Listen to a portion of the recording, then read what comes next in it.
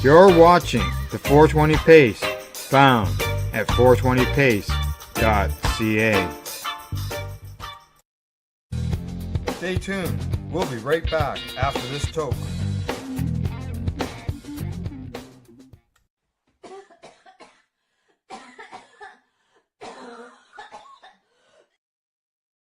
You're listening to the Pace Radio Network here at paceradio.net.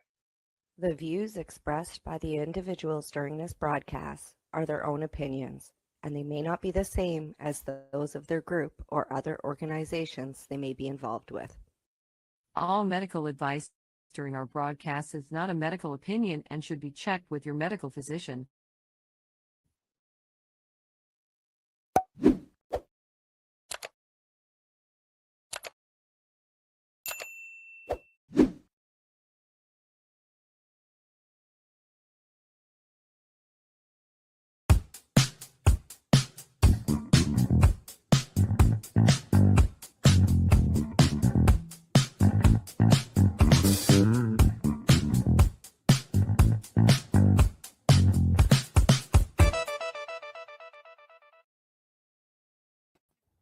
Good day, and welcome to the Mushy Moment for Tuesday, October 14th, 2025. It's a beautiful day here in BC. And if I point this way, is it pointing to you? Cindy.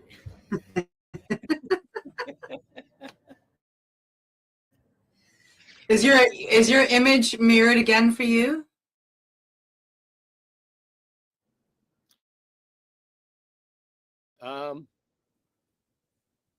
That's where I am. It works. If now I just know I got to point at my window and then it's pointing at you. Yeah, I'm always by your window. Oh, that sounds creepy. Is it every breath I take? Every move I make? Really, really awesome about what's going on out here on the West Coast finally? What? These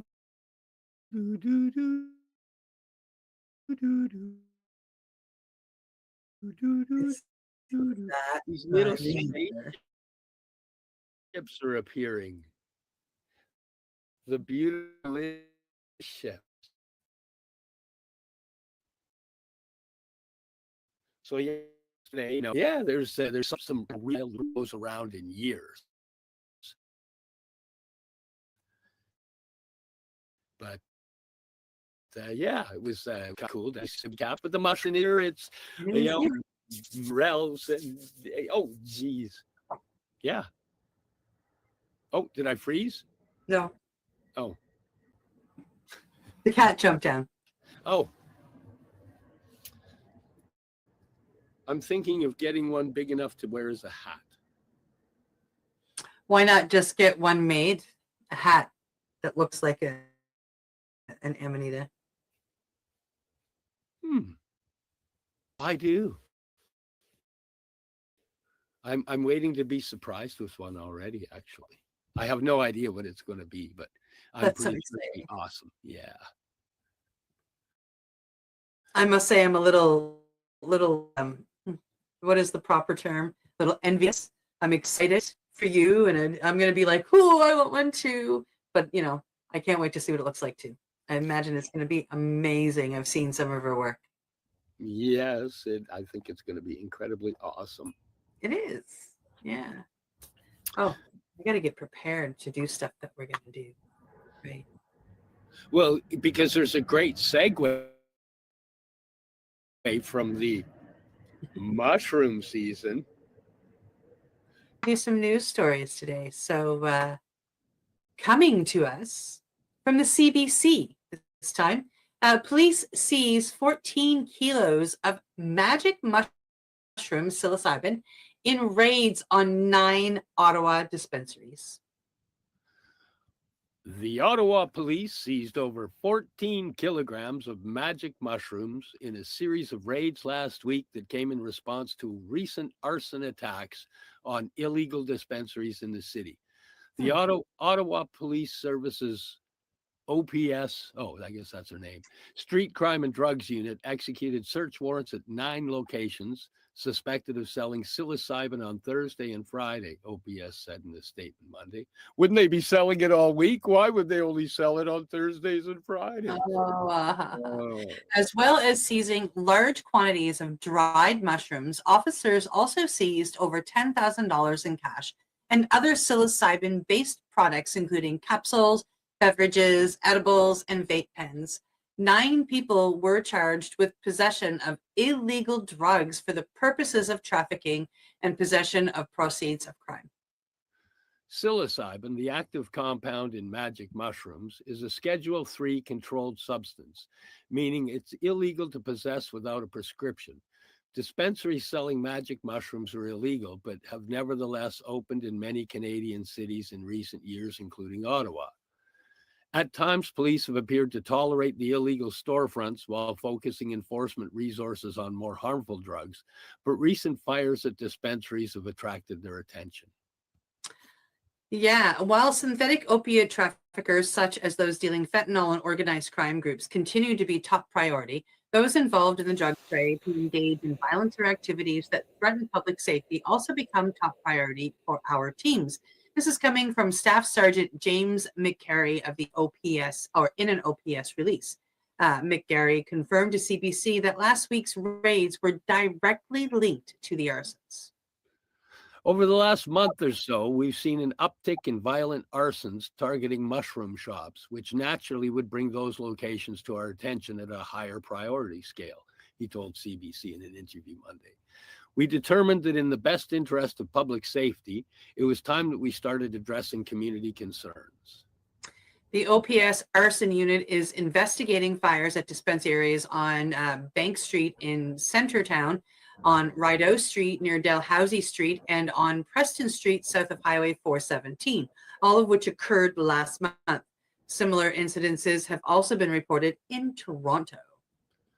The OPS is also threatening to bring criminal charges against property owners and landlords who knowingly allow illegal drug sales on their premises. That'll be another story opening up, I have a feeling. Well, it's been happening across the country. That's what's happened to Ted Smith over in Victoria. He's had to move his dispensary over there, his Compassion Club, more than once due to being threatened through the landlords. And the landlords, of course, want to keep their businesses and whatnot, and they don't care what Ted did, but at the same time, they don't want to lose their shirt because they're renting to him, which is understandable, and everybody's always understood. But yeah, they've been going after. They've done it here as well for pharmacists with Chris Enns. They went after the landlord to try and get him evicted. Yeah, I guess. However, you got to make it happen if you're trying to shut things down. Yeah. Hopefully we'll learn. Safe supply keeps people alive. Street drugs kill a lot of people. Yeah. Living where you are and, being involved in what you've been involved in because of, following your daughters and helping them. You've seen it firsthand. Yeah. And I got to say, even for me, wrapping my head around safe supply and how big safe supply has to be to be comprehended. I'd made a post and I'd made a comment about, I was seeing there's glitches in the system, and one of the glitches is people on fentanyl are given Dilaudid, but the Dilaudid isn't strong enough for a lot of the people that are on fentanyl. So they get on the program, they get their Dilaudid, they go out, they sell the Dilaudid, and they go and buy the fentanyl. And to me, I was looking at that as a failure. And one of our friends pointed out to me that even if the Dilaudid gets sold on the street, it's a safe supply. And somebody is going to buy those safe drugs. Even though, my daughter didn't keep them and use them safely, she went and got the fentanyl. But somebody is going to get those drugs that would be getting dirty supply. they are going to safe supply. And it can be a real fuck around trying to set that in the right place in your brain, because safe supply keeps people alive and toxic supply kills people. It is that simple. It's that blatant and that simple.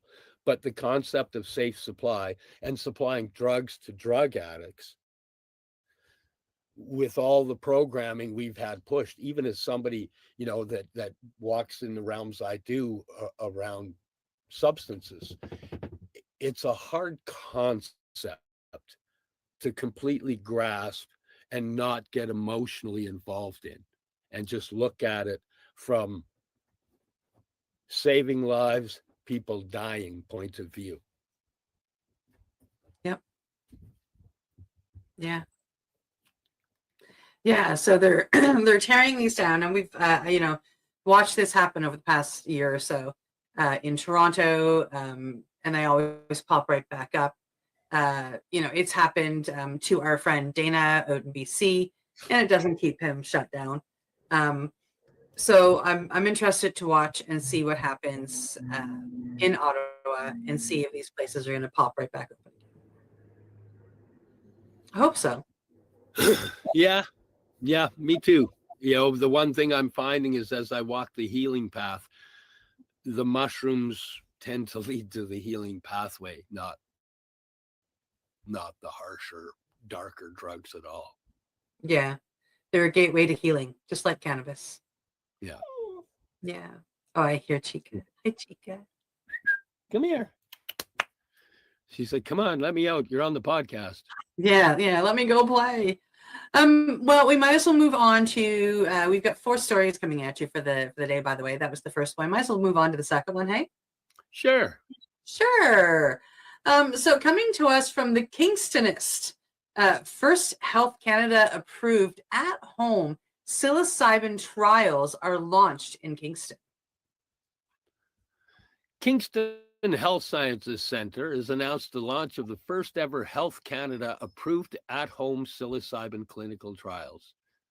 In a press release on Thursday, October 9th, 2025, Kingston Health Sciences Centre said that for the first time ever, researchers are studying the at-home use of non-hallucinogenic microdose levels of psilocybin, which it defines as the active compound found in psychedelic mushrooms, also known as magic mushrooms. The trial will look at this use of psilocybin in the treatment of generalized anxiety disorder, the Kingston-based medical organization said.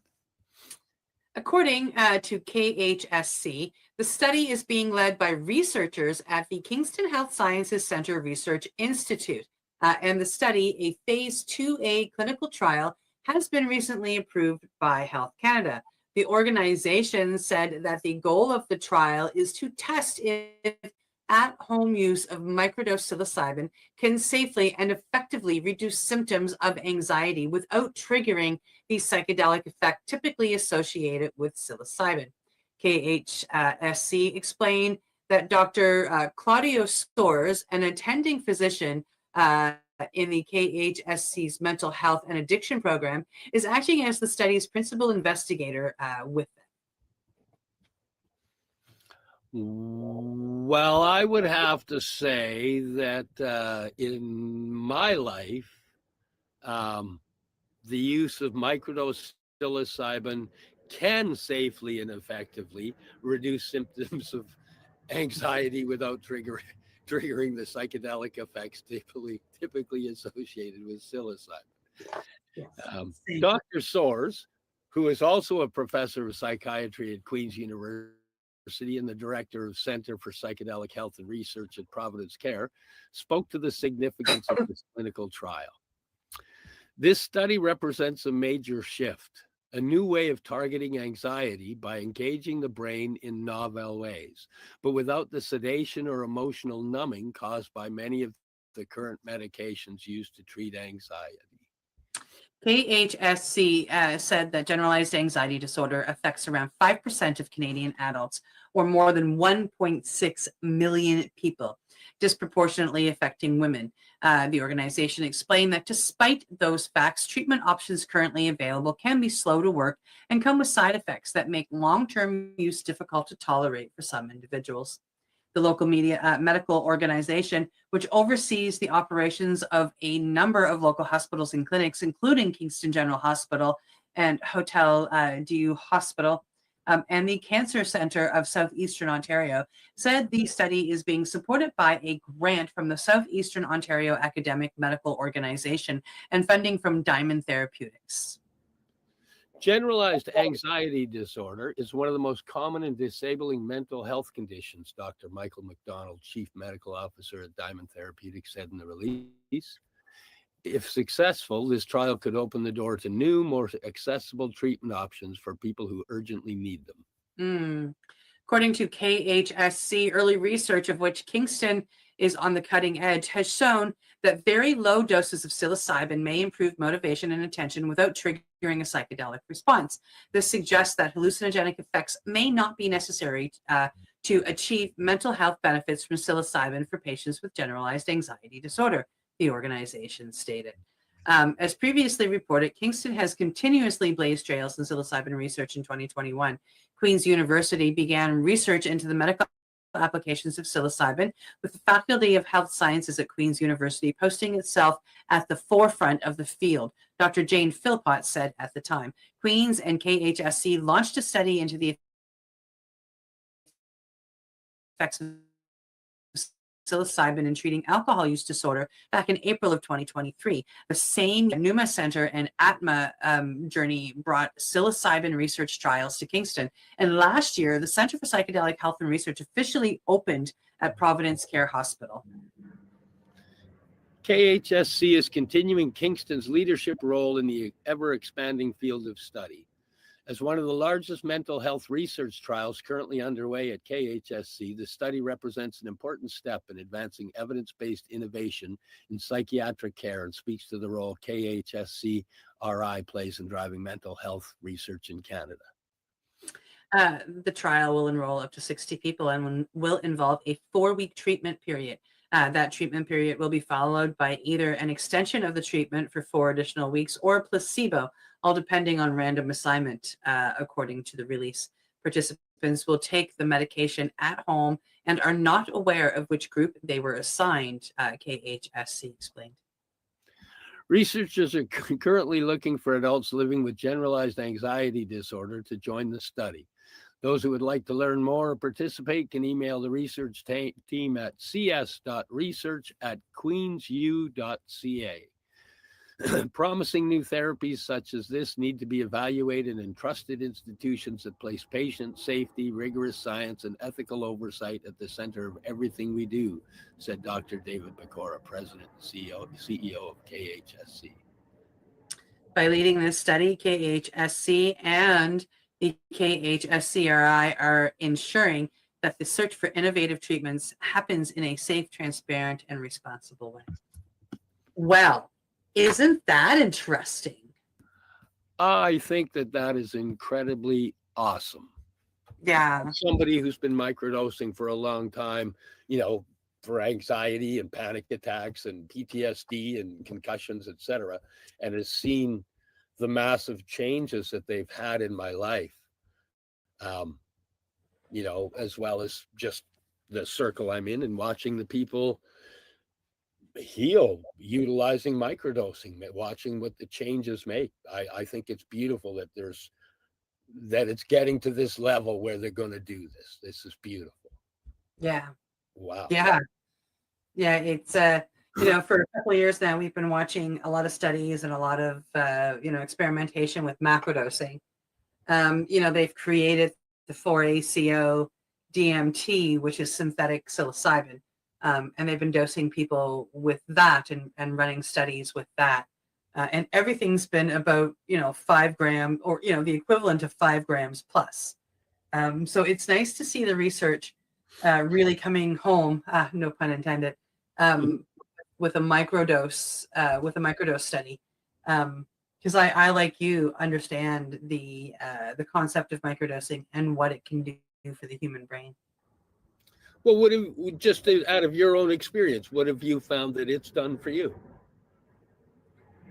Oh, yeah, I've tried it in a number of different ways, but in between macrodosing, it helps me to hold on to the healing I've done. It helps me to integrate what I've gone through on that level. It is for me an anxiety medicine, and I find if I'm going into social situations, a 100 milligram microdoses, which is 1/10 of a gram, helps me to alleviate the majority of my social anxiety. Heading into a large crowd. Yeah, and other kinds of anxiety as well. But I mean, like my first real true notice of a microdose and what it could do for me, I was heading into a craft fair, which I love and I hate because of the people. I mean, I like to go to these things, but if they could clear everybody out and just let me shop for an hour by myself, which doesn't happen, right? So, I have to find a way to deal with it. So one day I was heading into a craft fair with a friend, and we decided to have a gummy and a microdose at the same time. So one of your 20 milligram gummies and a microdose. And I went in, and it was the best craft show that I've ever had. I took it with like a little cup of coffee, and the caffeine, the psilocybin, and the THC worked beautifully together. By the time I left the craft fair, I was best friends with every vendor. I knew half the people in there. They all knew my name. And I mean, I had a blast, and so did everybody that I encountered and the friend that I went with. And so that's just the beauty of, what can be done for anxiety. Yeah, it literally changed my life. 3 years ago, for many years prior, you would not catch me in a mall for at least 2 weeks of the Christmas season before Christmas. Couldn't go into that environment. It was just too loud, too fast, too much chaos. It was overwhelming to me. And last year, I went to the mall so that I could go and people watch.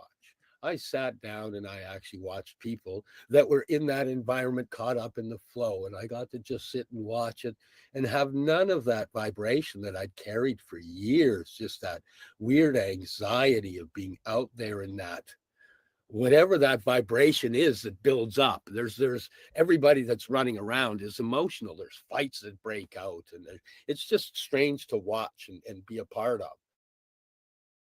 And for years I just couldn't do it. I couldn't go into it. And now that vibration doesn't bring me any fear. I can watch it, be a part of it, be apart from it.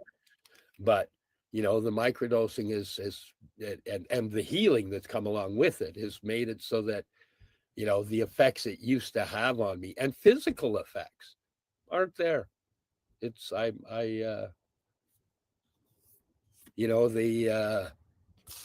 I'd used medications prior to microdosing, and the medications didn't do it for me. They didn't allow me to just be able to go into that environment with a calm being okay.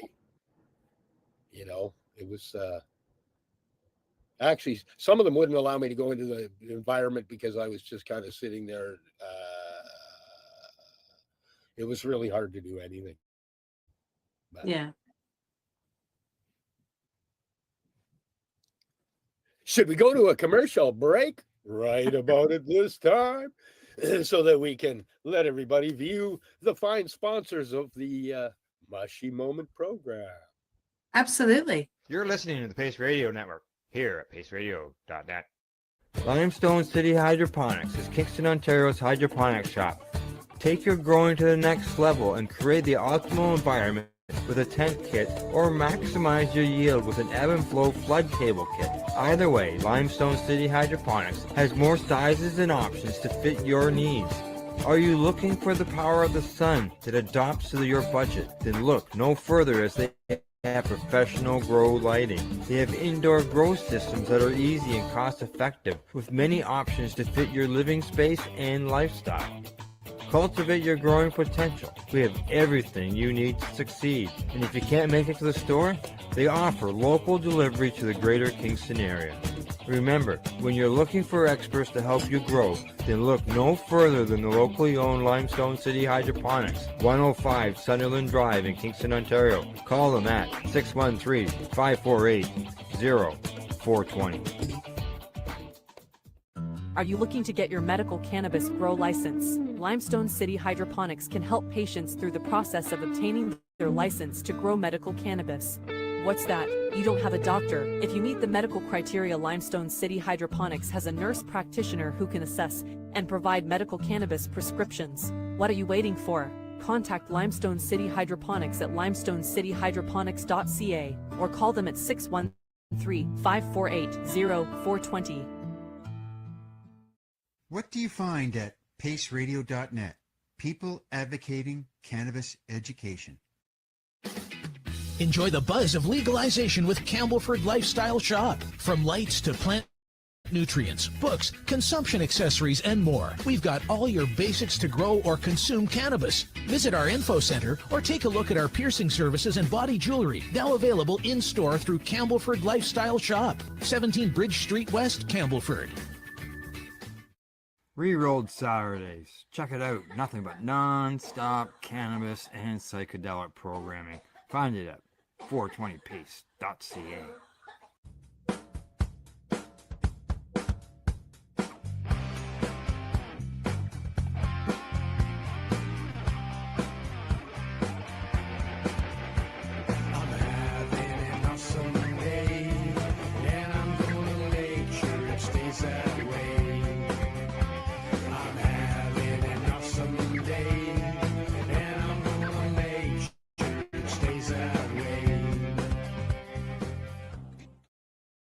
You're listening to the Pace Radio Network here at paceradio.net.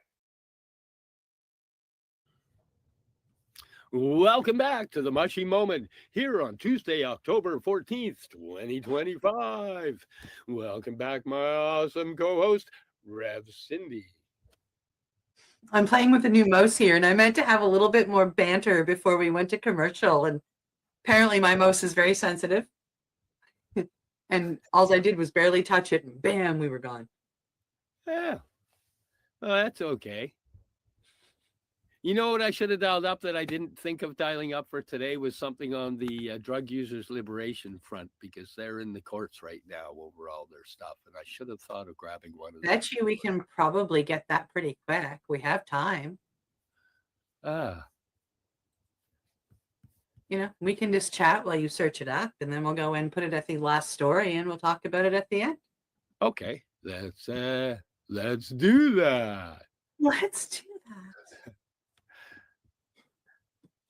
Wow, yeah, because their Drug Users Liberation Front was some guys here in Vancouver that wanted to. Here we go. I'll grab that one. We'll see about it. I'll just post that over. They were trying to supply safe supply to people, but they, they were using a safe supply that a lot of people aren't ready for yet, which is basically everything. They were buying drugs, illegal drugs, dark web, getting things tested, making sure stuff was real, and then, selling that to the people on the streets. They weren't making any profit on it, but. Okay. We'll talk about it with the story. Okay. Yeah, that was only shared yesterday, so that's good. It's a good story.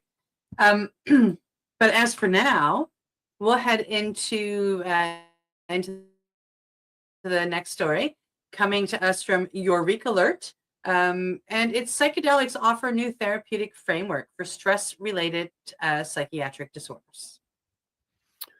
It's a peer-reviewed publication. Changchun Jillian, China, 14th of October, 2025. A peer-reviewed viewpoint article published today in Psychedelics by Professor Wang and his colleagues examines the therapeutic potential of psychedelic substances for treating stress-related psychiatric disorders through novel neurobiological mechanisms. The analysis synthesizes current evidence on how compounds like psilocybin, LSD, MDMA could fundamentally alter treatment paradigms for depression, anxiety, and post-traumatic stress disorder. The authors emphasize that the chronic stress represents a major contributor to psychiatric illness worldwide, with persistent activation of the hypothalamic pituitary adrenal, or the HPA axis, leading to structural brain changes. Traditional treatments, including selective serotonin reuptake inhibitors and cognitive behavioral therapy, while helpful for some patients, leave many with residual symptoms or significant side effects. The treatment gap has renewed scientific interest in psychedelic substances that were extensively studied before regulatory restrictions in the 70s halted most research. Professor Wang and colleagues outline how psychedelics primarily act through serotonin 2A receptors, highly expressed in brain regions controlling mood, emotion, and cognition. This receptor activation promotes neuroplasticity and functional connectivity that could counteract structural damage from chronic stress exposure. The authors note that preclinical studies demonstrate psilocybin can upregulate brain-derived neurotropic factor and enhance dendritic absorption in the prefrontal cortex, processes critical for mood regulation. The viewpoint highlights mounting critical evidence across multiple conditions for depression. The authors cite studies where single psilocybin doses produce significant symptom reductions lasting weeks to months in treatment-resistant patients. One pivotal study showed approximately 67% of post-traumatic stress injury patients no longer met diagnostic criteria after MDMA-assisted psychotherapy. Through recent FDA advisory committee concerns about methodological limitations underscore the need for refined trial designs. Psychedelics offer a potential in counteracting the damaging effects from prolonged exposure to stress, the authors write, noting these substances foster neuroplasticity that may allow recovery of brain regions impacted by cortisol. Unlike conventional treatments targeting symptoms, psychedelic therapy addresses underlying causes, potentially enabling sustained relief through confronting and integrating unresolved stressors. The analysis extends beyond serotonergic effects to examine anti-inflammatory properties that may provide additional therapeutic benefit. Preliminary evidence suggests psilocybin decreases pro-inflammatory cytokines, offering potential protection against stress-related brain changes. The authors propose that concurrent monitoring of immune markers and cortisol could clarify whether these mechanisms would work synergistically. MDMA presents a distinct profile as an entheogenic agent functioning as a monoamine releasing compound that promotes emotional openness and reduces fear responses. The authors emphasize its therapeutic signal derives from acute prosociality and enhanced memory reconsolidation during psychotherapy sessions, rather than classic psychedelic phenomenology. The pharmacological state enables patients to access traumatic memories without overwhelming fear responses. The viewpoint acknowledges substantial hurdles before mainstream integration becomes feasible. Current Schedule I classification severely restricts research and therapeutic implementations, though evolving policy experiments in Oregon and Colorado suggest regulatory framework may emerge. The authors stress the need for specialized therapeutic training, noting psychedelic therapy differs quality from traditional verbal psychotherapy and approaches. And I will be right back as my doorbell just rang. Okay. Safety considerations include predictable adverse effects like nausea, headache, and cardiovascular changes requiring careful medical screening and monitoring. The authors advocate for standardized protocols, enhanced safety monitoring, and strategies to manage expectancy effects that complicate efficacy interpretations. Longitudinal studies comparing psychedelic-assisted therapy with conventional treatments across psychiatric diagnoses remain essential. Professor Wang and colleagues identify critical research needs, including biomarker development for personalizing treatment, optimizing of dosing regimes, and investigation of genetic factors influencing response. They emphasize interdisciplinary collaboration across neuroscience, psychology, engineering, and pharmacology will advance understanding of stress-activated neural circuits and plasticity mechanisms.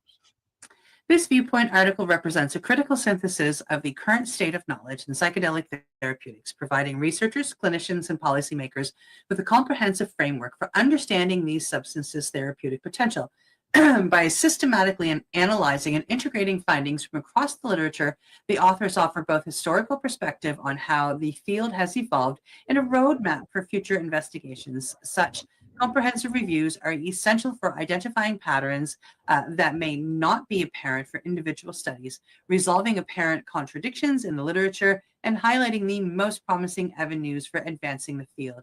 The synthesis presented here serves as a valuable resource for both newcomers seeking to understand the field and experienced researchers looking to contextualize their work within the broader scientific landscape.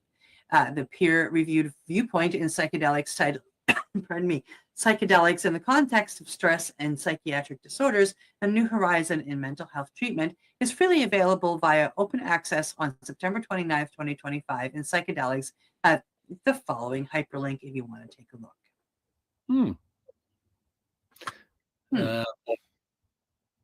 The Journal of Psychedelic and Psychoactive Drug Research is a peer-reviewed medical research journal published by Genomics Press, New York. Psychedelics is dedicated to advancing knowledge across the full spectrum of consciousness-altering substances, from classical psychedelics to stimulants, cannabinoids, and entactogens. Oh, I don't know that one. Dissociatives, plant-derived compounds, and novel compounds, including drug discovery approaches.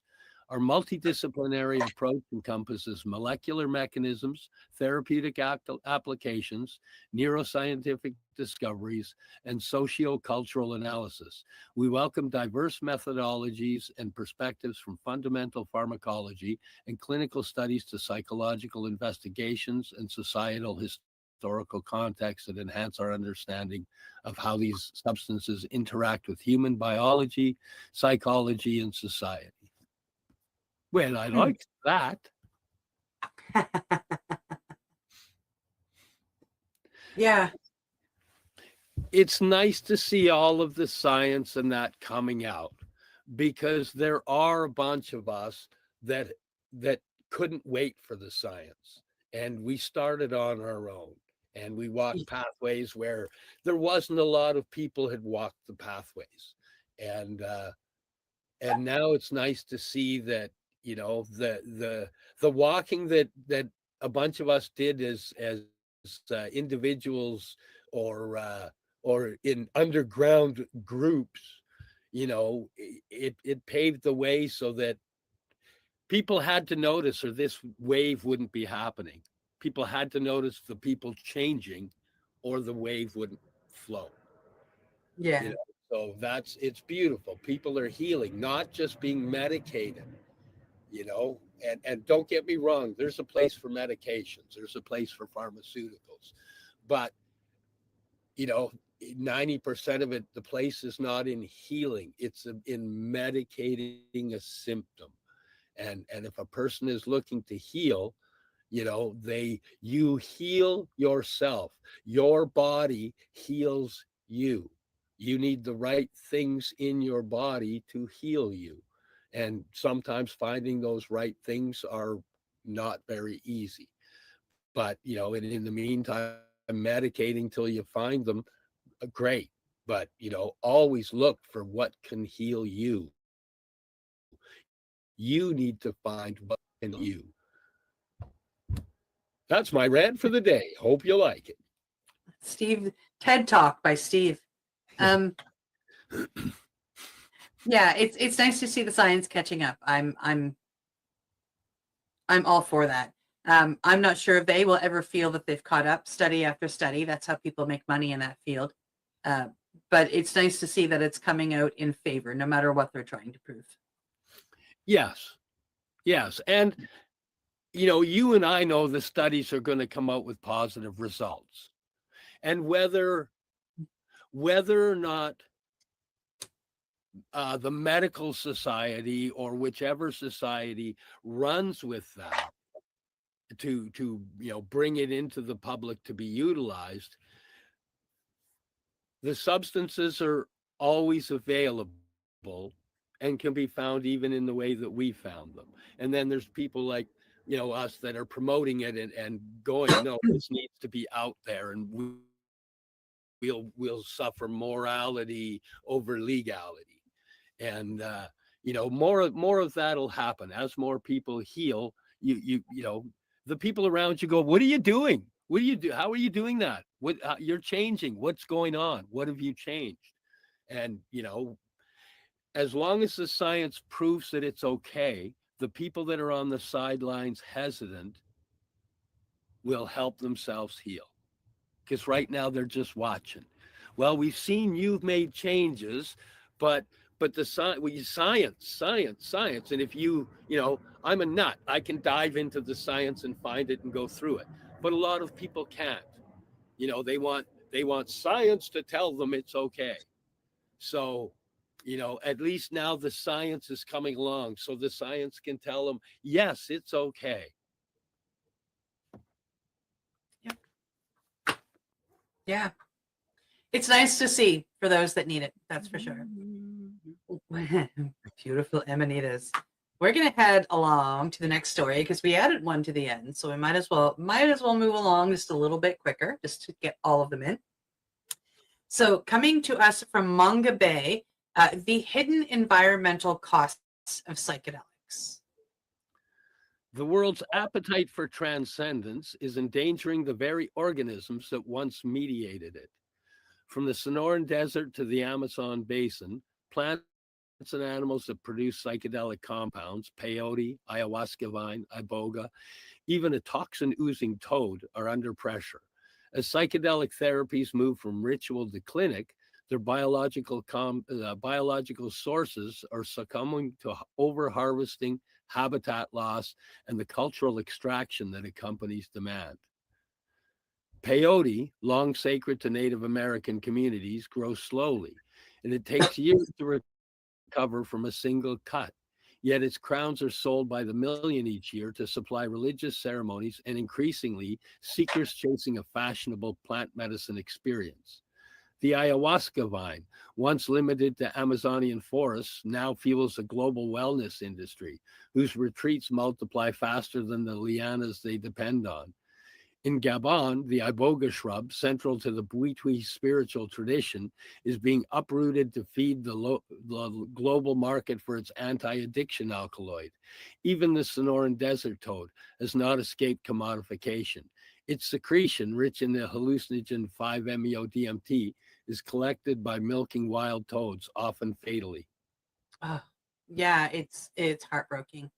Anna Ermakov and Sam Grandy, authors of a new review published by Frontiers in Conservation Science, call for a biocultural approach to conservation, one that treats these organisms not merely as raw material for pharmacological or spiritual tourism, but as parts of living ecosystems and cultures. They urge long-term ecological monitoring, sustainable cultivation, and policies rooted in indigenous stewardship.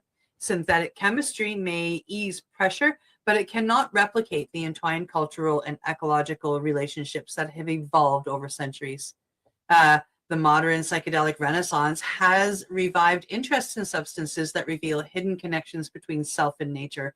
Ironically, that very quest for unity now threatens the species that make it possible. Unless reverence is matched by restraint, the next frontier of consciousness may arrive only after its natural teachers are gone. Yeah. Yes. Wow. Yes, and it's funny because part of the using of these particular medicines in healing is learning to be conscious of everything around you. And yeah, that's kind of a strange dichotomy. It's in all of the medicines that I've studied that require those things. Like, I mean, we learn proper harvesting, and we also learn that, you know, I wouldn't go into the forests and get myself a bufo or a tree frog. You know, like, this is left best to the people that do it, and because they do have ceremony around it, they do treat these amphibians well. They, you know, there are 4 glands, they only milk 2. They understand that these amphibians can't be moved more than 50. So, like, a lot of these landowners that we have heard about through friends of ours in the Comcat, they milk them on their own land, and they don't allow anybody else come on their land. That's their land. They milk those toads. They keep them. They look after them. They are the keepers of that medicine. At the buity like that, we should be looking at the ayahuasca like that. Like, I mean, all of these medicines should be looked at properly. Cacao is now taking an actual shit kicking because we've just ceremonial stuff, and it's, you know, the price of cacao has gone through the roof. Yeah. And some of it's been like, I'm noticing in the groups that the people are asking more. Hey, does anybody know where we can find ceremonial? What's going on with this? We need to be careful. Everything. Yeah. That's why, I mean, like, I'm really proud of the courses I've taken because they teach the reverence, and they teach respect. They teach, you know, making sure you know your source of your medicine, whether you are getting the synthetic 5-MeO or the natural 5-MeO. Make sure I know my source of combo of cacao. These are beautiful, of Hape and Sinonga. They're beautiful medicines, and getting them so they, you know, like, knowing that you've got them, that they are grown or harvested or collected with reverence and respect and prayer, you know, you're getting a good, loving product. And it's one of the things that, you know, integrity brings us, is knowing where our medicines come from and holding them as we serve them in that same reverence. Hi, Chica. Here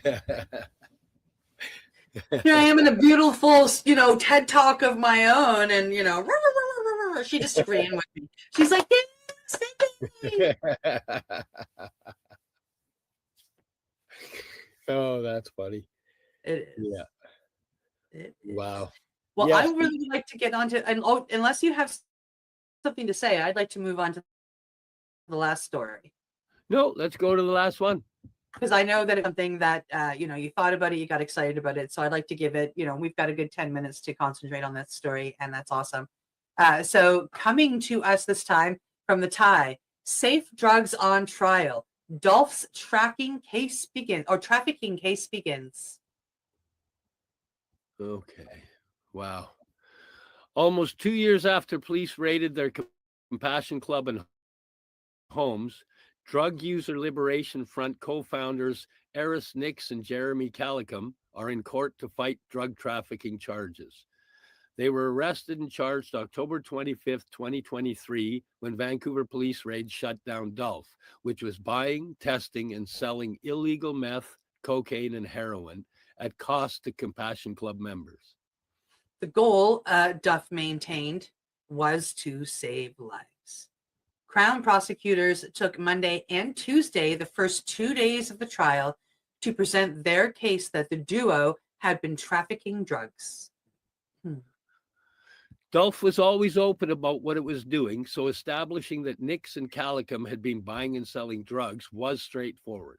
The Crown presented bank accounts for Dolph under the founders' names and news articles where the pair identified themselves as the co-founders of Dolph and said they were asking Health Canada for an exemption under the Controlled Drugs and Substances Act to buy, test, and sell illegal drugs. In its request, Dolph said it would ideally find a pharmaceutical company to work with, but in the meantime would have to source drugs from the dark web. The Crown's case even included a recording where Nix and Calcium openly spoke with Vancouver police officers about buying drugs from the dark web with the intent to test and sell them to Compassion Club members. The Crown called two Vancouver police officers, Sergeant Mike Chia and Deputy Kenneth Lee, who confirmed their investigation, and subsequent raids found Dolph was buying and selling meth, cocaine, and heroin. However, Dolph's lawyers are arguing Nix and Calicum were allowed to provide the drugs because they were operating under an exemption under the Controlled Drugs and Substances Act that let them test drugs during the toxic drug crisis. Dolph was founded in the fall of 2022 by Nix and Calicum in response to the deaths caused by the unregulated and increasingly toxic drug supply. According to the BC Coroner Service, when Dolph was formed, about 11,800 British Columbians had been killed by unregulated drugs since 2014. Holy cannoli. When fentanyl started appearing and killing people. By the time they were arrested, roughly 1 year later, the death toll had jumped to more than 14,500. As of August this year, more than 18,444 people have died. To reduce deaths, Nix and Calicum decided to buy drugs, test them, and sell them at cost to 47 Compassion Club members who were over 18 and already using unregulated substances, meaning they were at high risk of overdose and death. Dolph relied on donations to buy the drugs and did not make any money on the sales. This strategy worked. Yeah. Dolph produced a peer-reviewed study that showed after about 1 year, zero of its Compassion Club members had died. Members reported having fewer overdoses and engaging in less crime. Although they bought the drugs from the dark web using cryptocurrency, Dolph never worked in the shadows. From the start, Nix and Calicum were in contact with Health Canada, submitting the request to be exempt from the Controlled Drug and Substances Act. Health Canada denied that exemption, and Dolph challenged that decision in a separate court case that took place in April of 2024 and is still awaiting a decision. If Nix and Calicum are convicted of trafficking, there are plans to challenge the constitutionality of the Controlled Drugs and Substances Act. Dolph also worked with Vancouver Coastal Health to offer other harm reduction services, including drug checking and an overdose prevention site where people could use drugs and have someone intervene if there was a medical emergency. Vancouver Coastal Health leased Dolph space in the downtown east side at 390 Columbia Street to run these services. Dolph stored and sold tested cocaine, methamphetamines, and heroin to its Compassion Club members from this site. The health authority did have an exemption from the Controlled Drug and Substances Act to let it set up drug checking and consumption sites based on urgent public health needs. Dolph's lawyers are arguing that this exemption meant Nix and Calicum were providing the drugs legally. Yeah.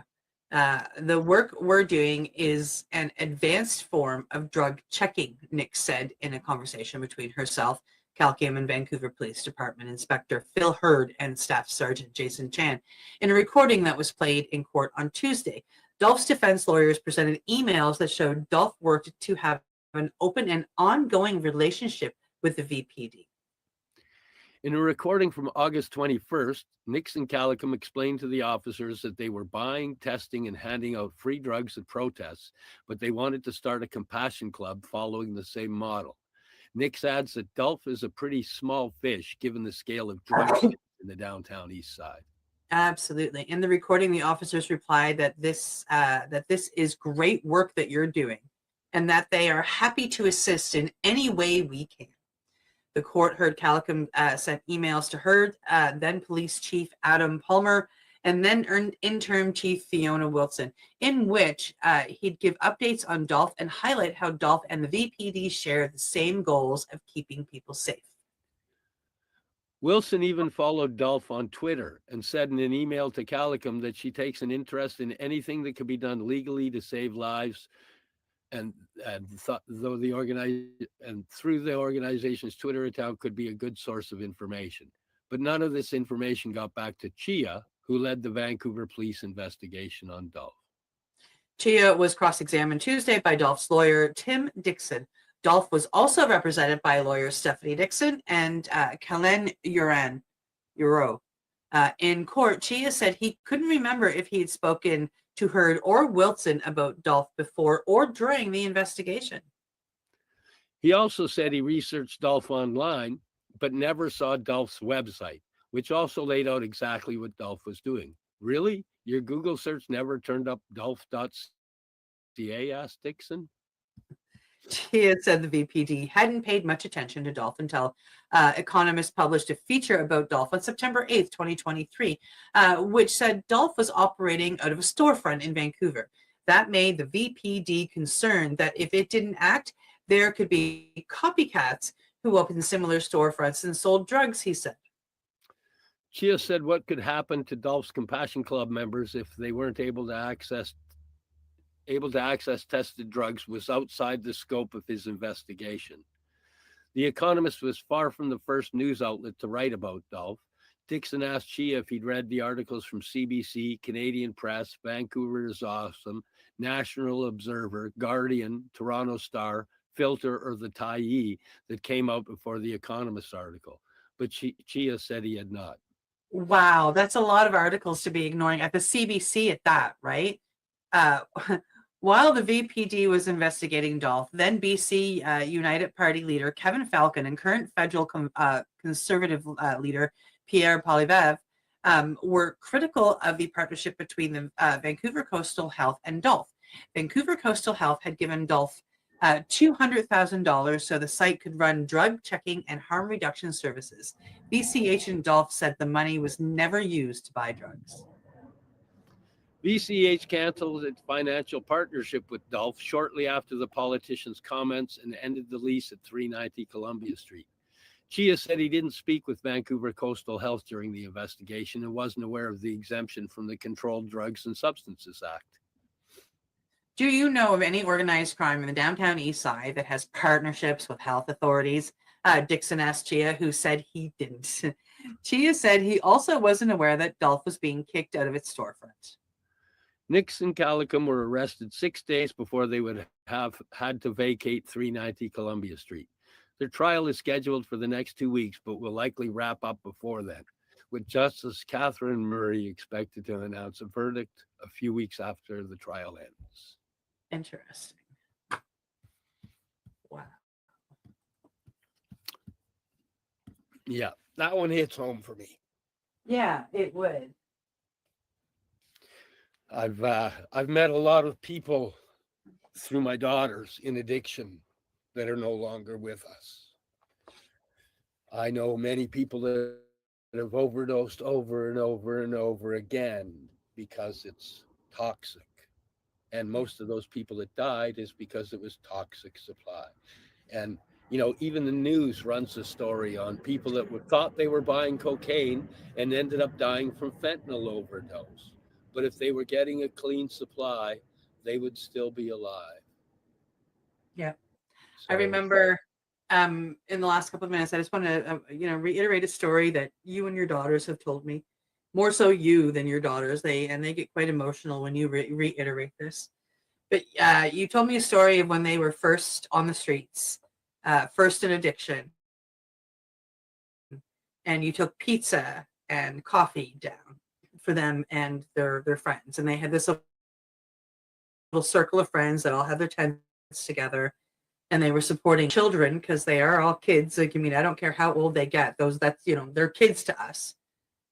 So that group of kids, your two daughters are the only people alive still.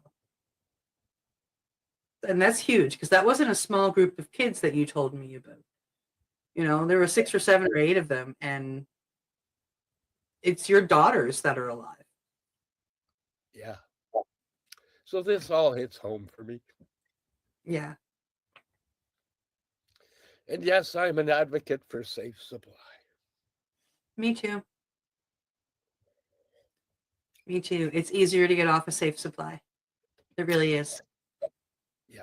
And it's easier on your body to be on a safe supply of fentanyl. And there's not just fentanyl out there now. There's so much of it. Carfentanil. And then they've got them laced with crazy things that turn you into a zombie for 8 to 12 hours. And it's scary. It's causing people's skin to blow off. Yeah. And the trank, you see the people just frozen in positions that no body should be in, and they're just frozen there for hours. It's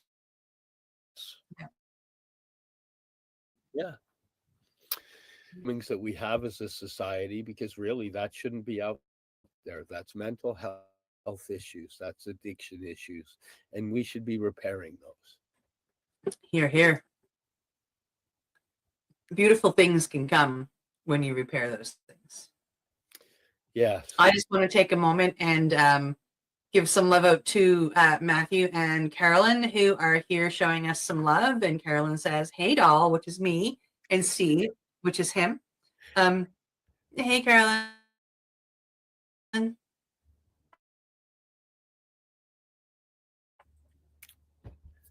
Hey.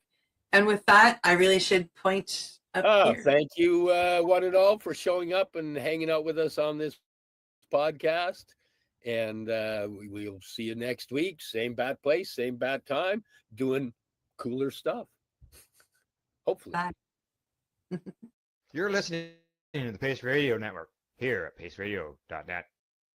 The opinions of the individuals during this broadcast are their own and may not be the opinions of their group or other organizations they may be involved with. All medical advice during our broadcast is not a medical opinion and should be checked with your medical physician. Enjoy the buzz of legalization with Campbellford Lifestyle Shop. From lights to plant nutrients, books, consumption accessories, and more. We've got all your basics to grow or consume cannabis. Visit our info center or take a look at our piercing services and body jewelry, now available in-store through Campbellford Lifestyle Shop. 17 Bridge Street West, Campbellford. Limestone City Hydroponics is Kingston, Ontario's hydroponics shop.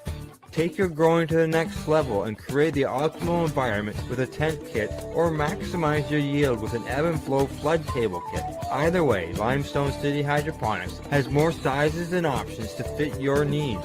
Are you looking for the power of the sun that adapts to your budget? Then look no further, as they have professional grow lighting. They have indoor grow systems that are easy and cost effective, with many options to fit your living space and lifestyle.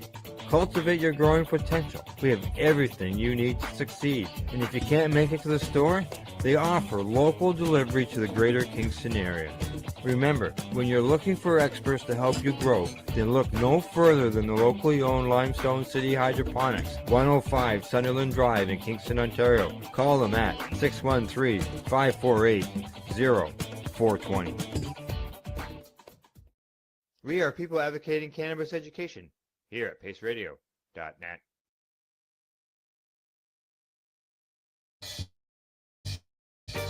You're watching the 420 Pace, found at 420 Pace CA. Stay tuned. We'll be right back after this toke.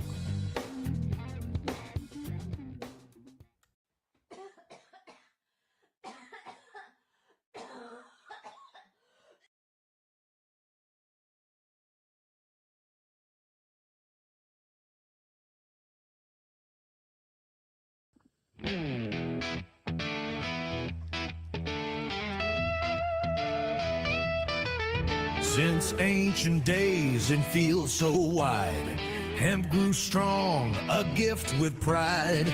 Fed the hungry, clothed the poor, built the sails that reached new shores. Pages were pressed from its sturdy grain, light in the minds of kings and sages reign. Fuel for the fire, ropes for the sea, nature's gift to set us free. Take a toke in time, breathe it in real slow. Feel the wisdom rise, let the knowledge flow. From the roots to the sky, it's always been divine.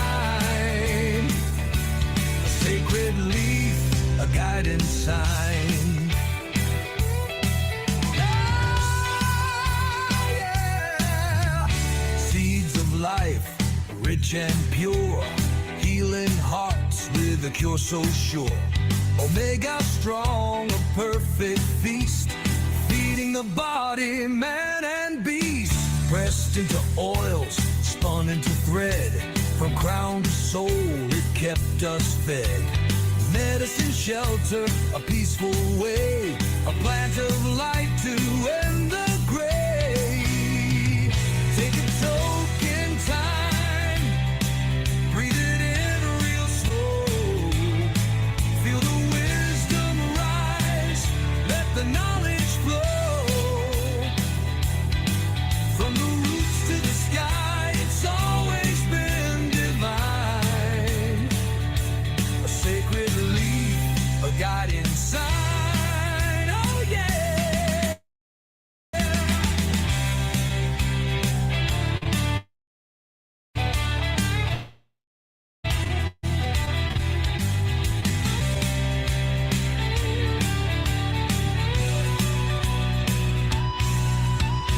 Lifted souls through smoke and song, a gentle whisper, a love so strong.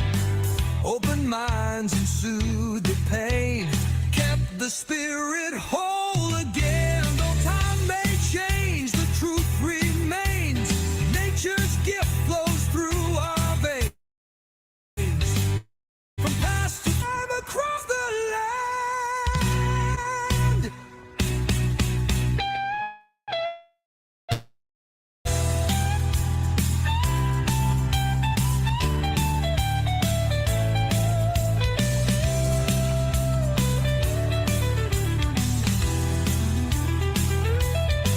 Take a toke in time, breathe it in real slow.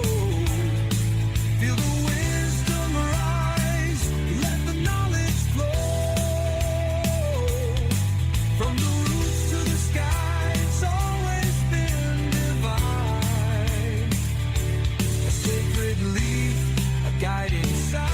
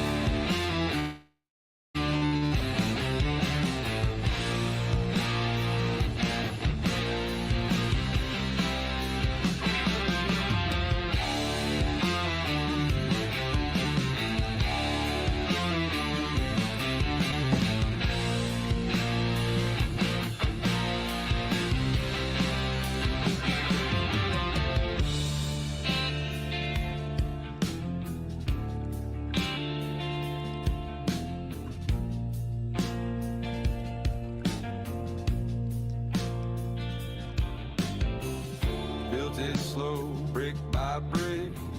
No flash, just sweat and money thick. Out past town where roads fade away, I found a place where my plants could play. Under LEDs and mountain sun, I grew what healed, hurt no one. A doctor high hoodie stained with soil and sweat. A life not allowed but no regret. The world below could chase their fame. I just fed the roots without any shame. Under the lights, I made it grow. Leaf and bud in a beautiful glow. I wanted cash, cars, and women all around. And Dr. High knew how clean the money I found.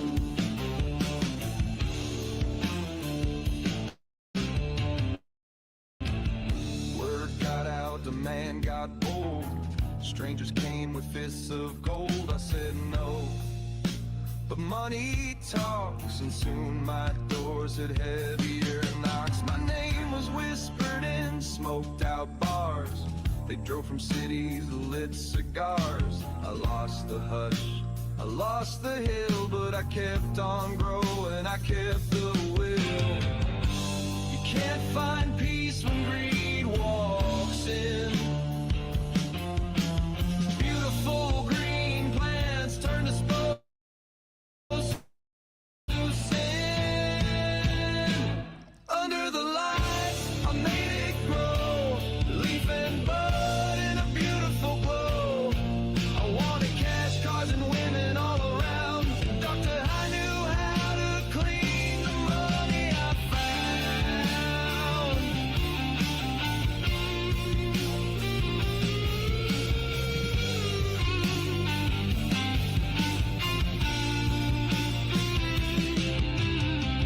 Woke to boots and blue flood beams. Saw my dream ripped apart at the seams. They took the plants, they took the distillate jars. They can't reach the cash hidden under the stars. I lit one right there on the hill as they rid me rights against my will. A few seeds fell from my sleeve. I grinned and turned to leave.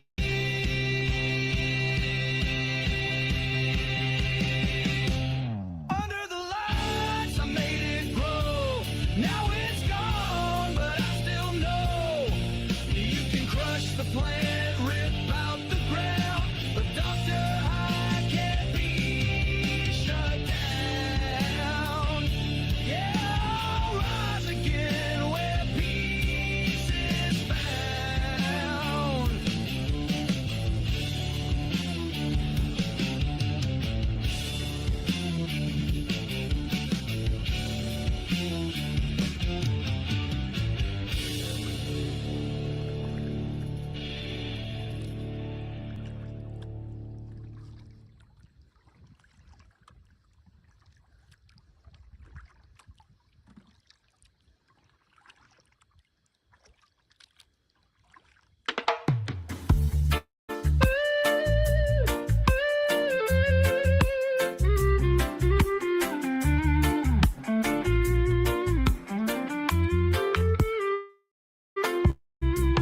In the fields where the green highways lie, hemp grows tall, a natural high. Cannabis for medicine, so pure and bright. Filling hearts with joy day by day. From seeds to soil, a journey so grand. Nature's gifts, a world to expand. Food from the earth, health in our veins. Smoking makes us feel like we've gained. Green highways lead to freedom. Cannabis for medicine, no need to worry. Joyful smoke, a natural remedy. Liberation in every city. Through the clouds, we find our way. With every breath, we're okay. No more pain, just pure delight. In this world of endless light.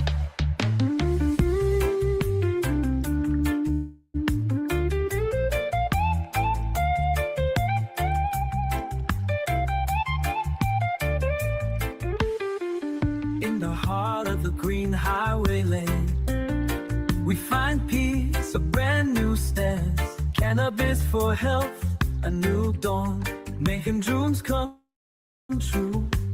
One puff at a time, from the fields where the hemp grows to the skies where we soar.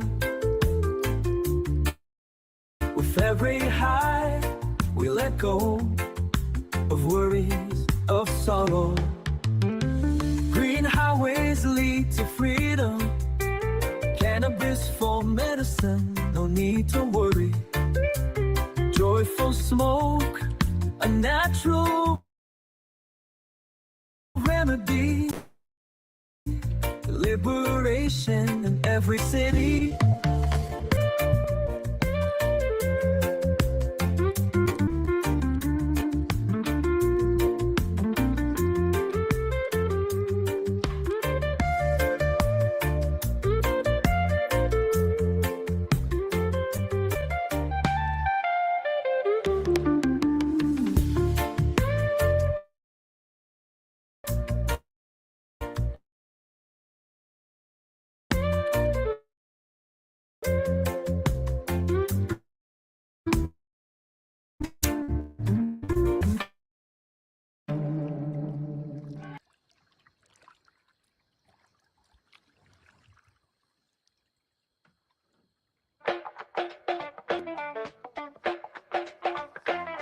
Alright, listen, there's a lesson. Alright, class, listen up, today's lesson. The endocannabinoid system. CB1, CB2 getting live. That dopamine surging like a roller coaster ride. My neurons dancing, feeling real nice. Bloodstream flooded with the terps and spice. The money lift me, my mood take flight. Bottom of the Mars scene chilling, got me feeling right. TXC's the leader, he bring the fire. Got the CBD be chilling, trying to calm him like a choir. The CBG the healer, fixing what's broke. CBN be creeping, make you snore like a joke. This is the THC Symphony. Symphony, roll it, light it, take that hit. Our brain waves jumping, feel that shift. Look, THC, CBD, do the dance. Cannabis got your mind enhanced.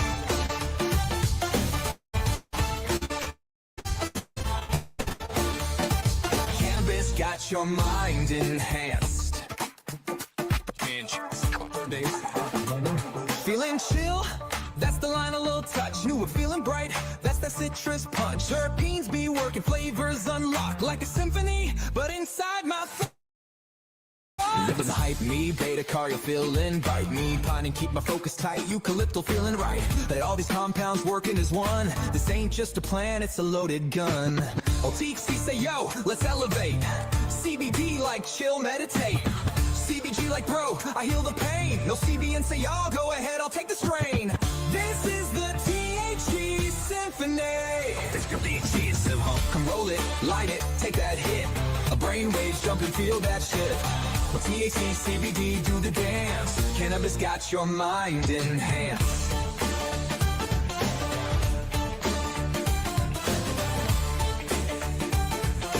Cannabis got your mind enhanced. Dr. High steps in, lab coat tight, endocannabinoid system runs your life. Anandamide, that's your bliss. CB receptors can't be missed. Brain's got receptors ready to go. Cannabis plants, they fit like a coke. Synthetic pills got you feeling insane, but nature already programmed your brain. Roll it, light it, take that hit. Our brain waves jump and feel that shift. Oh, THC, CBD, do the dance. Cannabis got your mind enhanced.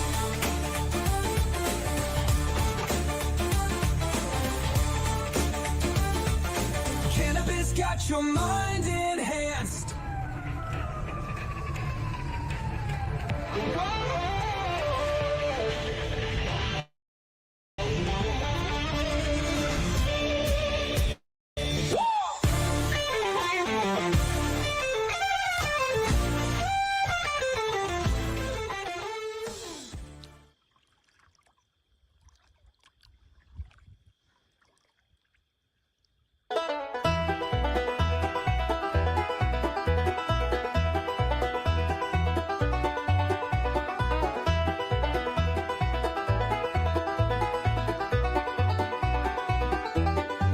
My grandpa worked these fields in 42 when Uncle Sam needed rope to win the war. Hemp grew tall on this Kentucky ground, just like his daddy did the years before. Time keeps turning like the seasons change. Some crops fade while others rearrange. What the past has taught us still rings true. What goes around grows around, yes it do. Plant the seeds of tomorrow, plant them deep. Watch the old ways grow new, watch them meet. Then tobacco ruled these rolling hills. All said we had to change to stay alive, but the soil remembered what came before and kept those roots alive deep inside. Time keeps turning like the seasons change. Some crops fade while others rearrange. What the past has taught still rings true. What goes around grows around, yes it do.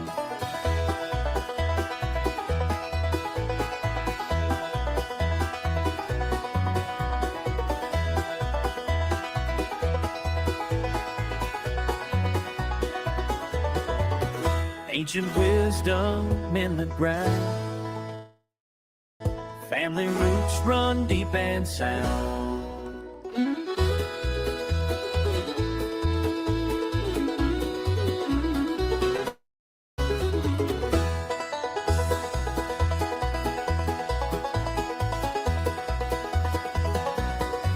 Now I'm working, they be still be laying ground, growing hemp just like my grandpa knew. Boy, one smiles as history turns, bringing back what always rang true.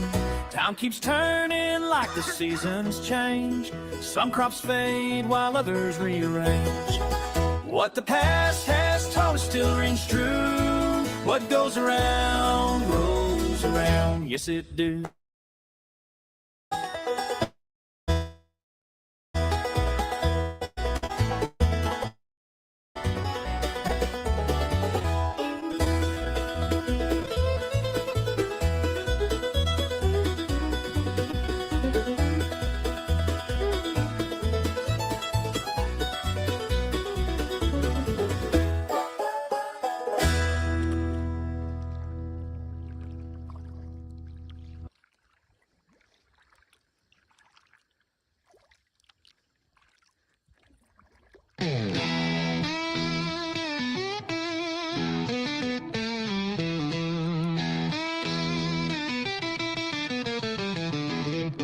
He sat in the corner, eyes half closed, wrapped in smoke like a worn-out road. They say he's seen the past, the present, the end, through the bottom of a bong that ain't never been cleaned. I dropped a 20, said, tell me my fate. He took one hit, then made me wait. Stared real deep like a wise old sage, then coughed up a lung and said, bro, you blazed. Bong water vision, secrets untold.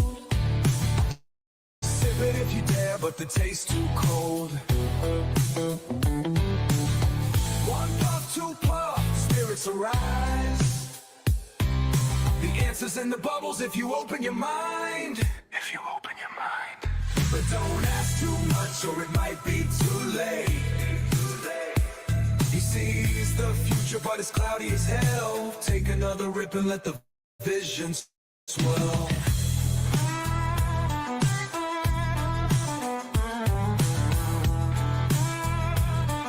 He still took a hit, now the truth feels near. He looked at the ripples, let out a sigh. Said, son, I see tacos falling from the sky. I said, that ain't prophecy, man, that's a dream. He just grinned and said, trust the green.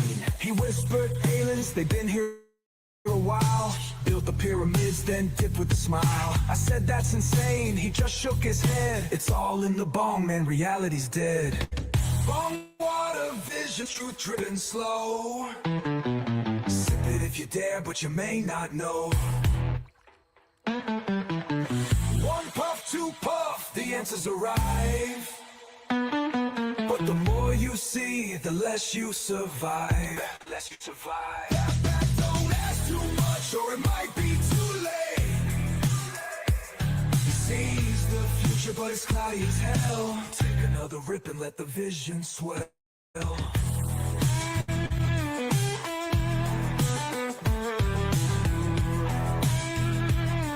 But he still took a hit, now the truth feels near.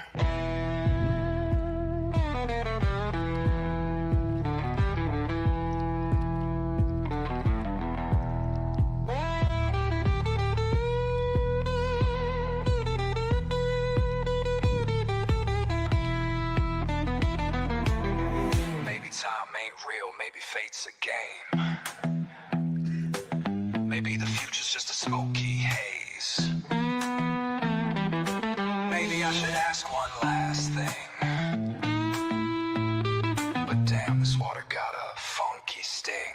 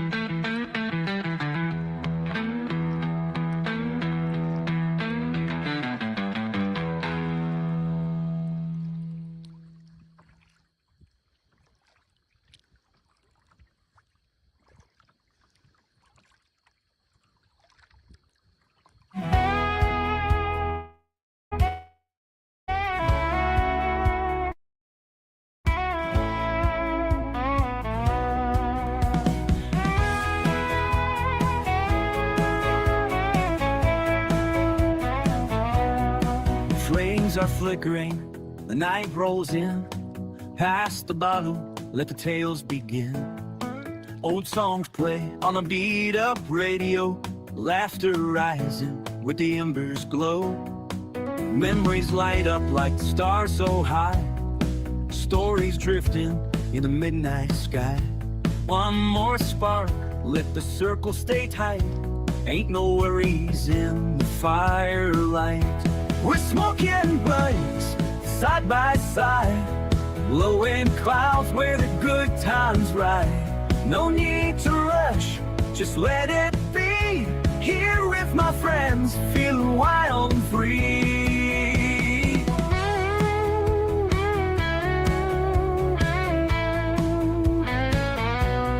Feet in the dirt, got the sky up above. Sharing the green, sharing the love. Ain't about money, ain't about fame, just a fire, some buds, and a world untamed.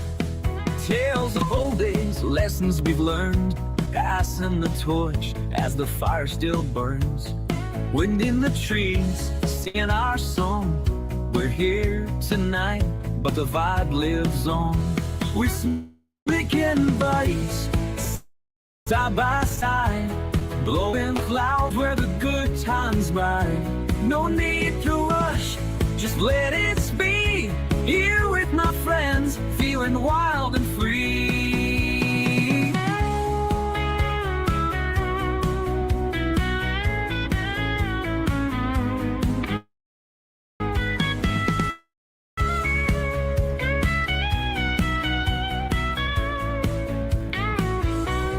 Ash in the tray, but the night's still young. Another round, let's keep it strong. No place to be, no time to keep, just rolling slow where the memories meet. Soon the sun's gonna break the song. We'll be back, yeah, time will tell. Till then, my brothers, keep the fire alive, light it up, let the good times thrive. We're smoking buddies, side by side, blowing clouds where the good times ride. No need to rush, just let it be. Here with my friends, feeling wild and free.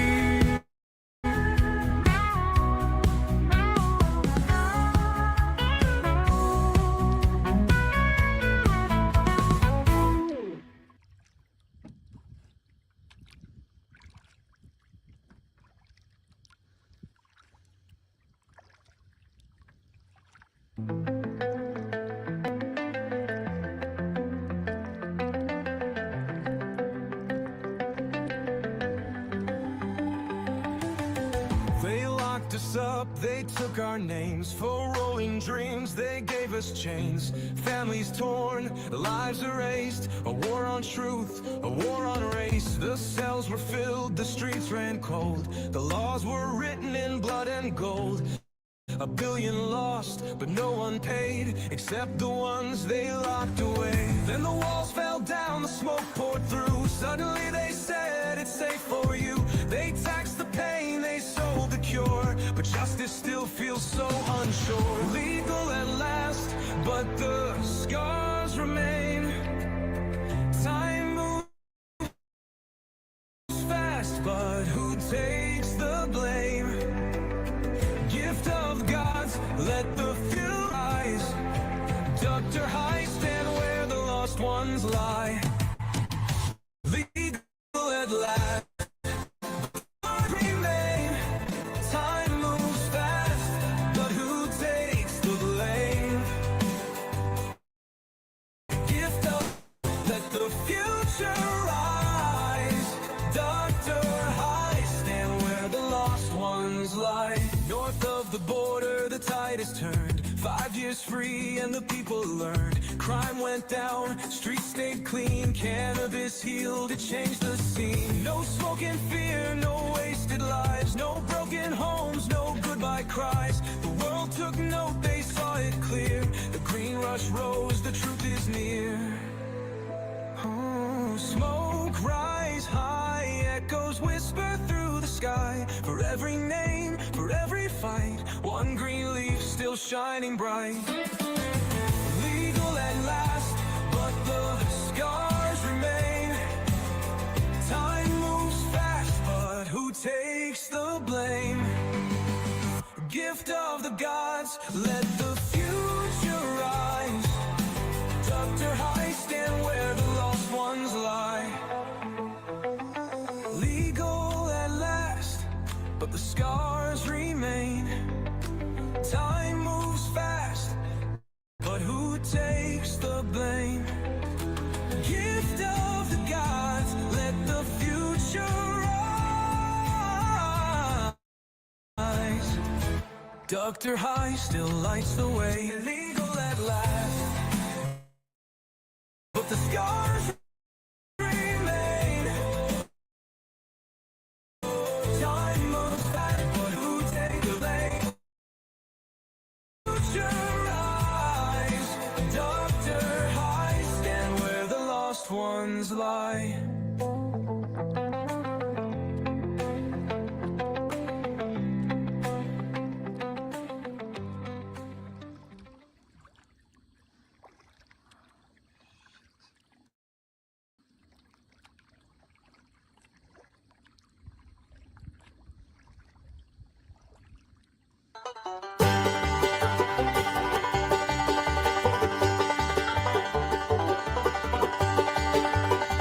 Old man Thompson worked his land all day, same as his daddy did, the old-fashioned way. Cotton corn was all he'd known, till the government man came down that road. Said, we need your help to win this war, hemp for ropes and so much more. Thompson stood there, scratched his chin, said, well, if my country needs it, I'll begin. Hemp for the Navy, hemp for the ships.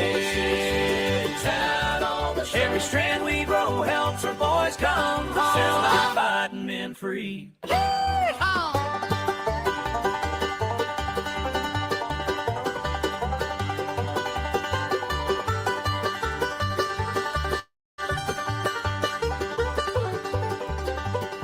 Down in the fields when summer came, Thompson learned a whole new farming game. Breaking ground and planting seed, learning skills his country'd need. Neighbors shared their knowledge round, how to work that crop into the ground. Every farm from here to town turned their fields all upside down. Hemp for the Navy, hemp for the ships. Every strand we grow helps the boys come home. Set our fighting men free.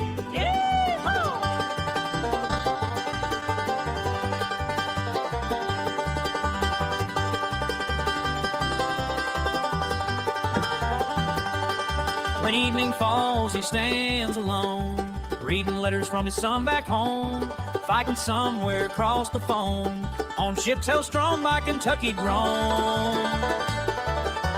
Harvest time brought calloused hands, working with local farming bands, breaking stalks in autumn sun. Everyone pitched into work was done. Thompson smiled with honest pride as wagons rolled out packed inside. Fiber strong and straight and true, doing what Kentucky folks could do. Hemp for the Navy, hemp for the ships. Out on the sacred strand we grow helps the boys come home. Let our fighting men free. Yeah!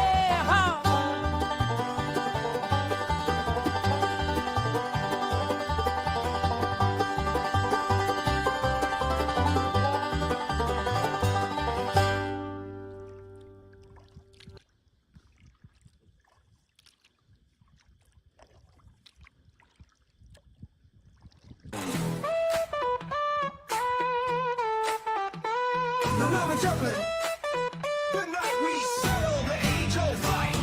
In the left corner, the king of chill, Indica. And in the right, the high-flying hustler. Let's putt out, let's go. Let's putt out, let's go. I'm Indica, baby, I'll slow you down. Put your ass on the couch, melt tune the sound. I'm the king of chill, the master of ease. One hit of me and you'll be counting Z's. Heavy limbs, body locked. Yeah. Relief, deep sleep. I'm the strain that makes your problems retreat. But can you keep keep up? Can you hold that flame? Sativa steps in, now let's play the game. Who's got the crown? Let's find out now. Roll it up, light it up, tell me what you need. Fast and loose or locked and deep. Sativa got you flying in to keep it slow. Let the strain wars rage and let the people know that the battle continues. Who runs the game? I'm Sativa, son, I'll bring the light. Wake you up, make your brain take flight. Energize, I'm the go-getter's friend. Call me motivation, now get up again. Creativity, I got that, man. Write a song in a world, start a brand. I don't knock you out, I put you in gear. Hit me twice and you'll see it all clear. You talk too much, man, take a seat. That fast-paced life ain't for me. Round two, who you riding with? Roll it up, light it up, tell me what you need.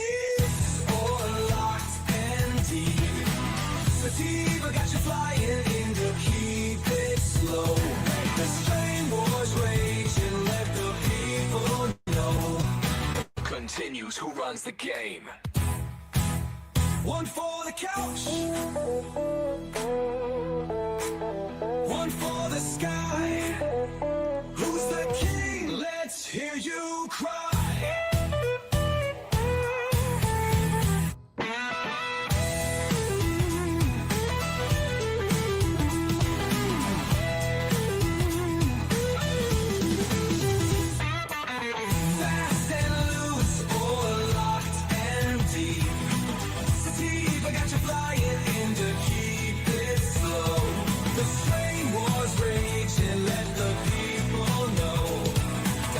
Continues, who runs the game?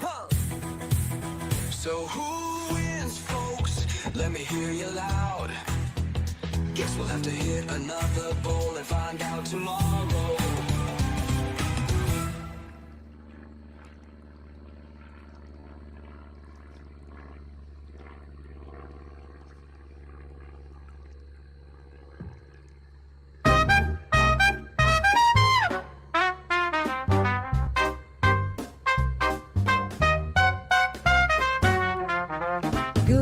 Goody, it's time to smoke a J.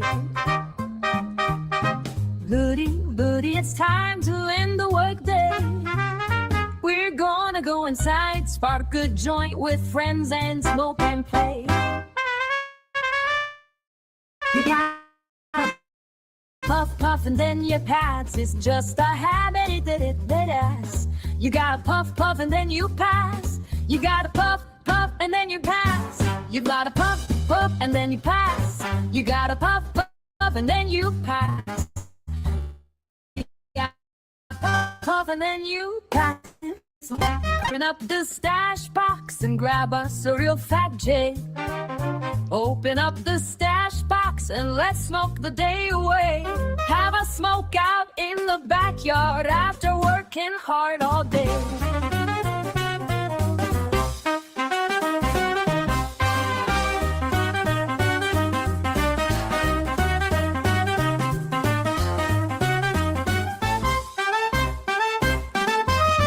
You gotta puff, puff, and then you pass. You gotta puff, puff, and then you pass. You gotta puff, puff, and then you pass. You gotta puff, and then pass this way.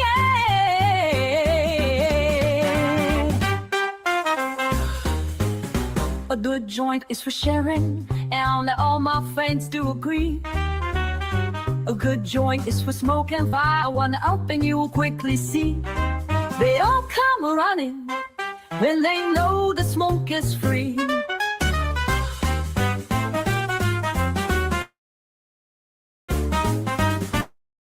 Jack and Jill went up the hill to smoke a J. Jack and Jill went up the hill to smoke all day. Jill got high and last we heard Jack floated away. You gotta puff, puff, and then you pass. You gotta puff, puff, and then you pass. You gotta puff, puff, and then you pass. You gotta puff, puff, and then you pass this way.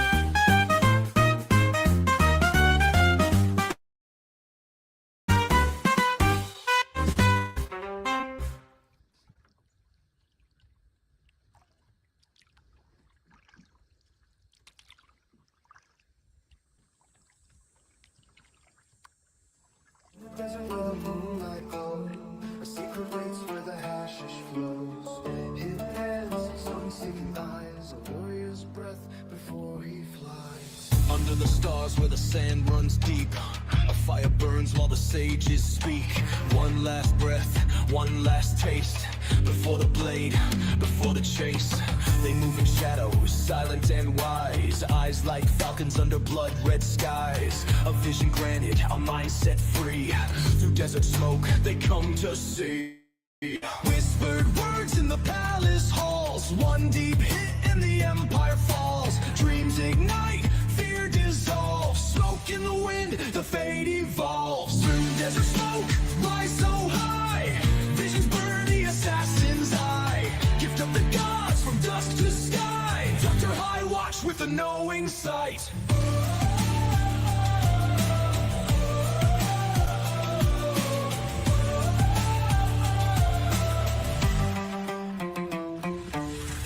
Just blades, but minds so sharp. They spoke in riddles, they move through dark. A brotherhood bound by fire and leaf, a secret war, a hidden belief. The empires feared what they couldn't tame, so they cursed the herb and they banned the flame. But truth don't burn and fire don't die. The desert smoke still fills the sky. Ooh, smoke rise high, silent footsteps in the night. Through the dunes, through the fight, one green leaf, it fuels the light. Through desert smoke, rise so high, visions burn in the assassin's eye. Gift of the gods from dusk to sky, Dr. High watch with an light. Desert smoke, rise so high, visions burn in the assassin's eye. Gift of the gods from dusk to sky, Dr. High watch with a knowing sight.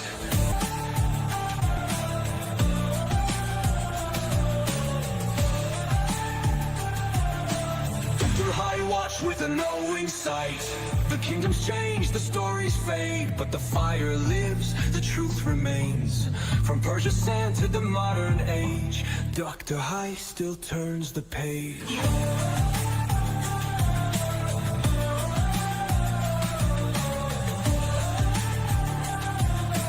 Dr. High watch with a knowing sight.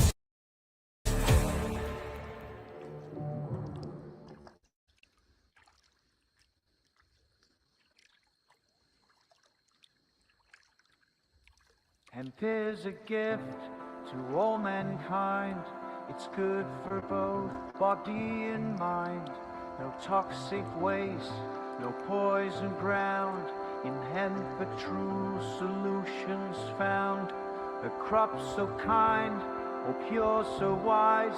The gift of nature legalize.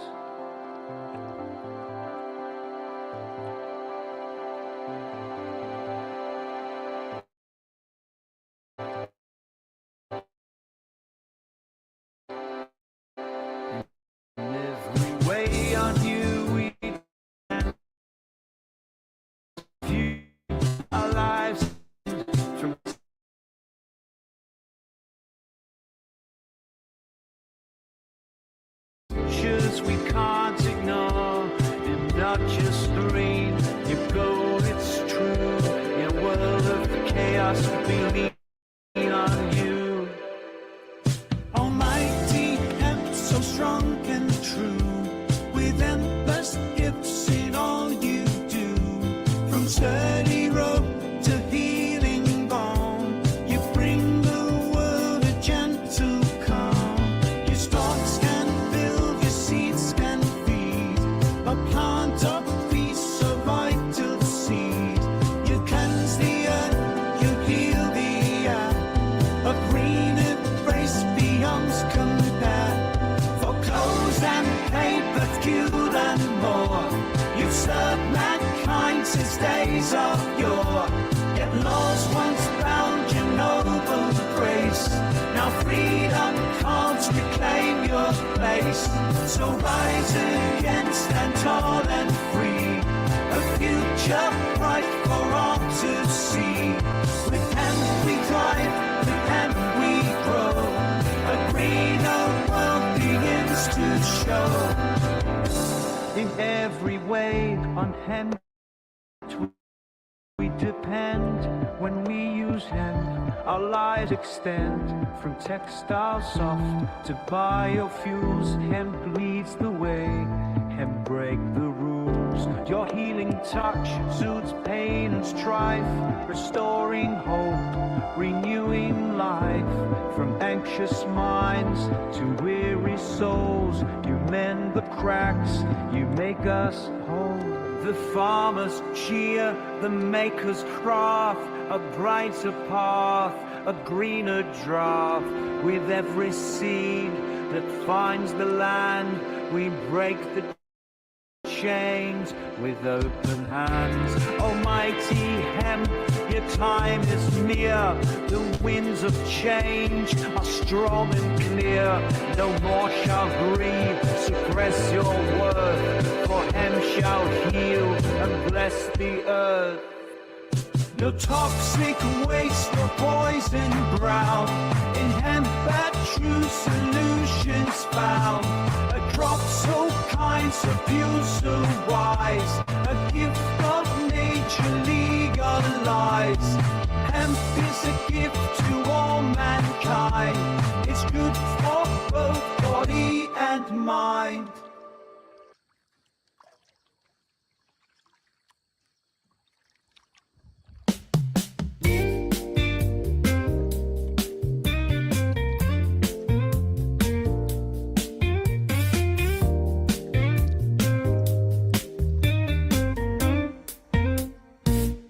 On a happy Friday night, we light up the sky.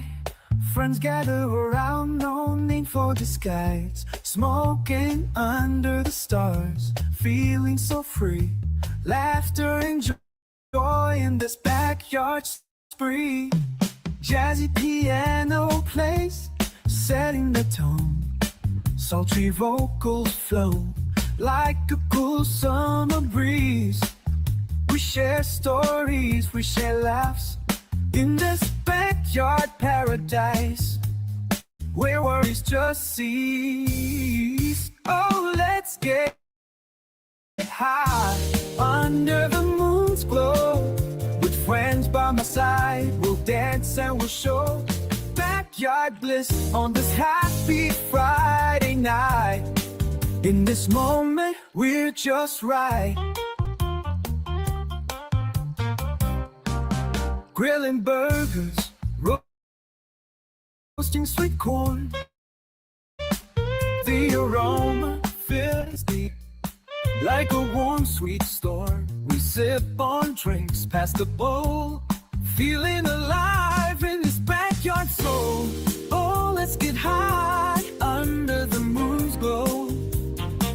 With friends by my side, we'll dance and we'll show backyard bliss on this happy Friday night. In this moment, we're just right.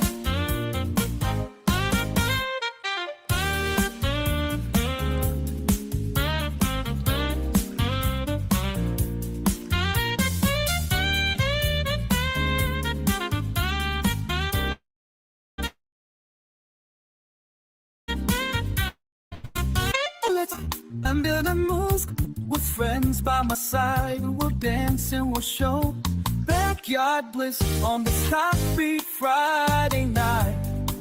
In this moment, we're just right.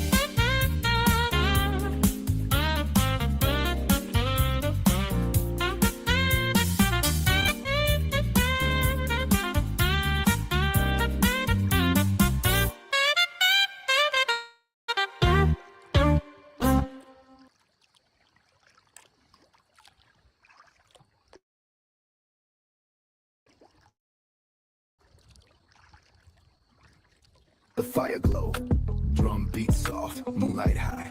Herb starts to breathe in full. Hands held tight, words unspoken. Breathe in deep, let the past be broken. Feel the rhythm, feel the flame. Let Jah spirit call your name. One puff, two puff, soul takes flight. Wisdom in the smoke, visions in the night. Ancient voices hum low and deep. The circle is strong, the fire won't sleep. Smoke rises in past and present, one and the same. Lift up the chalice and speak my name.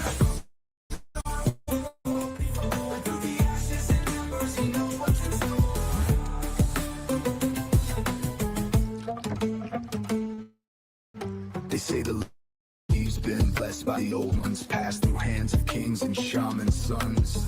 Used for healing, used for light, to see through the dark and make wrong right. From Africa's fields to the Himalayas tall, the herb been growing before men could crawl. Passed from the ancients, given in trust. Now it's in your hands, breathe deep, adjust.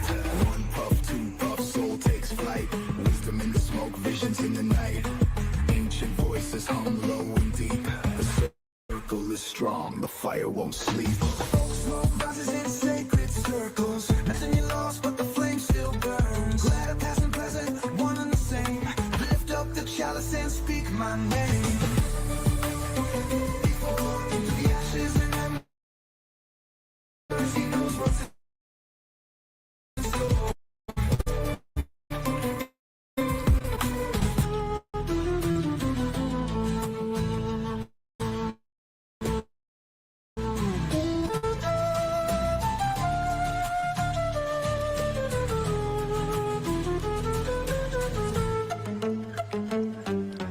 Breathe in peace, breathe in light.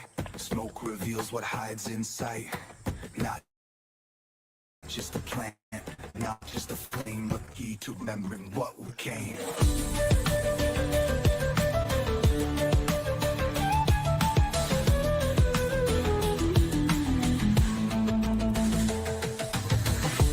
Rises in sacred circles, disco and lost, but the flame still burns. Past and present, one and the same. Lift up the chalice and speak my name. Through the ashes and embers, he knows what's in store.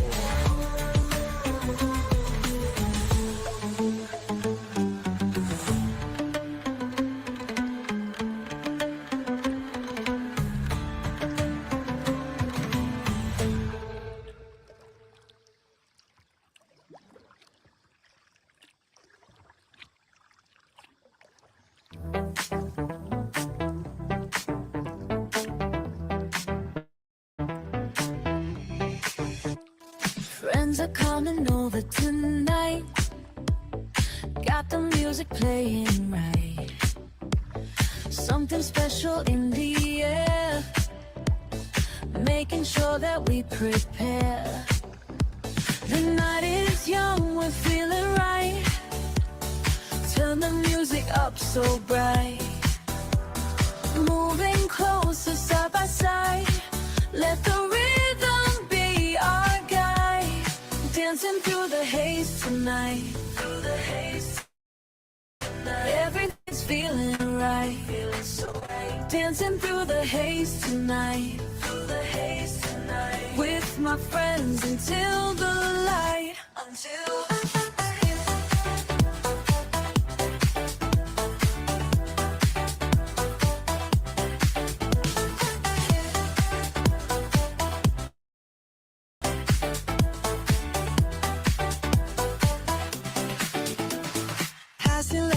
watch it flow.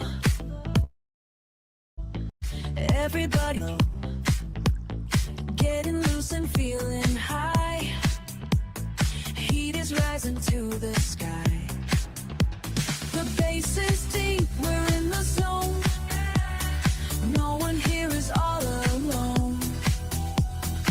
Moving closer, feeling free, just the way it's meant to be. Dancing through the haze tonight.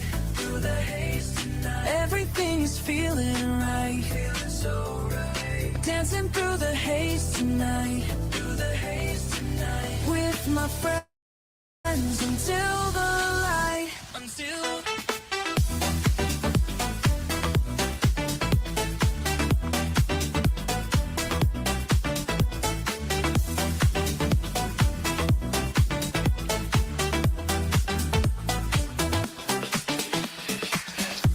that rhythm in your soul.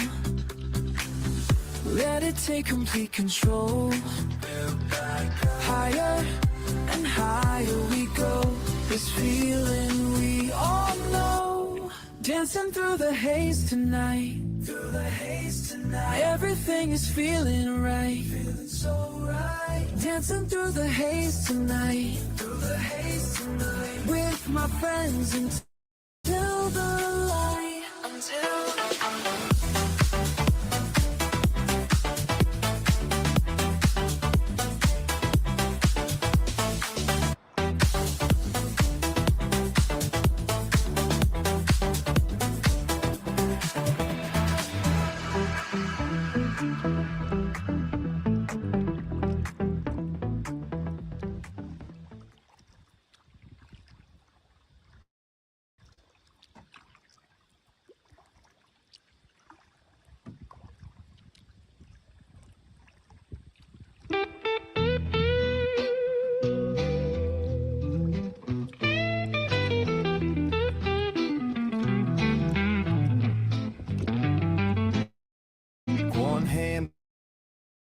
on the grinder, one sticky on my fingers, resin in my soul. Ain't in no hurry, let the good times roll. Tear the paper, fold it tight. Twist up the past, make the wrong things right. Match hit the tip, slow inhale. Took a deep pull, let the memories sail. Paving red eyes, long nights, slow rise. Thinking about the things I can't rewind. Let the smoke curl, let the time fade. One more hit for the who stray. One more hit for the ones who stray. Rolling papers and red eyes, lost in the past. Every drag takes me back too fast.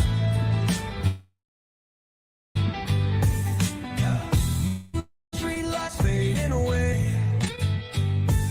Smoke in the air like ghosts wanna stay. Don't dab in here a time or two. Ain't nothing new about getting lost in the blue. 2 a.m. ain't got nowhere to be. Just me and the road, just me and this weed. Radio humming static in the night. Trying to find a song that's gonna set me right. Long drive, no destination. Smoking on wisdom, chasing revelation. They say don't look back, but I take one glance. Roll another one, leave it all to chance. Rolling paper and red eyes, long nights, slow rise. Thinking about the things I can't rewind. Let the smoke curl, let the time fade. One more hit for the ones who stray. One more hit for the ones who stray. Rolling papers and red eyes, lost in the past. Every track takes me back too fast. Moonlight, street lights fading away. Smoke in the air like ghosts wanna stay. Dog cry, been here a time or two. Ain't nothing new about getting lost in the blue.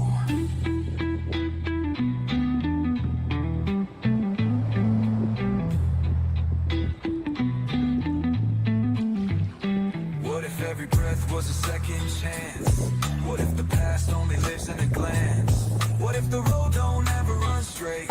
What if we just here learning to wait?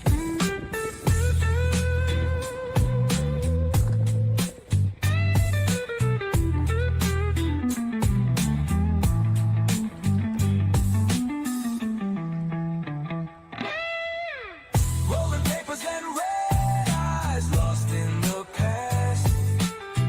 Every drag takes me back too fast. Moonlight, street lights fading away. Smoke in the air like ghosts wanna stay. You gon' drive in here a time or two. Ain't nothing new about getting lost in the blue.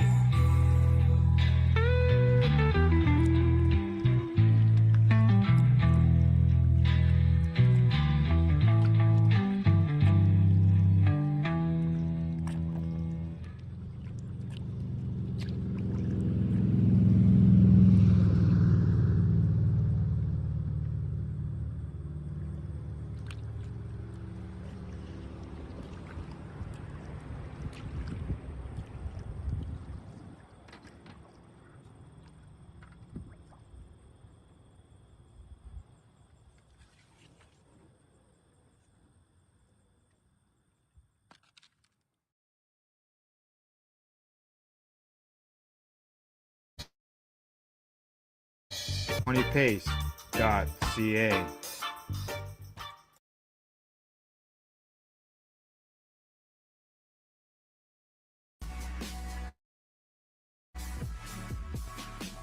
Tune in Fridays at 7 p.m. Eastern Time on 420radio.ca. Stay tuned. We'll be over. You're watching the Hi Guys podcast with Al and the other Al on the 420 Pace Project.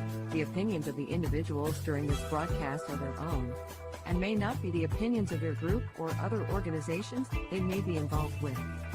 All medical advice during our broadcast is not a medical opinion and should be checked with your medical physician. Hi, Guy. Hi, Guy. Hey, we're Al squared. No, wrong way. So how you doing on the today? wrong side, man. There we go. Yeah, right. There we go. Yeah, it just grabs it randomly when it starts up, right? It's usually the first one in the room. Yeah, is it? Yeah. Yeah. Well, that's the spot. This left side, this the side. If you have guests and multiple people on, it's always nice to be able to I enlarge usually them. reserve my left side for my pain. Oh. Oh yes. Oh yes. So today, what do we got on the agenda today? We've got you got your Al's top 5 list. We got some recipes. We got some news, and in the news, I got one particular story that I believe should be spread all across the world as far as when it comes to cannabis. And got some sports news as well. Sports news in there. Cool. And I've got we're gonna start a new tech segment, although I don't have a graphic for it yet. So we've got an interesting DIY project that you can do to make your own, I guess you would call it a tea. No? It's sort of tea, food. It's all, Yeah. So we'll watch that as well. And we're also going to take a ride out to Niagara Falls with Sherry Ann Baker. And we're going to check out what's going on at the new cannabis culture, Niagara Falls. All right. Jody has opened the place out there as well. So has she? This is her first licensed dispensary. So there you go. It just shows that even though you've got a past record and all that you can get into the cannabis business. Well, from what I understand, Mark was refused years ago. Oh yeah, that's what I had heard too. But I don't. I think that was because of his criminal history. Mm-hmm. You could say. I don't think Jody has been arrested for anything, has she? Oh, well, I'm just thinking of like when all the stores were raided years ago. That other than that, being part of being an owner of one of those stores, she might have, received. Well, Chris and Aaron were running those. Not all of them, I don't think. Not that I know. The one in Toronto. They were the ones that were involved in it. Yeah, fair enough. Right. I know that her and Brittany are on a mission to open many legal cannabis culture outlets. Yes. Yeah. So first of many then, by the sounds of it. You know what?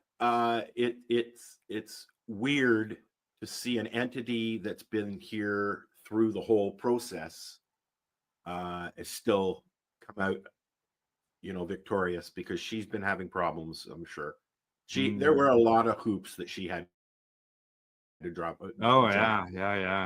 I agree. Yeah. So you know what the question of the day is? Oh, we have a. What are you smoking? That question. I have my big bag o' bud with DC. I can't read the other one, but I've been mixing them together because I like it. Yep. And I've got my usual Vortex hat. Oh yes. Well, on the Vortex end of things, that was the concentrate that I was trying out that I've had for several weeks actually. And it's still going? Yeah, because I've lost it. Oh God. I've missed. I'm sure you'll find it in several months. Probably put it in a wall. Yeah. It's somewhere. It'll show up. I don't know. It'll be something I'll just one of those days say, oh geez, there it is. Finally. Now I don't need to go to the store and buy something. I lost a chunk of hash 2 years ago. I'm still looking for it. Well, it should be well aged by the time you find it. Does hash stay? Does it degrade? I couldn't tell you. I guess it depends on where it was left and how it was left. If it's sitting there, if you didn't have it covered in anything, I'm sure if it's in behind a couch or a desk or something, there might be some You would dust think bunnies in it. you would think that if you like, I usually break up a whole bunch and then I'll leave some in my tray, and that's what I'll feed from for the day. Or I'll, if I'm going out, I'll put it in my can. It does it, when you have really wet weed, it's great. It does dry it out, leaving it out. Yes. Oh yes. So, and it does degrade the minute that it starts sitting out. You're degrading your cannabinoids and your You're terpenes. thinking about because it's getting exposure to light, Yes. stuff like that. So I would think and that hash would do the same thing. I was over at my friend's Mr. Squishy there recently, and he was showing me some hash that he had. That he was just taking it and just so soft and everything. And then he had another little piece of hash there. He said, I left this out, and it's friggin' hard as a rock." Rosa just went into the kitchen, grabbed her bowl, and put it into the living room because she's hungry. Oh. I can hear her what she's doing. Well, I know that Tessa, she likes to grab the cat bowls, even though they're empty, and even though they're spotless, she'll grab them and still try to get what she can off of them. And there she goes. Rosa has always, both Rosa and Daisy learned how to do the bowl thing, copying each other. Oh yeah. When they were pups, and Rosa's continued doing it throughout her whole life. When she's hungry, she'll go get her bowl and she'll shove it in my face, basically. Yeah. And it's a game. She likes it. And we stopped the water bowl thing, though. Water bowl thing. That would get messy if she's carrying that around, wouldn't she? She doesn't. No, she won't. It splashes everywhere. But that stopped the time that she put the water bowl in my bed. Oh. It was half full. Oh, yeah, that's not a good spot to put a water bowl. It does silly things like that now. She's a little neurotic. Better than coming home to puke in my bed. Yes, yeah. Been there, done that. Woke up to poop the other day. Yeah. Getting messages, reminders. Do this, do that. Don't forget. Alrighty. Well, which leads me to one of the things that I want to talk about. Alrighty, let's do it. Is why do dogs sniff your crotch? Because that's what they do. They do it to themselves too, right? They go to other dogs and sniff their crotches. So, right. But I actually have an article from Reader's Digest. Oh dear. That gives us the explanation. Well, let's hear it. Let's hear it. Why do dogs sniff human crotches? Is this what it's about? There we go. Okay. And why do dogs sniff crotches? So an expert's going to explain. I don't know how you become an expert in dog sniffing. Okay. So let's go right down to the question here. Why do dogs sniff your crotch? And I'll get Al to read this because I can't. It says dogs are curious by nature and they use their noses to gather all kinds of intel on the humans, animals, and their environment. For them, it's a way of life. This person is a veterinarian in Bonaire, Georgia. They say dogs have a phenomenal sense of smell, and that crotch sniff is just another tool they use to get to know us. But why do dogs sniff your crotch area specifically? Simply put, it's the most accessible location for a dog. There you go. It makes sense. It makes sense. Yeah. So it's really just a happenstance. Yeah, I guess so. Yeah. Yeah. Why couldn't they sniff your your ankle. Well, If you know, Rosa. Get closer. Rosa doesn't. Rosa isn't really a crotch sniffer. What she does is, with me, anyways, she um, sniffs my hands and then kisses my hands, like licks my hands. Right. Yeah. Steven, he's really, really sensitive to the smell of cannabis. Sensitive in the way that if he smells it, he runs to it. Oh yeah. Well, they say that with the dogs, they say they detect pheromones, Yeah. which are chemical signals produced by sweat glands, which are located in the groin and armpits of humans. Both areas of the body convey an abundance of information such as your age, sex, mood, and health issues. But the crotch just happens to be a lot easier for your four-legged friends to access than your armpit. And I So will the ankle won't do any good, obviously. Yeah, I will also say that makes a lot of sense because dogs can be trained to pick up on somebody who has epilepsy that's about to have an episode because their body smell, their odor changes. Yeah. Right. They say that the inner workings of the nose are quite impressive. Yeah, it's because of Jacobson's organ. It's located on the roof of the mouth with ducts that open to both the nose and the mouth, allowing for optimal sniffing abilities. So that's why dogs sniff our crotches. There you go. There you go. Hey, you know, if you hadn't watched the show, you would never. People would be wondering that forever. The interesting things that I find. Yeah. Excuse me. Yeah. Who knew? But do you want to do another one? It's a video. Okay, and what's this? Also about pets. Sure, let's do it. We're doing pets today, right now.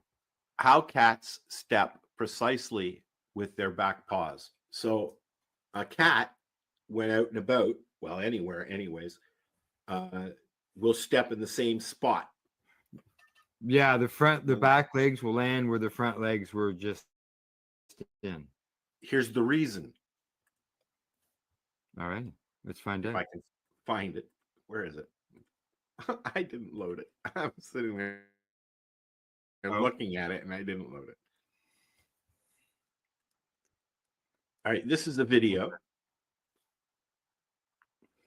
Yeah. All right. I apologize. Should have hit loaded. Happens. Well, I had other things loaded. All right, here we go. All right, here we go. Did you know that cats place their hind paws exactly where their front paws stepped? But why do they do this? This unique way of walking is called direct registering. Walking in this manner ensures that their steps make no sound. Cats do this when they are hunting or when they don't want to be followed. Because the reduced number of tracks makes it harder for predators to identify them as cat paw prints, they give up on tracking the cat. Did you know that cats place their hind paws exactly? You see? Yeah. And there's only one question I got. How does that make them quieter? I guess that because the first step will crunch the material that's there. And when the second foot comes in, it's already crunched, so it can't crunch again. For hunting, yeah. Yeah. Big cats do the same thing, I would assume. I would I would think so. Yeah. I know. Not dogs though. Dogs are more stupid that way. I think I would think that a hunting canine like a wolf or a fox are canine too, aren't they? Well, the dogs, they're mini dogs. They're like little chihuahuas or terriers. I was just gonna say, little chihuahuas. I don't know if they do it. I've learned to look at tracks a little bit because I see them around. I want to know what's there. I know that cats, you'll just see the pad. Dogs, you'll see the claws because they don't retract. Their paws, dogs don't retract. Yeah, I see Tessa's claws all the time in the snow. Now I see paw prints out back in the woods. Yeah. Back 40. I've never noticed whether it's just a single track like the cats, but Probably not. I oh, what? wonder if deer do the same thing. No, there's four. With all this deep snow we've had, I can see four tracks, four marks, and then there's looks like 10 feet. Then there's the next set of four, and then there's like 10 feet and the next set of four because they're just flying through or jumping through the snow, and then they're going through the trees. I wonder, how do they not poke themselves in the eyes when they do all that? Yeah. I need to go out this summer on a rainy day and take pictures of the tracks the bears leave in the backyard. Mm. And Yeah, I guess it's quiet now. They're sleeping. Where are we now? What are we? We're in March. March the 4th. First week in March. And I would say middle to the end of March, they'll start coming out. Yeah. Well, did you know that 10 years ago, this month, it was actually the 20th, was the start of the Owen Smith court case? 10 years ago. Yeah. March the 20th, 2015. It was the start of the That's around when we met and started doing shows. Mm-hmm. Yeah.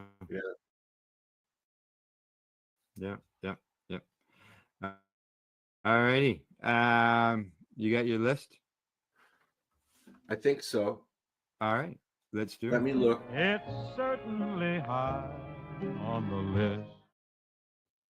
I hope you do. Well, a little bit premature. Today, on the list, just 1 second, please. Uno pimento, por favor. Huh?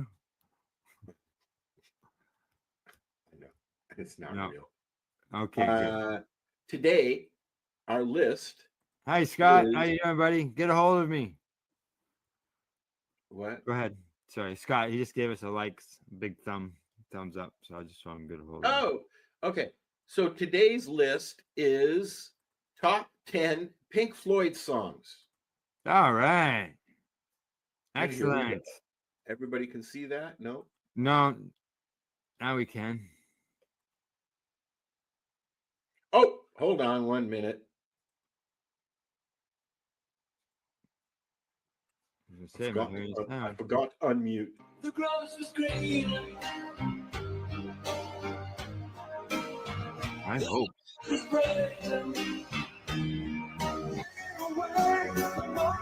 Oh yeah. I always like the alarm clock. Bell. Out there on your own, sitting naked by the phone, would you touch me? Mama's gonna make all of your nightmares come true. Mama's gonna put all of her fears into you.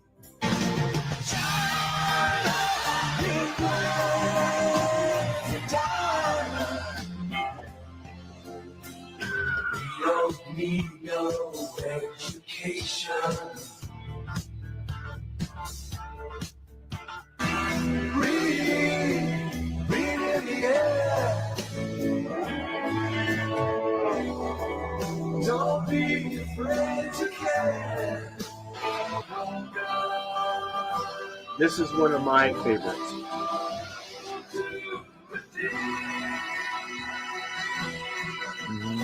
I wish you were here. We just two lost souls swimming in a fishbowl, year after year. Oh yes. Have become comfortably loved. Boy, memories there, man. Memories. I know. I would add metal to that. Yeah. Yeah. I got to see them live to the exhibition stadium in Toronto. Me as I was well. sitting at the second base. At the Pig concert? It was or was it The Wall? Diamonds. Diamonds. Yeah, so that's the same one at the old exhibition. Is that the old exhibition stadium? Yeah. And you know, the first time I saw Pink Floyd was there as well. And Division Bell tour. That's the one. Yeah. It was the first time that they had what they called stereophonic sound in that stadium. Oh, it was the first time they did it. Oh, the crickets and the frogs. Yep. They had speakers at the top of each you know, thing. And the sound obviously was amazing. What I loved about the CNE and the forum and that is I grew up in Yorkville and we had a flatbed roof. And although we couldn't see anything, we could see the fireworks from there. We could see the planes flying around, but you could hear the concerts down at the exhibition place. Right? If the wind was carrying the right way, it would bounce off. There wasn't as many buildings back then, right? Yeah. So if the wind was carrying the right way, you could sit on the roof and listen to whatever concert was playing at the CNE. Right? Yeah. The part of the memories for me on the Pink Floyd end of things too is when I was younger, we would sit in a room, in a dark room. Yep. Sometimes with just our headphones on, right? No headphones, not back then. Yeah. And just listen to the tunes. It was just wild. It was always my buddy Leo and I would go out. Yeah. My buddy Leo and I would go out and we'd go to Sam's and we'd buy an album and we'd go back and we'd fucking get high and listen to it. You know? Yeah. Well, I wasn't smoking back then, but I drank beer. So for me it was beer then. Right. But yeah. And I miss that. And I like the ride that a full album, you know, when you put an album together, they're going for a ride, you know, and not in all cases, right? But in most cases, like you listen to Supertramp, Final Cut, and it's like songs, you know, every song. You listen to Cat Stevens, and you know we know all those songs. I remember Emily sitting in the back. We were driving around and Queen was on. And all of a sudden we hear Emily very out of tune singing along to Queen. That was my, a memory. Oh, Mamma Mia, Mamma Mia. She was like 4 or 5. Oh, yes. Yeah. You know, just singing in the back. You know, it's a memory like catching David mining for booger nuggets as I'm driving down the road. I look up in the mirror and he's like, so I grabbed my phone and went, Pip. I've got a picture of it forever. Anyways, music brings back memories for me. Yeah. Oh, yes. Yeah. Did you go to the forum a lot? No, I went to it a little bit, but by the time the forum, for me to go there, because I moved out of the city when I was 15, right? For us, it was probably a monthly visit down there because my mom and her boyfriend would go down and find a place on the grass and listen to BB King or whoever was there, Buddy Rich. And have a wine and cheese party while we were running around playing on the nets and stuff in the playland, right? And you know, we were very young, and we were, you know, it was an age when the kids would just go do what they do, and the parents would go do what they do, and then at the end of the day they would go out for dinner together. That's what we did. Meet up, yeah. Things have changed. No doubt about that. All righty. Well, that was a good list. I enjoyed that. Listening to those tunes. It almost sounded like an album. Well, you know, I figured it would be safe because you can play portions, and I'm sure that it'll be fine. Oh yeah, If not, well, we'll try again next week. Right, right. Well, hey, we're still airing it, everything, so that's good. So, all right. Well, it's time for us to move on. Gonna run a little promo first, and then we're gonna jump into the recipes. Here we go. Rerolled Saturdays. Check it out. Nothing but non-stop cannabis and psychedelic programming. Find it at 420pace.ca.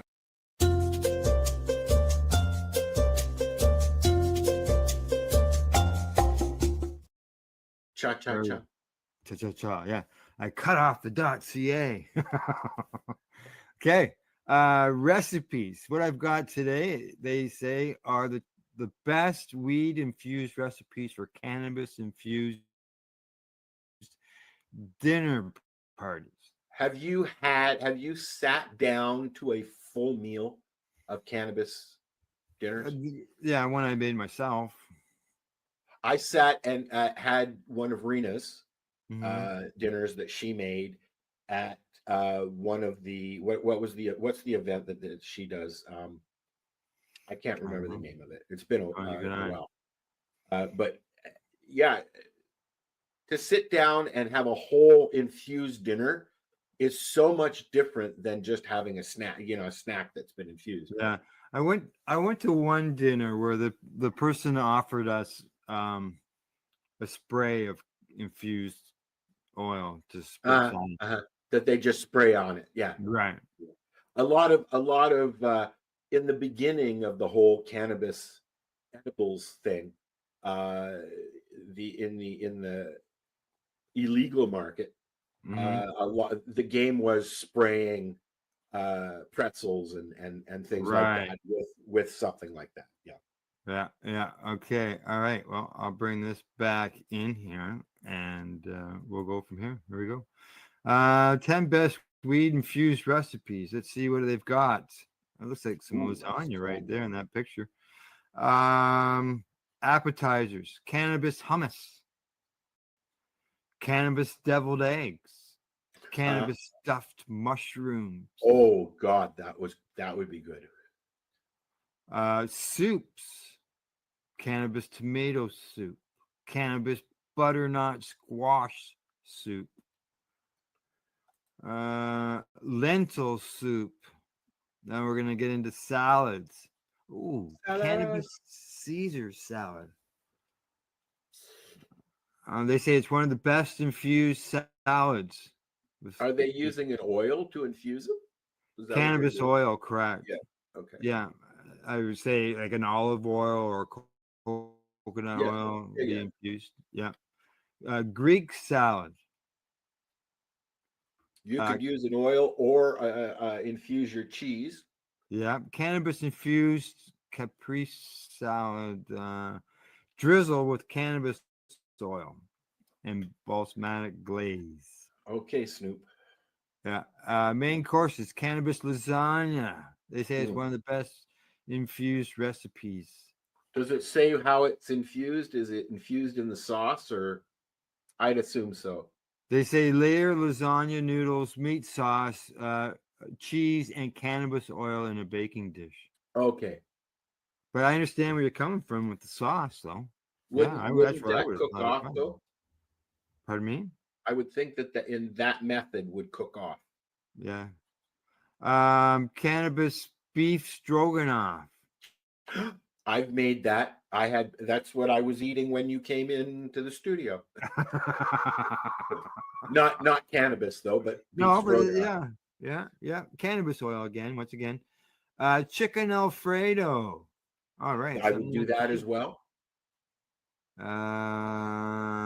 Just quickly reading through here. Yeah, cannabis oil again.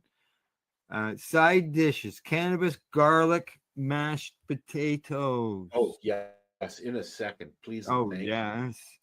Cannabis roasted vegetables. Okay. Carrots, broccoli, cauliflower. I've done the mac and cheese, which is next on the list. Yeah, the mac and cheese. There we go. I've made cannabis craft dinner. Well, that's mac and cheese. With I just took a nice chunk of cannabis butter, Mm-hmm. and use that instead of Real regular butter. butter. Yeah, just substitute it, right? But you could also make a sauce using milk that you've infused. Infused. Yeah.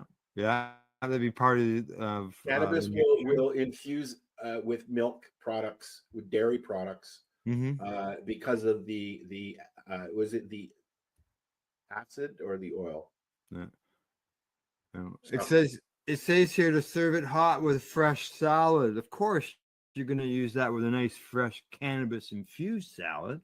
You could, Yeah. yes, if Right. you have salad. I'm not really a rabbit. I saw I a don't. rabbit. I saw I the like. rabbit this morning. I saw him this I morning. like cooked vegetables. I don't like raw vegetables. Oh, okay. I'm not a salad eater. I don't.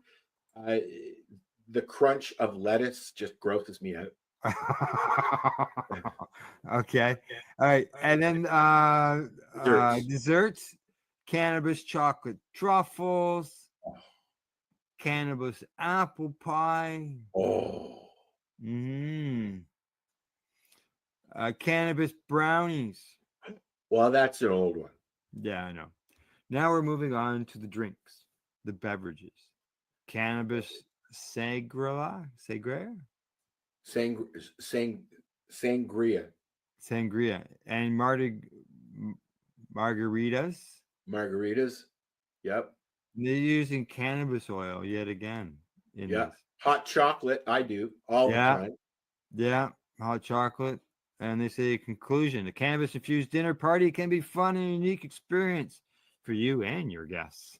Now, a dinner party would be every portion Correct. of whatever you have has some kind of cannabis in it, Correct. as opposed to just grabbing a cookie and mowing it down. Hi, Though I Sherry love Ann. my cannabis cookies. Oh, yes. Yeah. Sherry Ann's giving us a thumbs up. Now I'm going to put the recipes in the chat. Yeah, man. If anybody's interested in them and taking the boo at them. But yeah, basically you do a lot of substitution. Take out the regular butter, put it in, infused butter. And Yes, and you also have one of them chocolate machines. Oh, the fountain. Yeah, it's chocolate Yeah. fountains. Yeah. Yeah.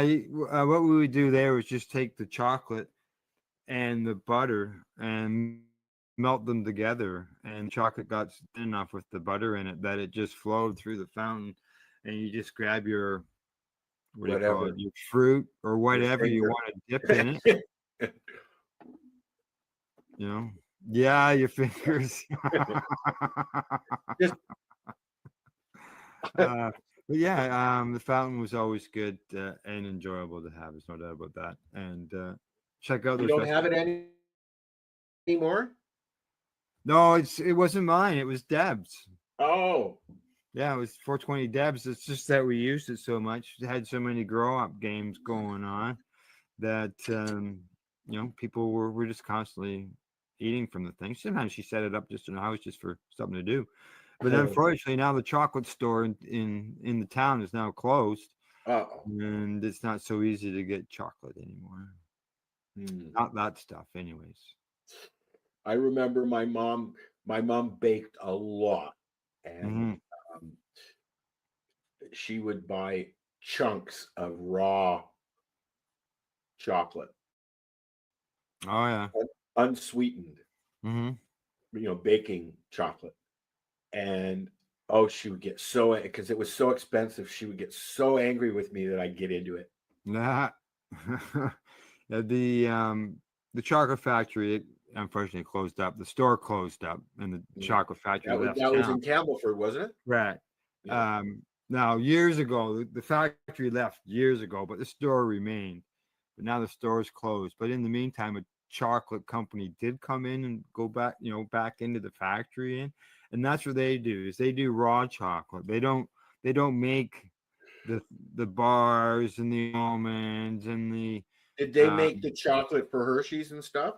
Yeah, they just make the plain base chocolate, and it goes out and it goes to all those different companies, and they do whatever they want to do with it. So they create the base. So it would have gone to Tweed. Yeah. So now we have to buy chocolate from somewhere. Now I just happen to have 4 pounds of the milk chocolate bars that Gail grabbed for me before the store closed. And we've noticed that one of the grocery stores in town has got their chocolate. I would think that store, the grocery store there, I can't remember the name of it. Sharps. Thank you. I could never remember the name of it. Would carry something like that, because that's a fucking grocery store. Yeah. Well, I miss that grocery store. They have the chocolate from World's Finest Chocolate that was at the store, but I don't know whether they've just gone out and bought the stock and are now selling it, or whether they've been able to make some connection with the WFC in Chicago, because that's where they went, and whether that they're getting stuff shipped up, I haven't got a clue. But I know that it costs more.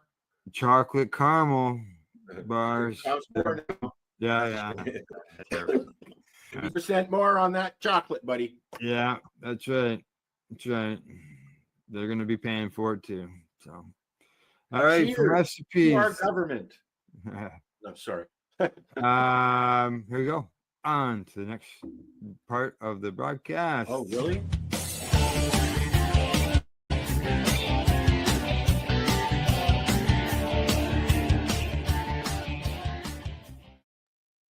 I thought you said you didn't have one.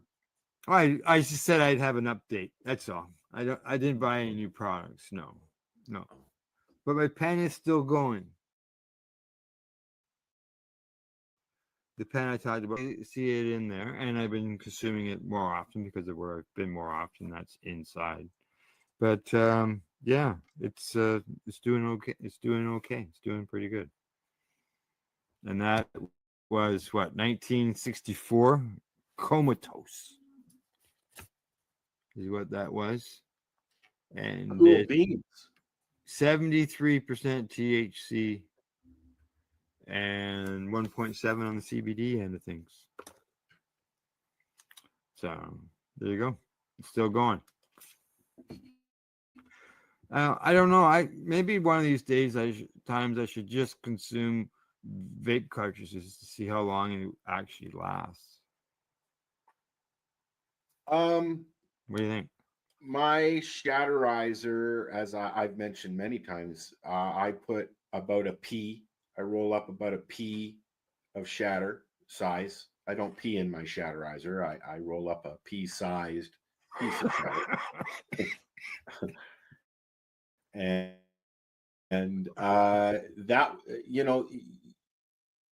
the day anyways, depending on how much I use it, but it lasts a long time. You can fill up an S pod on your Shatterizer with oil, and it'll last you like week. Or more. Really? So you fill up the inside there. You fill that right up.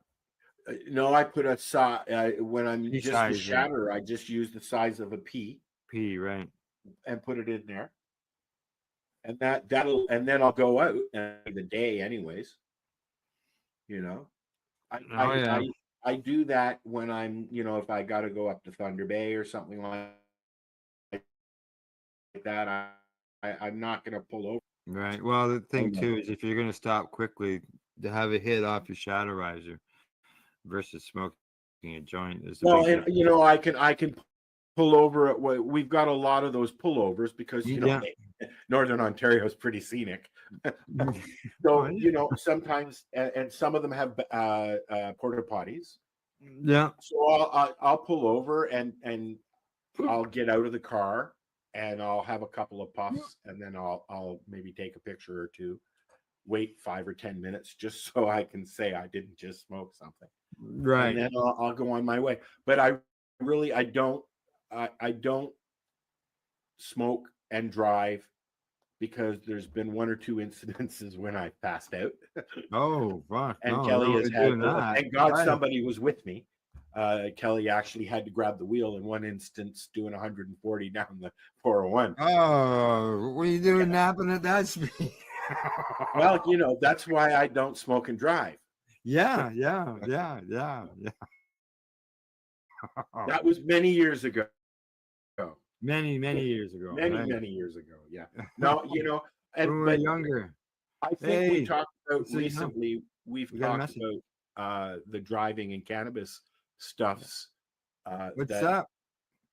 Just so you know, grinding to retire wants to know what's up. you know, getting stoned and talking about stuff, and you. I don't know. We'll find out shortly. I'm sure Grinder will get back to us.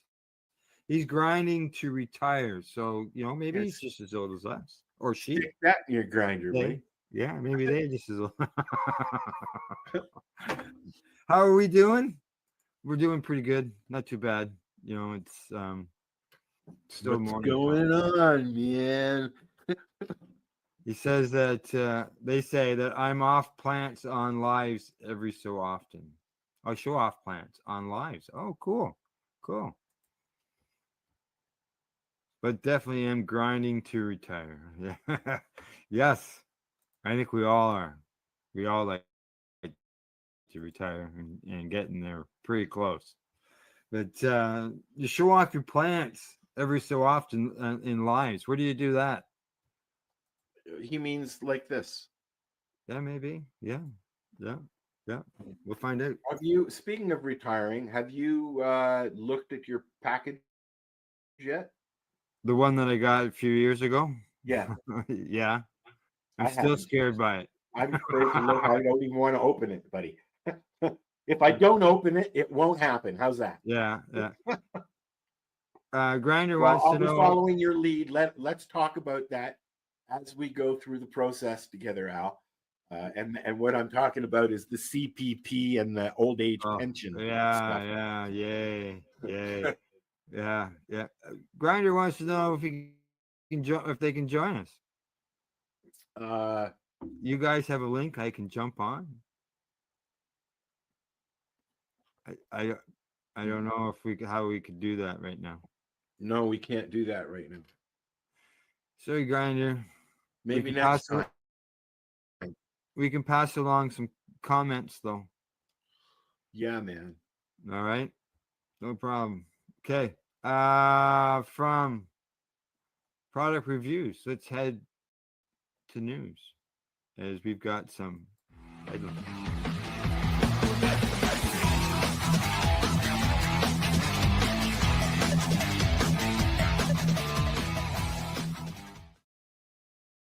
There you go. You know, every time I hear the word news now, I get scared, Al.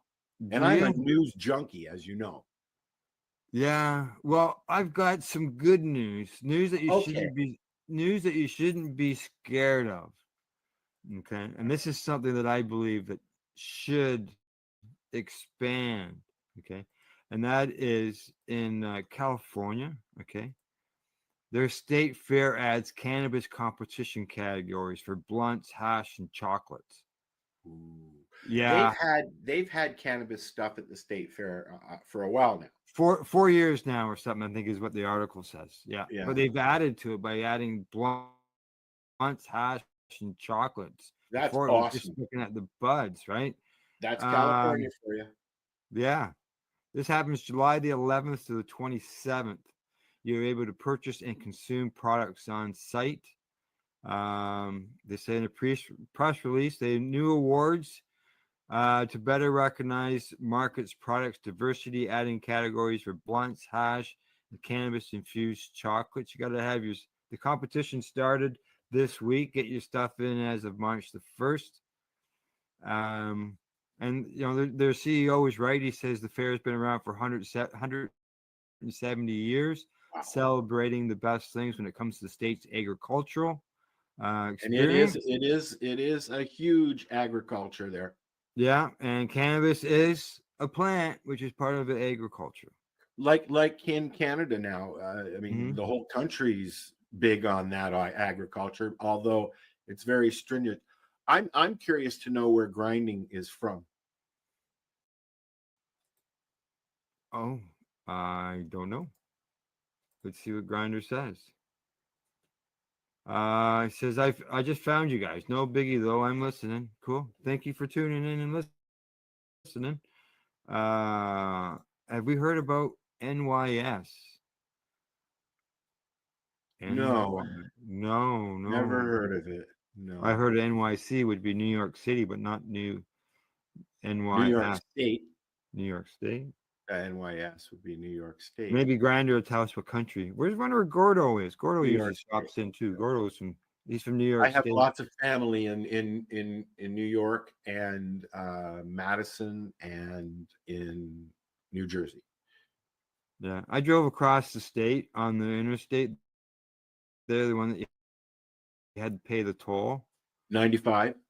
Yeah, it was less than going from one spot in on the 407 from one on ramp to the next on ramp. I know, man. It cost me almost $80 to go to your place from Hamilton on the 407. Yeah, ridiculous, man, ridiculous. Just so you know, Grinder says that they have reached the approval of licensing for micro businesses. Good stuff. Good stuff. Awesome. Because that's what I believe we're finding here in Canada. The micro businesses are enjoyed more than the big as we call them up here, craft cannabis businesses. Right. 3,500 square feet, he says, or they say, because we don't know Grinder's a male or a female. Grow as much as you can in the warehouse.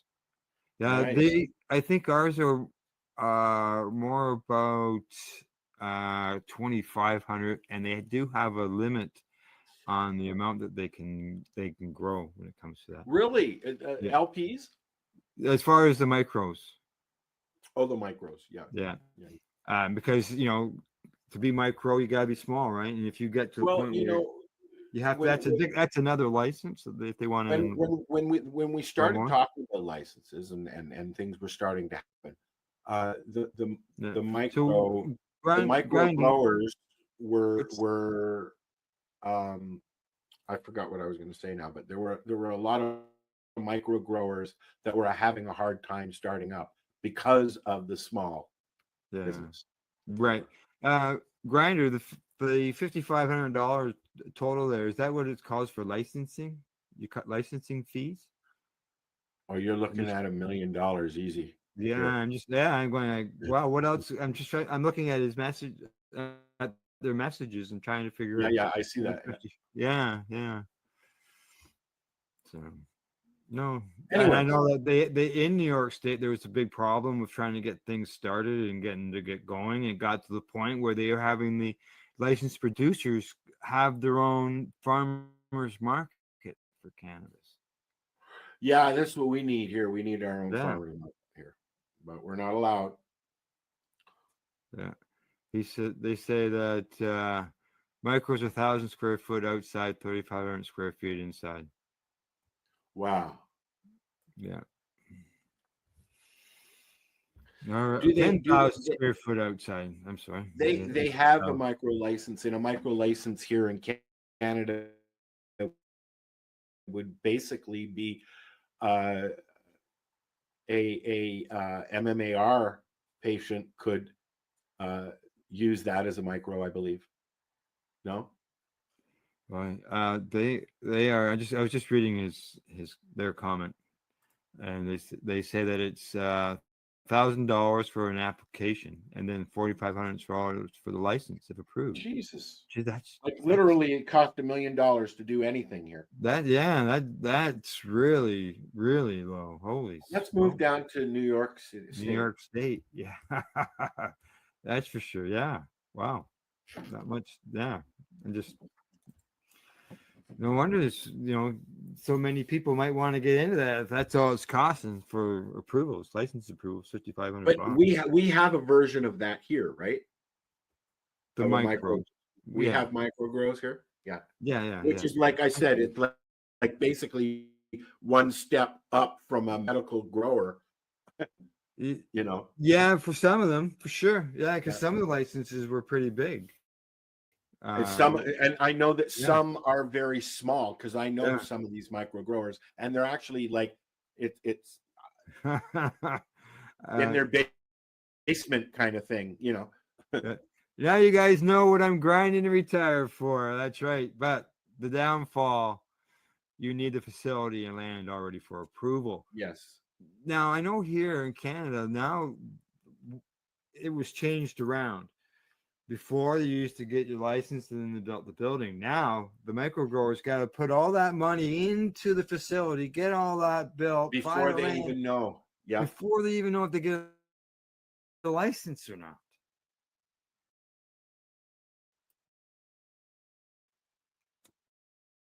Well, and that's what Grinder is saying is already for approval. Yes. That's exactly the same thing. So People don't go putting out, all don't that go in. out and buy a piece of land.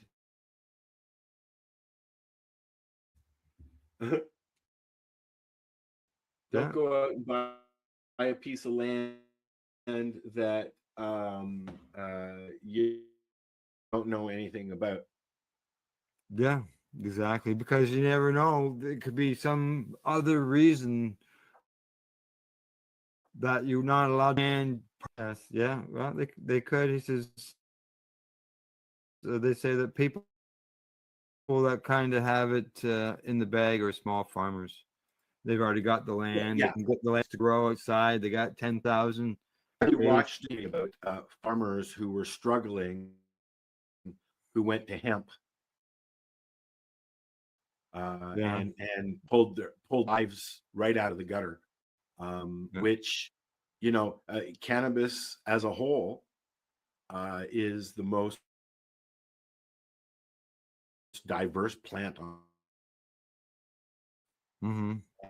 You can eat it with it.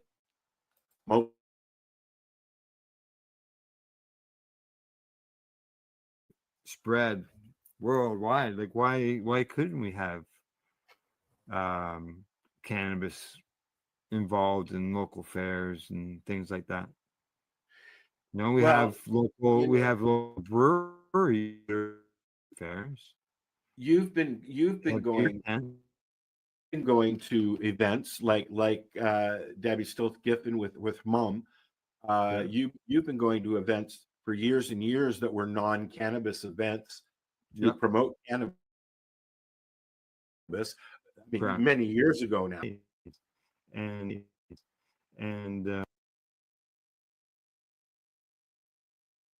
yeah, free cannabis, big letters on the sign in reflective vinyl, and in small print it said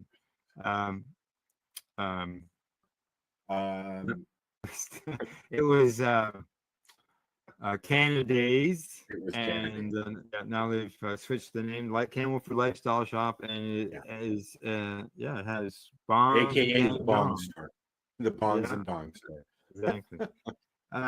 Grinder says that detail-wise, land has to be zoned agricultural and farming purposes, and that they say that they are working towards that route. Found 20 acres, working on my own strains and genetics, and slowly getting there.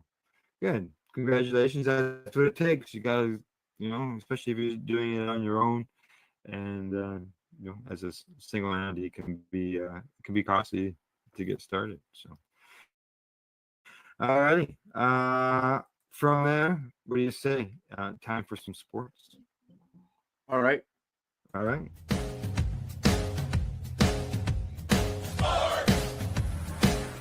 Sports. That's right. Okay, here we go. Sports-wise, I reported a couple of weeks ago about the runner, I believe it was runner, got busted for cannabis consumption at a race. Clarissa Shields, and she says that she's never used cannabis. So do they know how it's gotten into her system? Well, that's what the headline says. Did secondhand smoke cause her failed drug test? Let's see. What does it say? She's tested positive, but she's never used it, she says. The drug test results have not been publicly released, she says, but Shields has said a saliva test detected trace amounts of cannabis, which is prohibited. She has a record of 16-0. She's gonna be fighting it. How recent was this? Well, this on March 6th, so that's in 2 days. She's gonna have a pre-hearing. Okay, that's Yeah. that's why the article, because her hearing's coming up. Okay, Correct. Yeah. She's in a 90-day suspension right now. So she didn't smoke it, she says. so she's what does she compete in now? Boxing. She's boxing. Well, she's going to Right. go through, although she's in the States, correct? Yes. So she's going to go through the same thing that Ross Regabludi, was it Regabludi?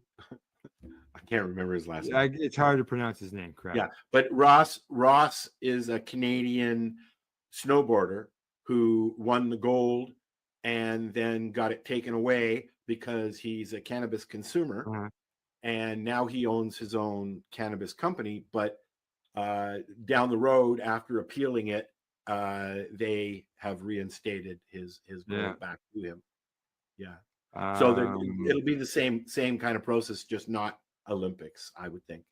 Oh, yeah. Now, according to somebody, I'm just trying to find out who the name is. According to somebody, their last name is Shields. I'm just trying to see what the first name is, but the last name is Shields, anyways. They said that.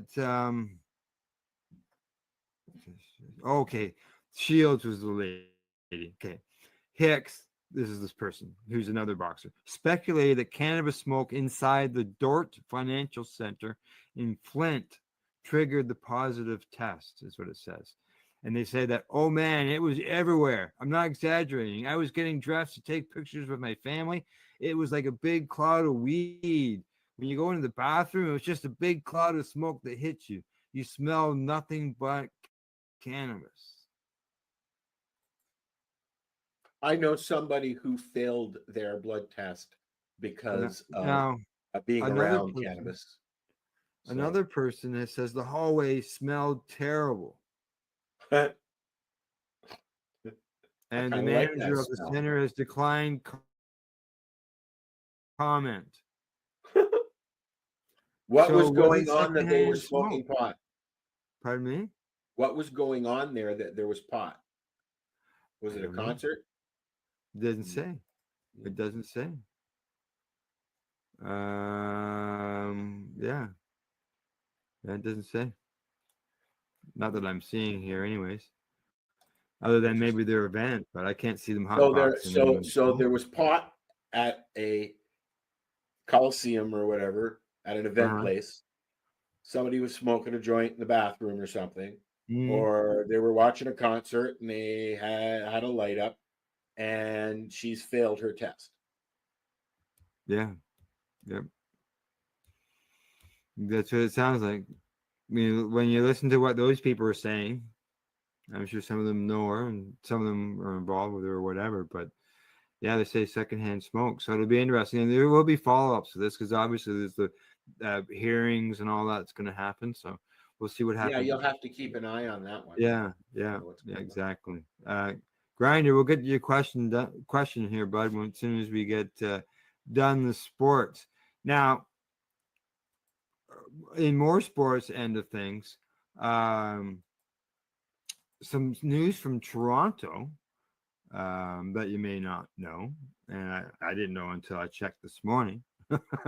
And Serena Williams is joining the WNBA expansion team, the Toronto Tempo, as a part owner. Oh, cool. Serena Williams, everybody know, big tennis legend, right? She is. Her sister, yeah. Yeah. They're coming to Toronto as part owners. So we're going to start seeing a WNBA at the Scotia. Yeah, in Toronto, correct. Yeah, yeah, yeah. We call it the Scotia. Used to be the Air Canada Center, Sky Dome, aka new. What's that? Sky Dome is what I call it. Sky Dome. Well, I guess the sky. I guess yeah. Hang on. I guess it depends on what your building you're talking about. I guess where the Leafs are playing, yeah, Air Canada Center. Scotia. The Leafs and Raptors play at the Air Canada Center, which is now the Scotiabank Center. Is it? Okay. Yeah. Or the Scotia.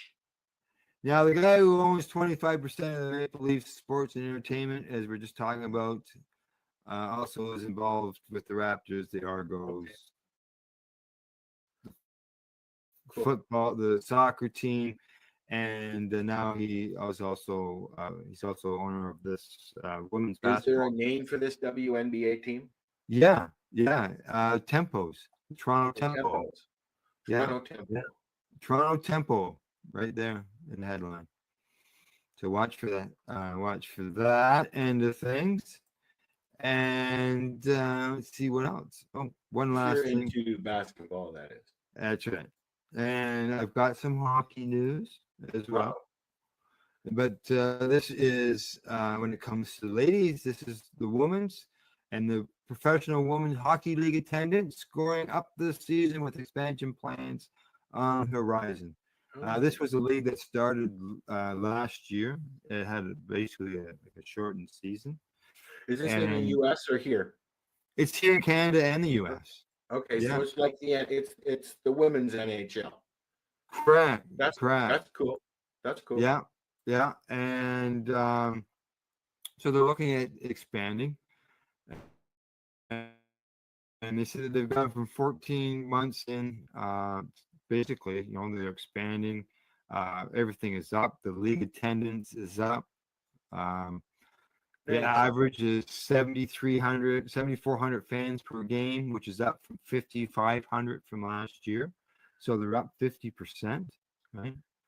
Well, that's worked in the football arena. Right. Yeah, they're in smaller. Yeah, they are in smaller venues. Yeah, they're probably. I would think at the Sky Dome as well, or not at the Scotiabank. No, they're the Toronto team. That's the Scepters. Yes. They've moved from the 2,500 seat Manta Athletic Center to the Coca-Cola Coliseum. Okay, that's down at the exhibition. That's what I was wondering. Yeah, that's where our soccer team plays as well, and the Argos play down there. BMO down that way. I think that one time the Toronto's farm team, the hockey team, the Toronto Marlies played out of that arena, Rico Center or something. I'm just thinking maybe it might have changed names. Let's see what else. The goals are up. They've averaging 5.2 goals per game versus 4.8. And what else? What else is up here? I guess that's about it offhand. So it's good to see that the league's only 14 months old. They're looking at expanding to two more teams. Awesome. So one or two more teams. So see what happens there. So that's good news for them. I remember when the big new guy in town was the Blizzard. Remember the Blizzard? Yeah, that was and they played at the varsity arena there at University of Toronto. Yeah, right. That was a long time ago. Yeah, but still is a Toronto team. Blizzard's still around, yes, of course. Yeah.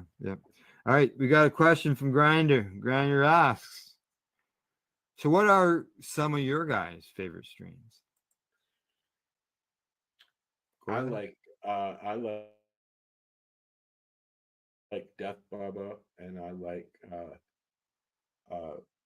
Northern Lights.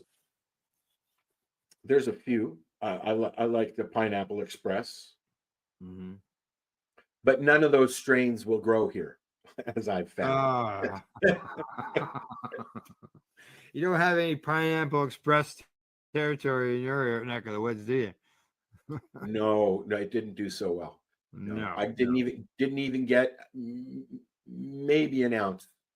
Yeah. Yeah, it is definitely not a Northern Ontario strain. Now, Grinder, as far as my end of things, I've been growing one particular strain for 15 years, and it's called Grape Escape. It's won some awards in the past at Treating Yourself Expo. I wasn't the grower at the time, the breeder was, but it was good to see that it was a strain that won. Like I said, 15 years, still lots of trichomes on it, still get good weight off the plants, dried weight. You don't grow just one strain, though. No. This past year I grew 4 strains. But they 3 of them were new strains to me, so I can't really say that they were my favorite strains. Yeah. So, and another strain that I don't have anymore, and that was called Humber Valley Kush. That's a legacy strain, isn't it? Yeah, I grew it for about 12 years, 10 or 12 years. And then I lost it. And I'll tell you, when it went into bloom, people like to see things change into color. This particular plant just went dark purple is what it did. And, it didn't yield as high as the Grape Escape. But I'll tell you, I was in a circle of 14 people. We were heading to the Supreme Court of Canada for the Owen Smith case. And we got out of the bus. And like I said, 14 of us were in the circle.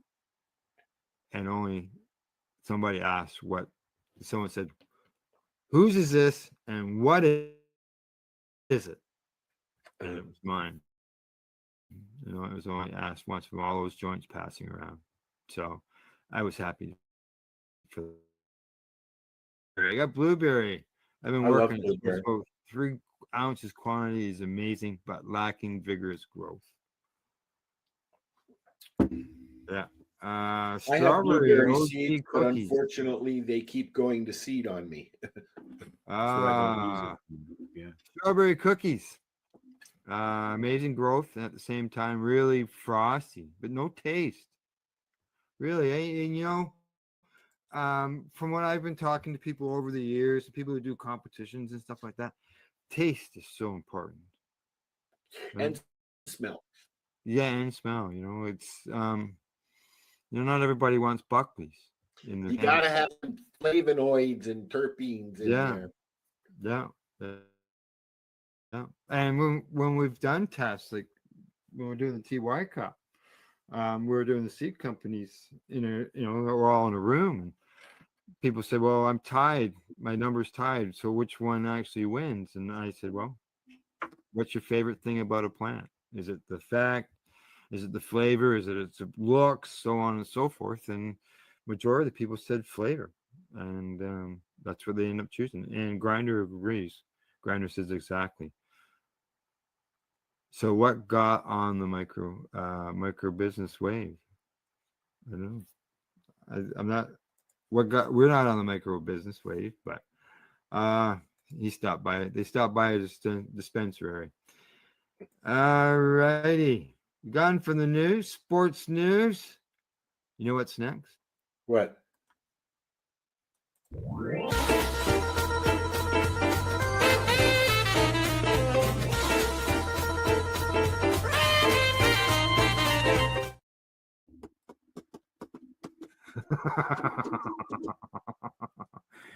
Entertainment and events. Okay, yeah. What you got? I got. What do we got? We got some events going on, and I'm gonna bring the calendar up right here, right now. And according to the Cannabis Market Space, March the 6th in 2 days, Radical Femmes 2025. On the 7th, a cannabis summit. And then on the 12th, Mary Jane in Paint, Toronto. I've been seeing stuff about that this couple weeks. Have you? Here, I think I can just open that right up right here, and everybody will see that. Right? Yeah. Okay. Everybody can see that. Mary Jane Paint, Toronto. Look at the eyes. Ooh. Hey, you know what's wrong with them? What? They're not high. Yeah, exactly. They're not no bloodshot. red marks.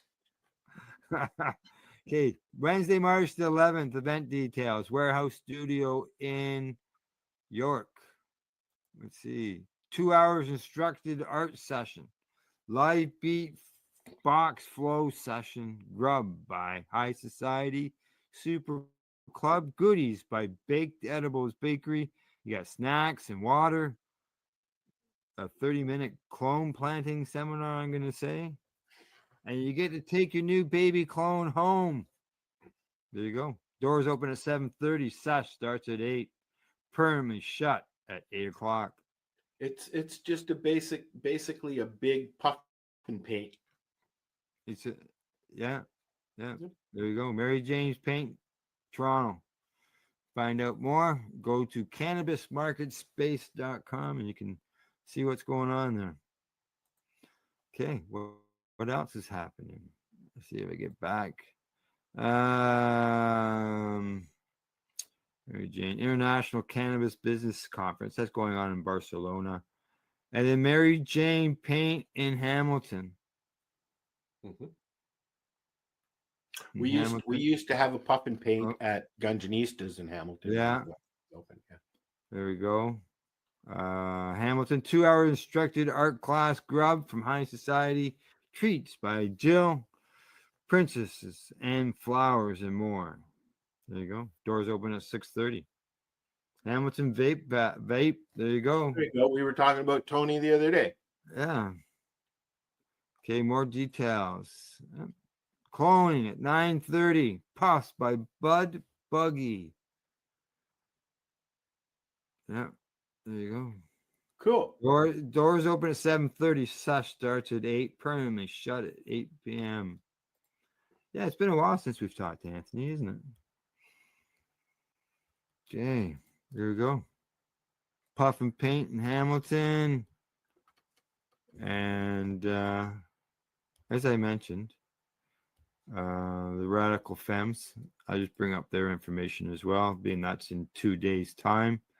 Radical Femmes, that's March the 6th from 10 till 2. And there you go. Location, Salona, Toronto, 314 Queen Street West.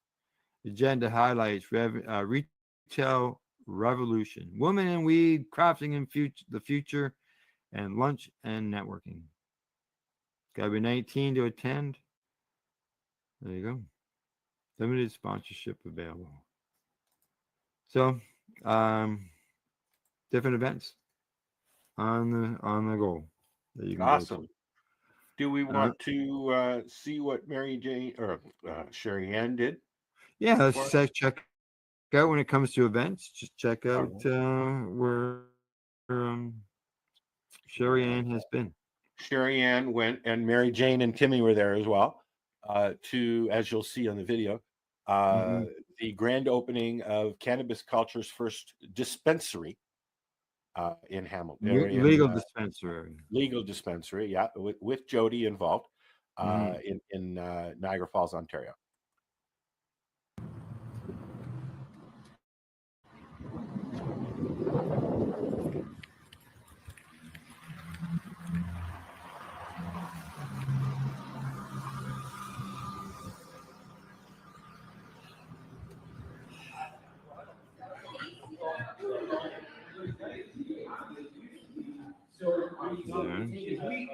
There's MJ. Matt was there too.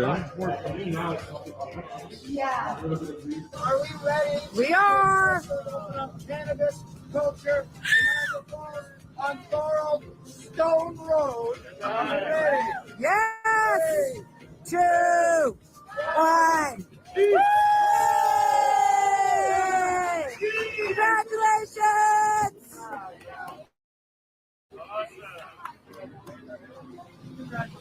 got a crowd.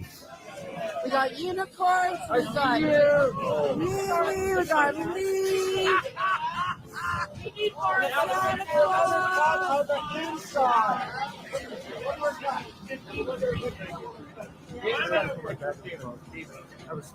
Yeah. Woo-hoo.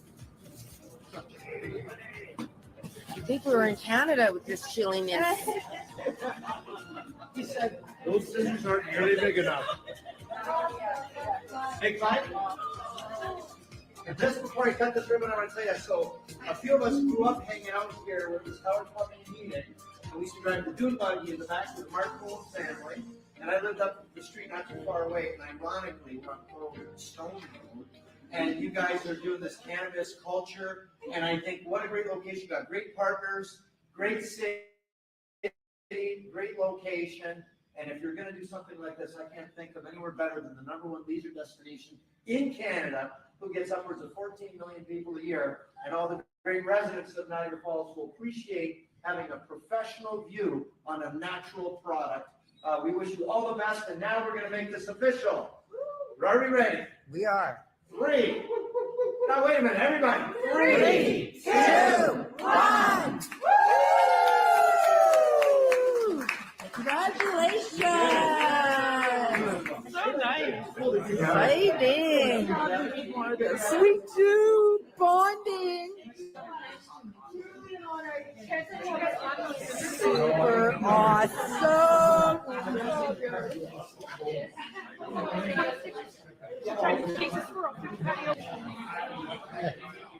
A little different than the last time. We'll bring the focus to tank. That's all you got on.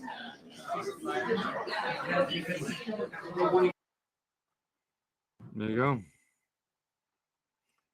The at the beginning, early on in the video, there was looked like there was a cover on a magazine with Jody on it. Mm-hmm. Mm-hmm. Yeah, And that was Jody walking towards Correct. Sherry Ann as well. Yeah. If it's the right one, I think it's. I actually have. I may have an article in that cover in that magazine. Cool. Yeah. Cool. Yeah, it was good to see. Good to see that Jody's been able to open the store. Something that she's been working for a long time, and good to see the community people over there giving her a hand. Well, she tried opening something in Kensington, but it didn't work out so well. So it's nice to see this will, Niagara Falls. Wow. Yeah. Yeah. Let's see. We got here from Grinder. Says that asked if I could reproduce the exact returns on a larger scale. Okay. Oh, I see. I dropped off some sales of what I did. In his report, he was more stoned than anything. He had shown up with his shop that he had samples, and then asked if I think I could produce the exact returns on a larger scale. And that's when he mentioned the micro business and asked why I'm not selling it at his shop. Oh. He says that one day, if you guys use something like a StreamYard, I'll show you some of my plants. Nothing fancy, just all organic running. Taking advice from buddies that are in the industry already. We should arrange that, buddy. Maybe arrange for you to come on for a short visit, and we go from there. But yeah, all organic, small grow. I know exactly what you mean. It's exactly what I'm doing as well. Do we want to move on and do this little thing that I found?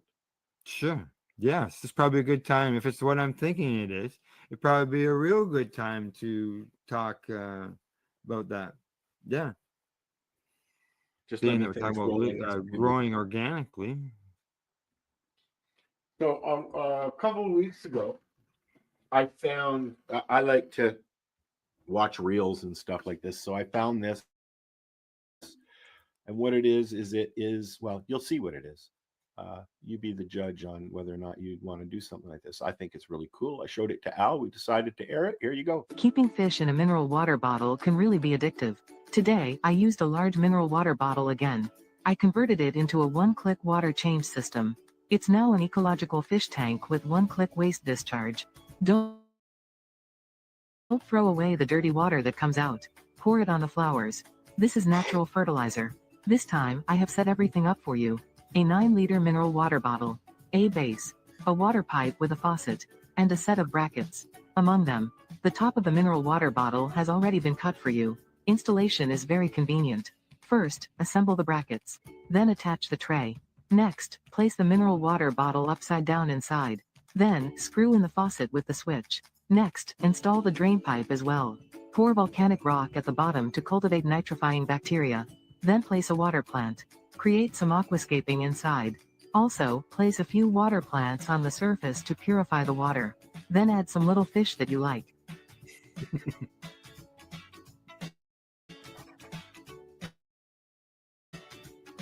There you go. Keeping fish in a mineral water bottle Let's can watch really be that again, addictive. shall we? But yeah, aquaponics. Which they've been doing for a long time. You know, just an off topics thing. My mom's friends owned the first hydroponic store in Toronto. It was right across the street from the Summerhill liquor store. You know where I'm talking about, Al. In Toronto, in Rosedale. And you could go in and buy whatever you needed to do your hydroponic stuff. And this was in the late 70s, early 80s. Unfortunately, the store was closed shortly after opening. Oh, that's not good. Yeah, aquaponics. That's what happens when you grow weed in the 70s. Yeah. I know at one time there was an LP that was growing with aquaponics in Peterborough, I believe, or was it Bancroft or something? Somewhere around there. Somewhere, and then they got licensed to have a controlled grow visible in the store. Correct. Well, Peterborough Hydroponics have a grow in the store, correct? Yeah, they have a license and they have their grow in the store. They can't sell any cannabis or anything like that, but yeah, they do have a grow in the store. Which is surprising because, you know, an LP is allowed to have a on-site store. So why wouldn't they allow that? Well, I know that in the Peterborough case, they don't sell anything. There's no license to sell, and it's it's a pinch grow in a store. It's a hydroponic store. It's not even a hydroponic store. So I remember the story. They had to put security and glass up, and so I was there a couple weeks ago, and they had some plants over there. Cool. Yeah. I remember going into stores before we became legal here in Canada, and they had pot plants. So, yeah. Yeah. Okay, what else? I got Grinder says that one of my good friends is the head soil guy at KISS Organics, and he keeps them informed on what he's doing, and he listens to his suggestions. That's right. That's all you can do is learn from others. I know when I first started growing that's what I did is some people would suggest do this, do that. And in the end, what I did is I just took what I found would work for my situation where I was. And that's what I do. I mean, we talk about it here. Al and I talk about it, and then I talk about it with my guys on the 420 radio show as well. And learning is this is my classroom. Yeah, exactly. Yep. All righty. Anything else? Events, entertainment, nothing? No. Okay. Well, I think we got it all. I think we got it all. I think that we are at the end of the broadcast. We got the hour and a half in. Time for lunch. Time for lunch. That's right. Probably time for a dog walk too. Mm-hmm. Yeah, that's what I'll be doing. I know that. I wish I could. Yeah. Yeah, I can't. There's 3 feet of snow in my backyard still. The Grinder says that right now I'm running a strawberry OG cookies, a Devort haze, and a couple of blueberries. Nice. Yeah. I think the fruity flavored strains are probably the popular ones. Cool. Yeah, for sure. All right. So nothing else. All right. Well, all I can say is thanks for joining us, Grinder, and everybody else who's tuned into the broadcast. It looks like we're done. You want to say goodbye? Bye. All right, we're saying goodbye, folks. Don't forget, same time, same place next week, Tuesdays, 10 a.m. Come for the wake and bake. Just shoot some shit, and get involved in the conversation. Send us messages, and we'll share them. Other than that, we'll talk to you later. Bye-bye. Bye.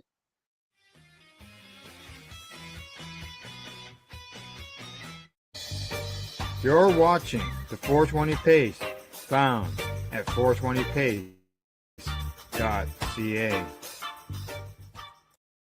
Rerolled Saturdays. Check it out. Nothing but non-stop cannabis and psychedelic programming. Find it at 420pace.ca.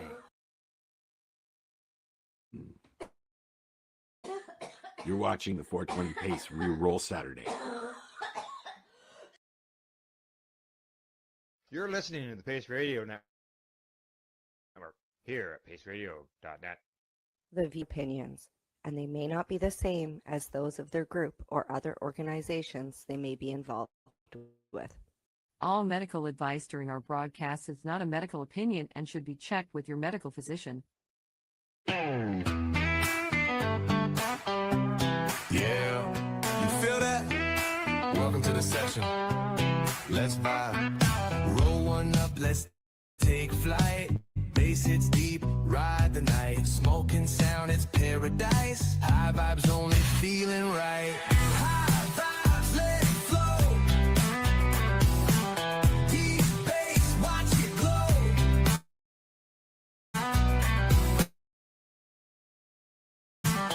Dub hits, rock and roll. Ride it up and take it slow. Moonlight beams through the haze, blunt burn slow, lost in space, no stress here, just let go. Dr. High sets the show. Yeah, we vibing, we riding.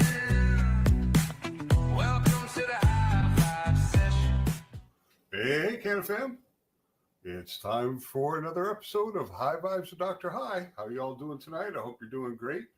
We got a lot of new music coming out tonight, 6 songs coming at you. I'm hoping you're going to enjoy them.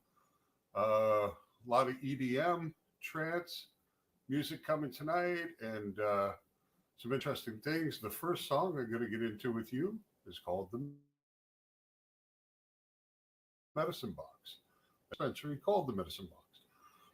And this song is kind of a tribute to my new employer. I'm really loving working there. I'm hoping to be there for the next 8 or 10 years, as long as I'm going to continue working.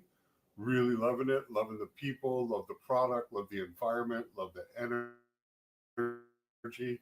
So great. So I have put this song together for them. I hope you enjoy it. It's called The Medicine Box. It's a reggae trance fusion, and it's pretty cool. Let's go. Not every dispensary feels like this. This ain't corporate cannabis. This is the Medicine Box.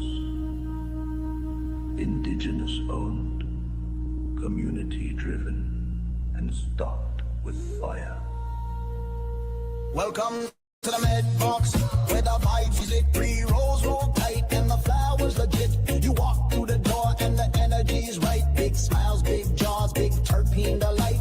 Clones in the corner, clean glass on display. Knowledge at the counter, no script, just a helpful way. From vapes to edibles, cards to wax. The team knows what's fire and they always got facts. It's the Medicine Box, no license, no gate. Just bomb weed, good people, and premium vapes. You want choice, we got it. From THC to CBD, get served with respect and leave feeling free. Ain't Health Canada, so you get what you need. No THC limits, just high grade weed. Whether you're microdosing or chasing the sky, you'll find your high here, no lie. Just buy. You got questions, we got more than million replies, but tenders with passion and honest eyes. This is a team, not a sales floor hustle. They'll match your vibe without stress or muscle. It's the medicine box, no barcode blues, just custom caring, high grade news, flower vapes, concentrates, and hash knowledge in your bag, fire in your stash. It's the medicine box, no barcode blues, just custom caring, high grade news,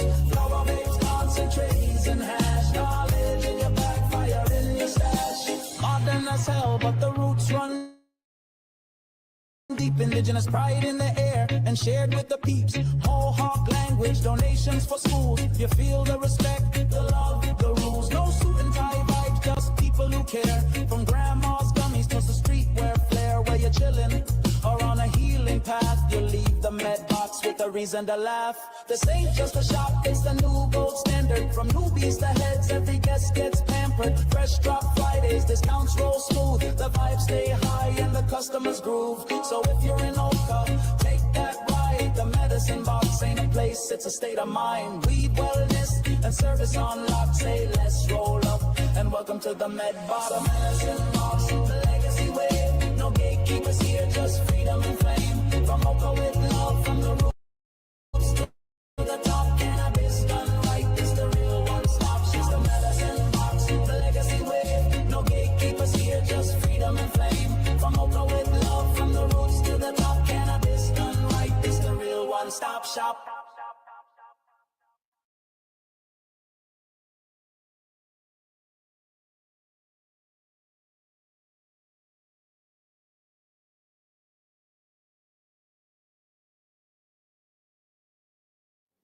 That was the medicine box. I wonder how you liked it. I'm at the medicine box 3 days a week, from Friday noon till 10, Saturday noon till 10, Sunday noon till 10. If you want to come down, we'll help you find exactly what you need. It's a great environment. We've got great food there, a nice bistro, really cool cold drinks and great coffees, and really friendly staff, good people. So you'll have a great time and you'll leave with exactly what you came looking for. So come see us at the Medicine Box. Next song, Blunt Force Frequencies. Sticking with the EDM theme, this is kind of cool sonically. It has some really neat transitions and great effects, and kind of neat. This is kind of designed for the rave scene, music festivals, someplace like that. It's pretty cool. So let's get into it. Blunt Force Frequencies.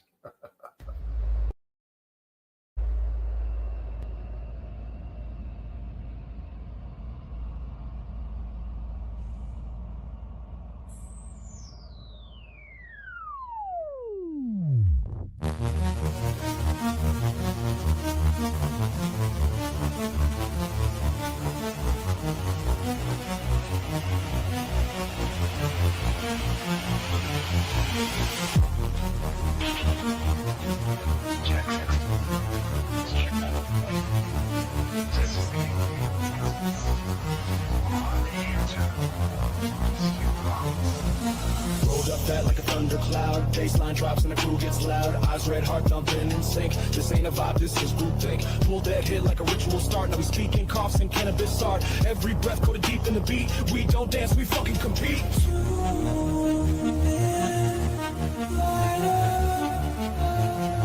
This we don't like, just amplify. Blunt force frequency, we loud, we lit past that.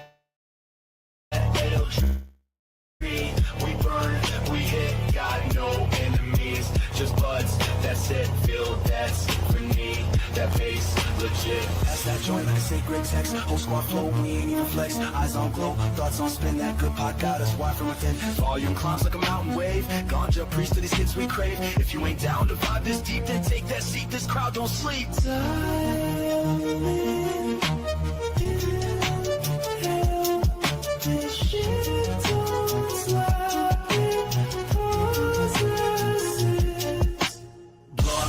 Frequency, we loud, we lit past that 80G. We burn, we hit, got no enemies, just buds, that's it, feel that's the need. flow through space. Hotbox time in a weed-filled case. Headphones loud, joints on fire. This beat's goddamn amplified. We got wisdom, the track got teeth. Blew that smoke through every belief. If the cops show up, just pass them a hit. Even pigs want peace when the vibes is lit. There's a frequency you don't hear. You feel it behind your eyes. It's not in the bass. It's in the drum. We're transmitting. You're already part of it. Blind force frequency. Turn up, get gone past that LAG. All night till dawn. Got no enemies. Just grasp, just can feel that set to me. Let it begin. Hash on the table, minds on tilt. Shit we say now can rebuild guilt. Tripped through truth and came back clean. Pot don't lie, it shows you the scene. Laughing too hard, forgot my name, but the beat remembers it. Plays no games. This moment's etched in TAC and branded forever in frequency. We don't just get high, we synchronize. Blunt force log and transmission.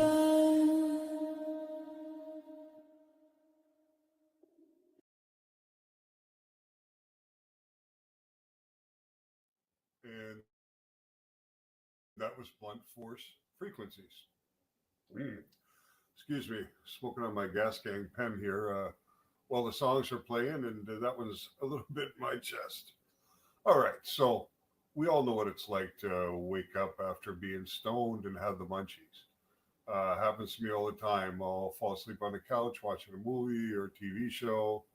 Then I'll wake up. It's like 12:30 in the morning, and I got this craving for sugar like crazy. So I'll go and I'll gobble up a few cookies or eat some chocolate or whatever the case may be. And I bet I'm not the only one. I bet you there's more out there like me, that's for sure. So this little song, a fun song, weed song, kind of silly, but it's called Midnight Munchies Manifesto. And it's fun. So let's check it out.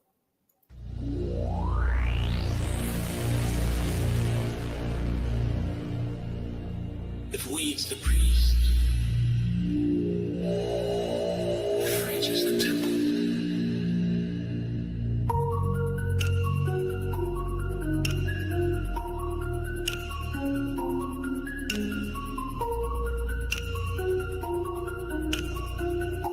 We gather not to pray, but to snack. Red, but the vision's clear. Moonlight beams on my stoner gear. Kitchen tiles like a cosmic grid. Each step sacred like a pyramid.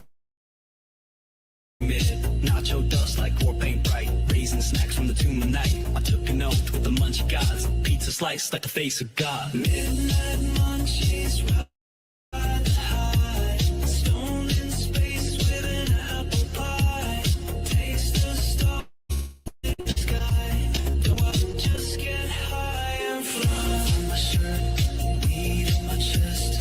Taco shell halo, I'm truly blessed. Mouthful of kush, soul at ease. Manifest joy through snacks and ramen steam in a gastric swirl. Shoot through time in a Dorito whirl. Peanut butter spoon like a magic wand. Bite so deep I met the beyond. Bong in one hand, fork in the other. Talking to my snacks like they were my brother. Left everything in a head, wisdom and a PhD. One more bite to unlock the gate.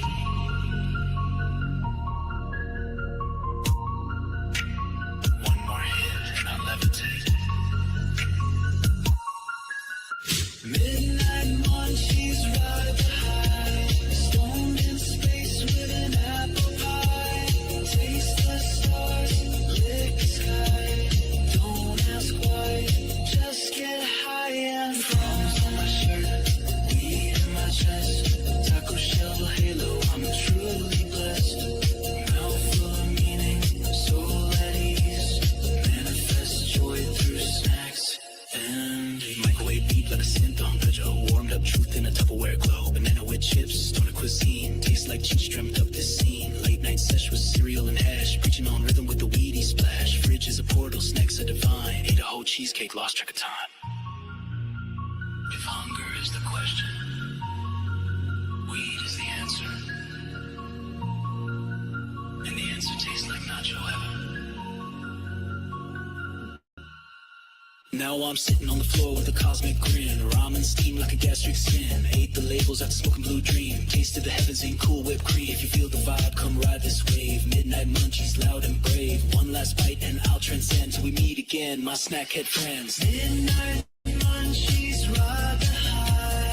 Stoned in space with an apple pie. Taste the stars, lick the sky. Don't ask why, just get high and crumbs on my shirt, weed in my chest, taco shell halo, I'm truly blessed. Mouth full of meaning, soul at ease, manifest joy through snacks and weed. I think I ate the meaning of life.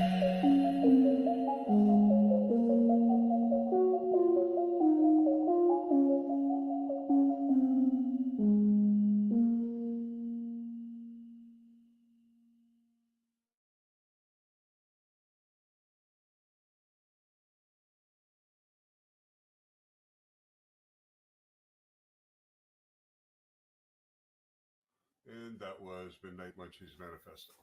Fun little song, all about the munchies in the middle of the night, getting high with some apple pie and kissing the stars and licking the sky. Just for fun.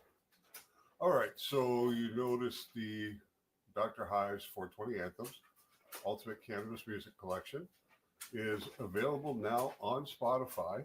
It's free. If you just have to have a free Spotify account, and you can go into that playlist. It includes all the Dr. High songs that you see here on High Vibes with Dr. High, plus all the other artists, Los Marijuanos, Eminem, Ice Cube, Wiz Khalifa, Snoop Dogg. It's a mix. It's a full playlist. It's more than 7 hours long now. But the one thing that every song has in common is it's only about weed. So it's perfect for when you're camping or having a party at your house or whatever the case may be. Check it out on Spotify. Dr. High's 420 albums, anthems, the playlist. All right. Next song, another new song. It's called Gravity's a Suggestion. Now, I don't know whether you've ever felt this, but I have at times smoked joints and been sitting there and actually felt like I was levitating from the high, floating in space in that area. Just a weird sensation, but it's almost like you leave your body, you become weightless. And perhaps gravity is a suggestion, just like reality. I don't know. Let's find out. Gravity's a suggestion.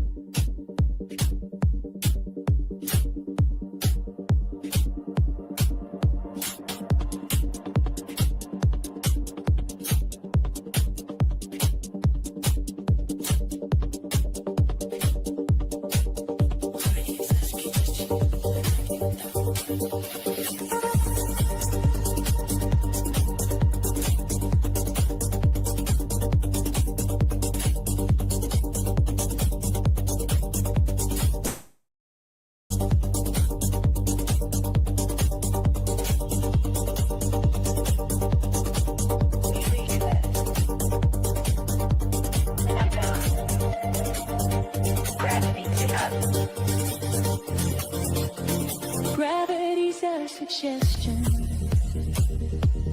I decline. Laid on my bed, felt the floor drift off. Ceiling melted, I have cotton mouth. Weed in my bloodstream, chills in my spine. Ganja gods say you're right on time. Hash orbits like Saturn's rings. Silence louder than anything. I'm floating now, nothing to prove. Weightless in a perfect groove. Gravity's a suggestion, not a rule I obey. I float with the rhythm, smoke through the day. Sky ain't the limit, that's just what they say. I'm on already gone and the stone's too late. Don't tell me to come down, I live innocent. Weed in my lungs and my worries spent. If earth calls back, I might not respond. I'm too far gone, vibing beyond. Saw the moon through my vape cloud swirl. Galaxies bend in a perfect swirl. My hoodie's got stars and the words stay high. Courtesy of that Dr. High guy. Read his book while I hit this pipe. Floated off logic, learn what's right. But damn, it feels good to understand. I'm stoned with the cosmos in both my hands. Gravity's a suggestion, not a rule I obey. I flow with the rhythm, smoke through the day. The sky ain't the limit, that's just what they say.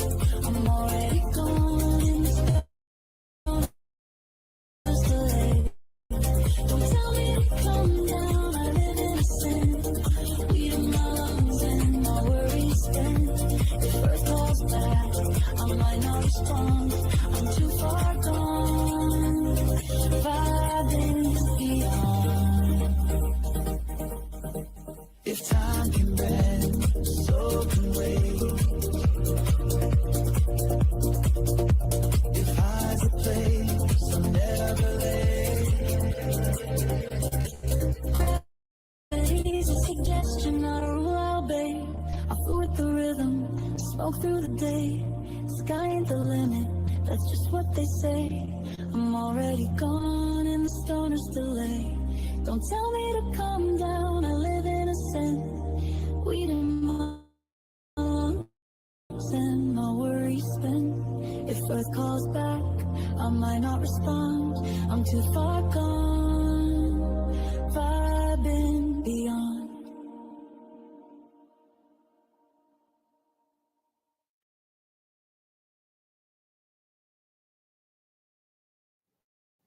Gravity's a suggestion. Sometimes it just might be. What's the reality?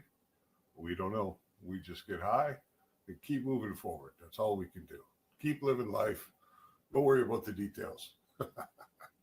All right. Another new song coming.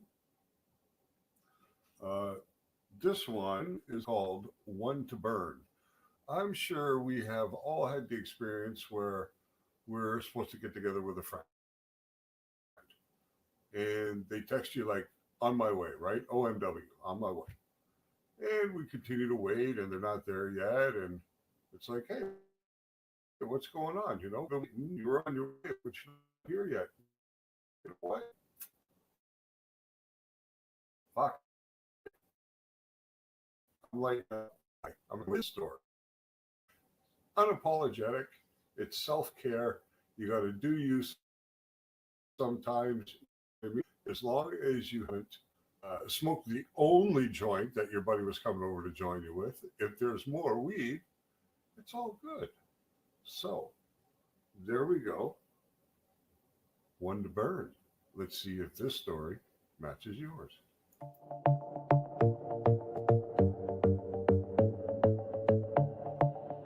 Don't ask me to wait. You knew what time I sparked. I wanna burn and I ain't ashamed. Breathing the vibe before y'all came. Shoes off, snacks out, music's tight. Lit that joint like a beacon in the night. Text said OMW, but that was a lie. So I sparked up, solo like a stoner samurai. Peaceful as hell with this pot in my chest. Y'all late anyway, I'm just blessed. Just me, my weed, as a man in loops. Laughing at nothing in cannabis truth. This ain't rude, this is self-care. So when you get here, act like it's fair. One to burn, I earned this. First in the circle, y'all late, don't trip. We still plenty, but I live mine first. One to burn, to satisfy my stoner thirst.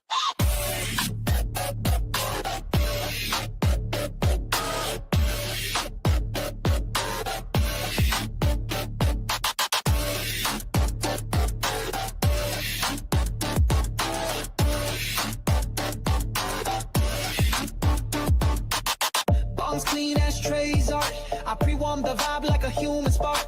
This, that good grass roll like a cone. Tastes like freedom, it burns, I'm home. You walk in and say, damn, you started, yeah, bro, that weed is now departed. I live in this vibe, I'm just letting y'all visit. And that first blunt, oh yeah, I kissed it. No guilt, no shame, no delay. We light up life our own damn way. First to blaze, last to judge. This weed forgives, it don't hold grudge. One to burn, I earned this hit. First in the circle, y'all late, don't trip.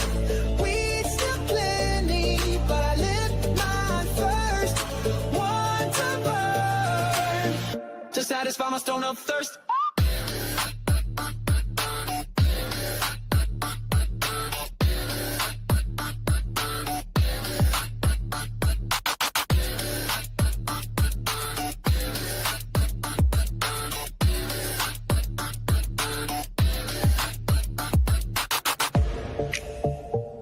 He who sparks first often giggles alone.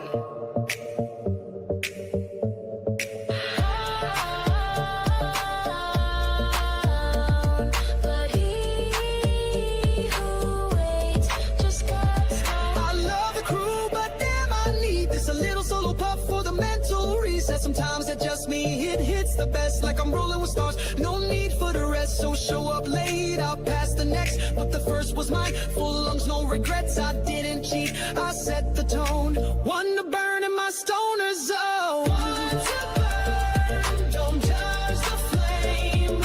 First in the circle, ain't playing no game. We still planning, hit this and learn. Vibes brilliant, thanks to one to burn. Y'all lucky I didn't finish the whole zip.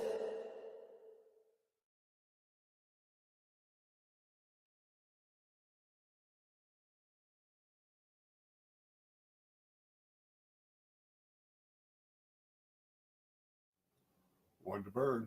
Gotta look out for yourself sometimes. Fun little song. All right. So one of the first places I can ever recall being exposed to weed in public was at rock concerts. I was really lucky. I grew up in Windsor, Ontario, which was right across the river from Detroit. So I was able to attend all the biggest concerts very, very easily. They had a bus that you could hop on the Windsor side. It took you directly to Cobo Hall or Joe Louis Arena. That's where all the shows were.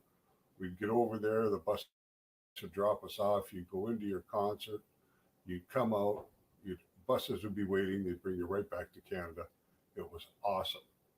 So there was a lot of weed smoke going on at concerts back in 1980 moving forward, because that's when I really started to see them. I saw a couple of shows prior, but after 1980, once I started high school, you had to go.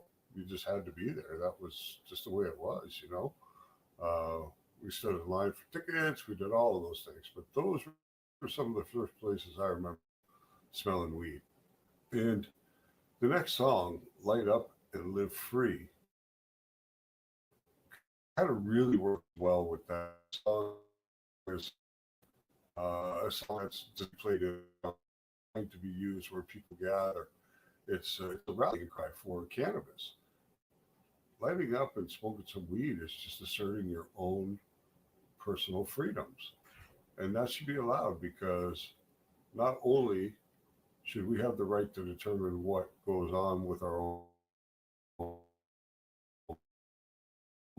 bodies, but this plant hurts no one. It's not acting. So I think we should all join together and play this song loud everywhere we go. We want to light up and live free. We want to live without apology. We want to love what frees us. We want to get high, and we want to stay human. Let's go.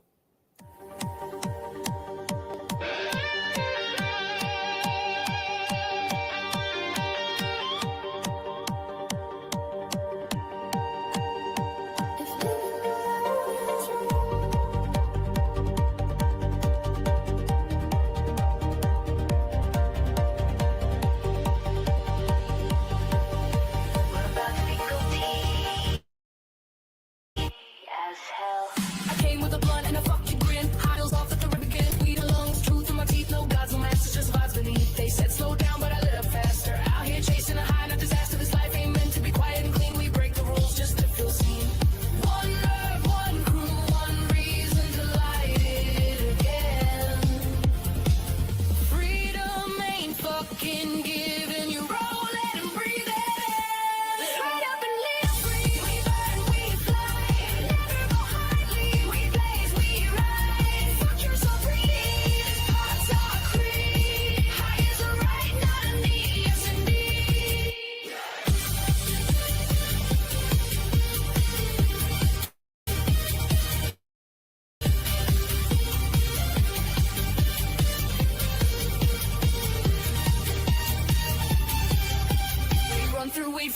on fire, chasing the beat like it says get higher. Pass that joint like a golden key, unlocking the chains that set me free. Little finger judge up, smell eyes, we toast with weed under rebel skies. Not here to behave, we came to belong, so spark that shit, we're already gone.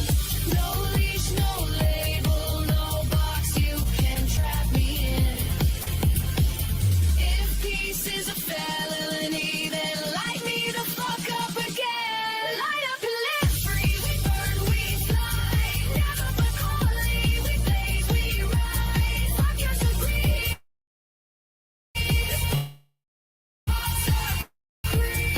High is the right, the lead.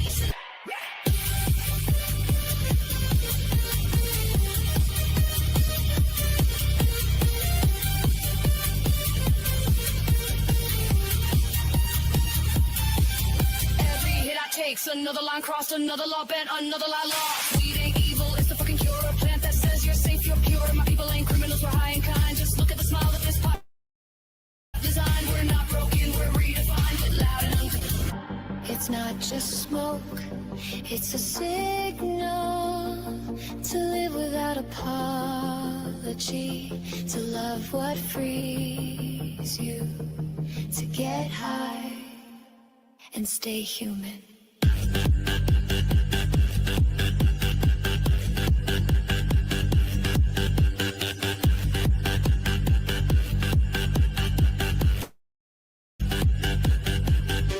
Light up and live free.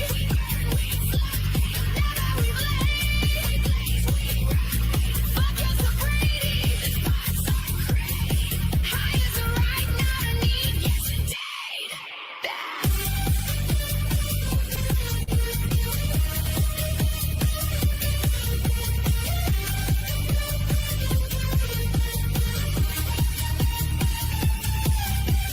This for the ones who were told pipe down, for every stoner outlaw in every small town. You live anyway, you lived your way, and the smoke you left still blows today. So here's to the high, and here's to the crew.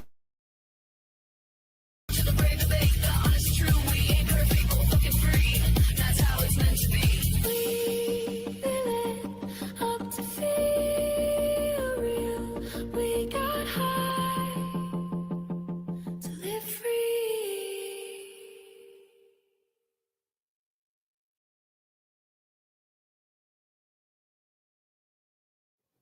Light up and live free. It's a motto we should all live by, and we should share, share, share. Let's try and break the stigma. I mean, let's do our best to try and get people to understand that cannabis is as normal as a glass of wine or a beer. It is actually far less harmful. Okay, so from a song that talks about freedom to a song that has some meaning to me personally. I was involved in the outlaw cannabis culture for a long time. Part of what I did was move money around the world so that it got cleaned up and would end up back here in Canada and be useful to the growers who were growing the weed and exporting it to the United States. I got caught up in a racketeering case with them due to an informant, and that cost me more than 8 years of my life. So I understand what's going on when we have people locked up for weed offenses. That's for sure. My sympathies go out to every family, every loved one, every person who cares about them, and to the guys who are locked up, because I'll tell you, after all those many years, you don't necessarily come home the same. So the next song, Under the Lights, is a song about a grower I worked with who started off out in the country, nice and small, and got big, and crazy things happened, and he got a lot of attention and made a lot of money, but eventually the police came knocking at the door. But one thing was safe. That was the money that he had hidden away that I had helped him fix. So here we go, Under the Lights.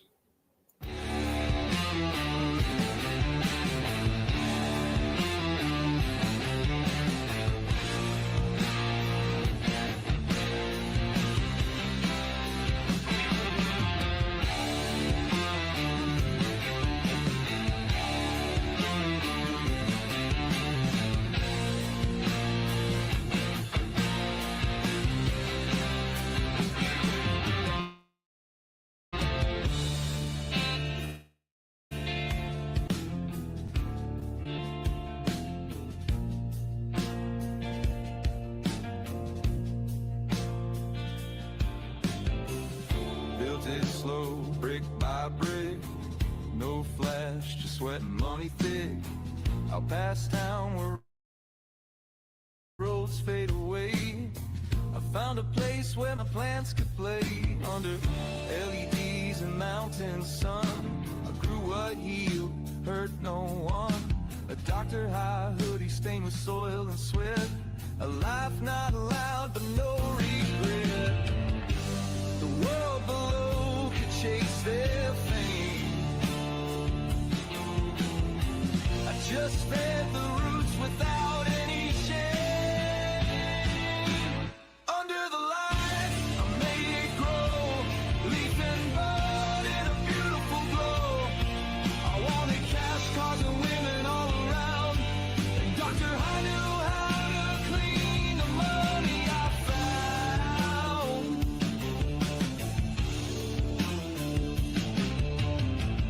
Word got out, demand got old.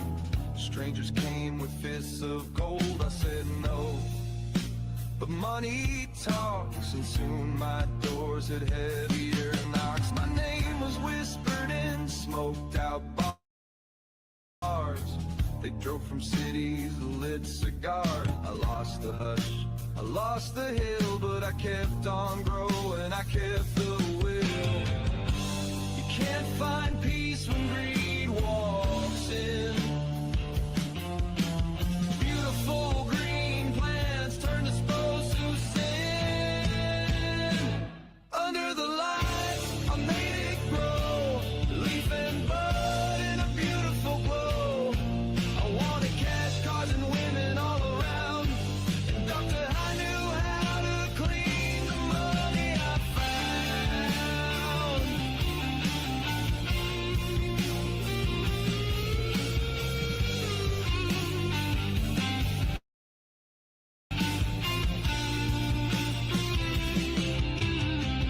Woke to boots and blue flood beams. Saw my dream ripped apart at the seams. They took the plants, they took the distillate jars. They can't reach the cash hidden under the stars. I lit one right there on the hill as they ripped me right against my will. You see from my sleeve, I grinned and turned to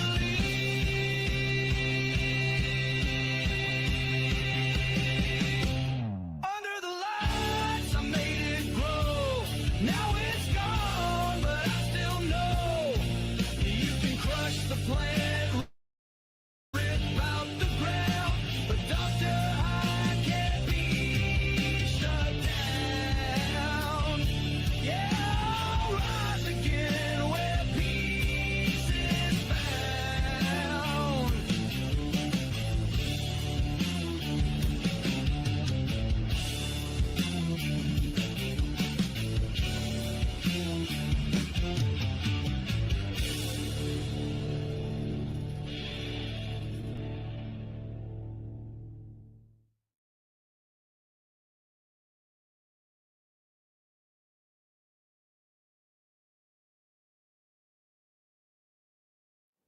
So, Under the Lights. Little autobiographical information in there, that's for sure. But you know what? The experience, it enlightened me. I was on kind of the wrong path, not with the weed, but with the money and the lifestyle comes, other things. So, it's probably a good thing that I got caught when I did and things changed. So I learned shortcuts, they don't pay. They just lead to trouble. That's why I work so hard and so diligently on Dr. High. This is a real passion and labor for me, and nobody's going to take it away. It doesn't make money, but it's okay. I love what I do. All right, next song, No Gravity. We've heard this one before. I played it on the show before.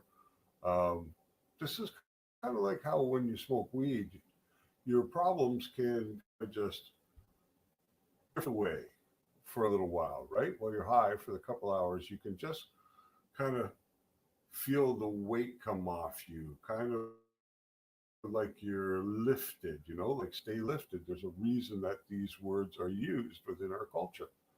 So No Gravity is about staying lifted, keeping your feet off the ground and your mind clear. Let's check it out.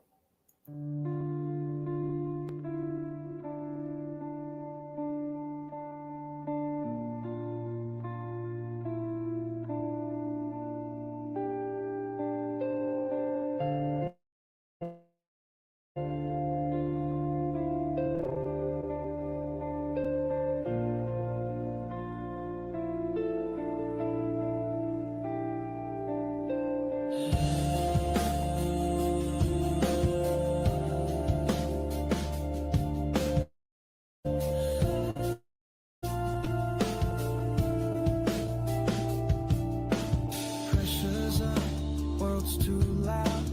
Head full of smoke, feet on the ground. Eyes to the ceiling, mind in bloom. Lit one up just to clear the room. Everything's heavy, dragging me down. Same old news, same old town. I float above, I break the chains. Inhale deep, dissolve the pain. Can't feel the pull of all their gravity. I found my space in this serenity. No gravity, I'm drifting high. Weightless, all beneath the sky. Don't bring me down, I just got free. I found my peace with Dr. Highway.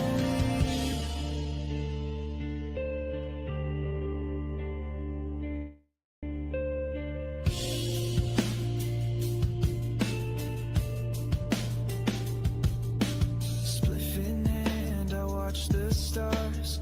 Dreams don't seem that far. I ain't running, just letting go. Let the weed teach me what I need to know. This ain't escaping, it's elevation. Higher thoughts, no hesitation. My body stays, but my mind descends. In this pot smoke, the static ends. Call me faded, call me slow, but you don't see the way I glow. No, no gravity,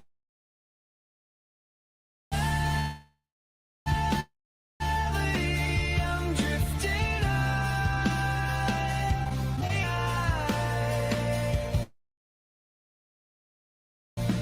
Don't bring me down, I just peace with Dr.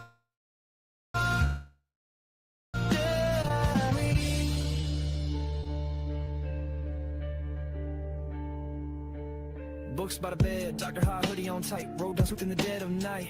Burning slow with my playlist on. Another joy and the fear is gone. Not a care for the clock or race. Just as rhythm in sacred space. They chase the world, I chase the leaf. Roll up the calm, exhale the grief.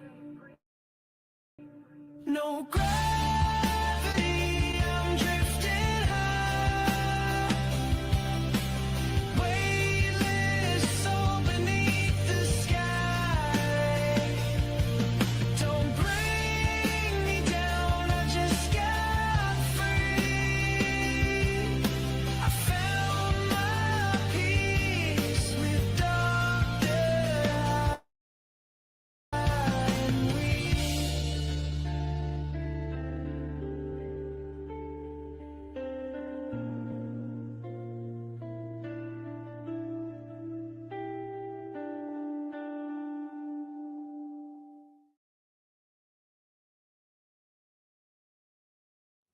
No gravity. So Dr. High is about creating all kinds of music as long as it's cannabis focused. And many of us understand that cannabis can be really good for intimacy, can be great for sex, can be great for communication, can have so many real purposes within the relationship in the bedroom. Then, of course, Dr. High has to produce something that's a little bit sexy. And as we're approaching a little later in the evening in the show, hopefully he's gone to bed, but we don't get too graphic here. The only explicit content that we actually promote is marijuana, cannabis, weed, pot, grass. Mary Jane, that's the only one we promote here. No dirty talk. But this is kind of a sexy song. It's called Lit and Laced, and it should give you the vibe of New Orleans.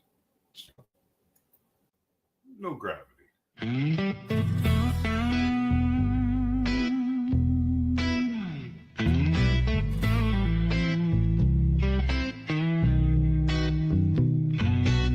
Smoke in the air, lace on my skin. 2 nights a game, tell me where to begin. Eyes like fire, hands so slow. One more hit, let the feeling grow.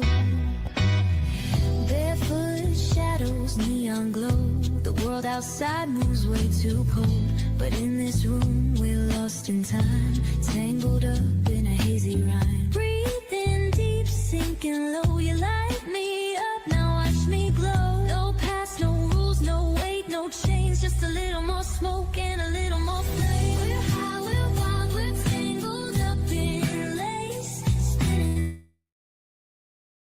slow, lost in the bass. Desire, let it burn, let it take us higher. We're lit, we're laced, we're floating in sin. Every breath pulls me deeper in. No words, no thoughts, just rhythm in space. Wrapped up in smoke, wrapped up in lace.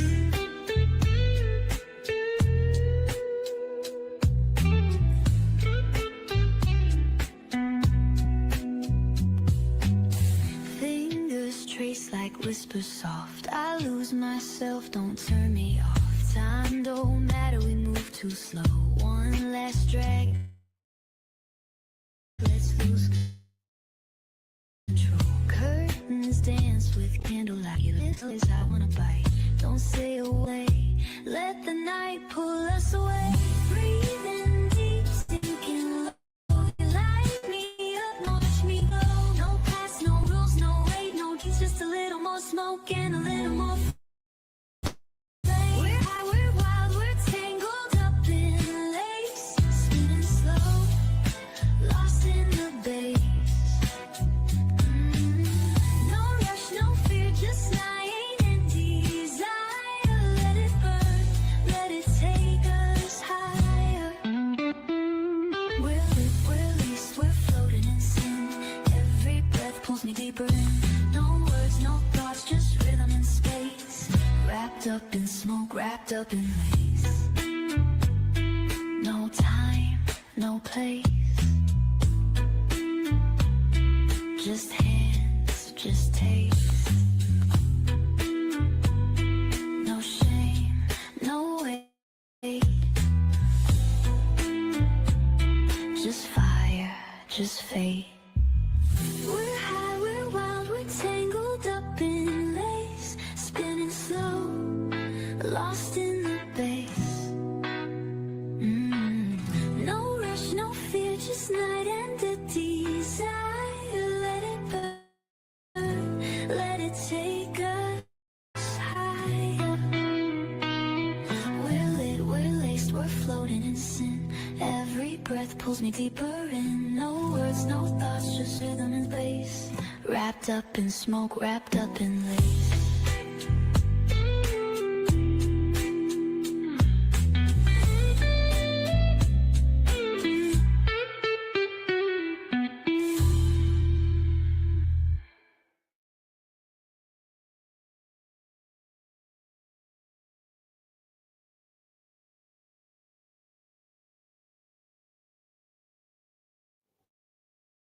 And that was Lit and Laced. All right, so next song, I don't think I've ever played on the show before. It's called Hash Eaters. Now, there's a misconception about Hashashins, which was the original name for what ultimately became Assassin. They were a group of gentlemen in Syria and Persia back in, I believe, the 1300s or so, that carried out political assassinations and killings of people in their countries. Now, it was said, but it was said by their enemies that they ate hashish and communed with hashish in order to get themselves into such a state of frenzy that they're able to go out and kill these people and commit these acts of violence. Now, we all know that cannabis doesn't do that, so it doesn't seem quite logical.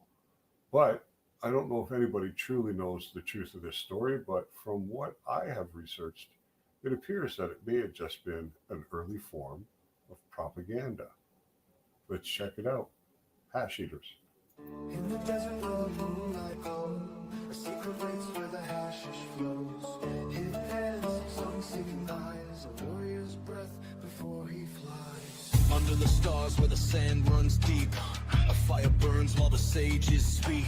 One last breath, one last taste, before the blade, before the chase. They move in shadows, silent and wise, eyes like falcons under blood-red skies. A vision granted, a mind set free, through deserts moving to sea. Whispered words in the palace halls, one deep hit and the empire falls. Dreams ignite, fear dissolves, smoke in the wind, the fate evolves. Through desert smoke, rise so high, visions burn the assassin's eye. Gift of the gods from dust to sky, Dr. High watch with a knowing sight.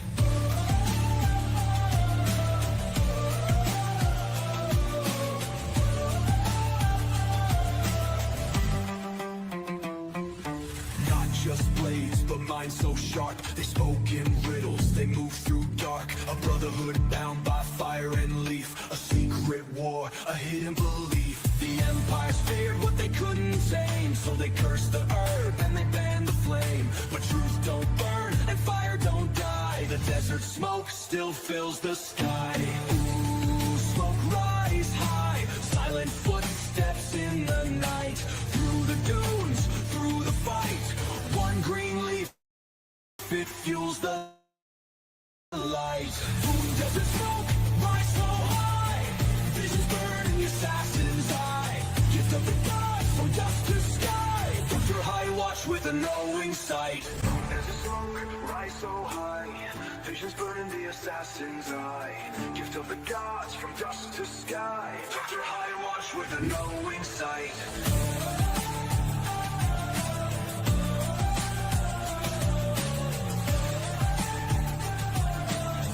High watch with a knowing sight. The kingdoms change, the stories fade, but the fire lives, the truth remains. From Persia's sand to the modern age, Dr. High still turns the page.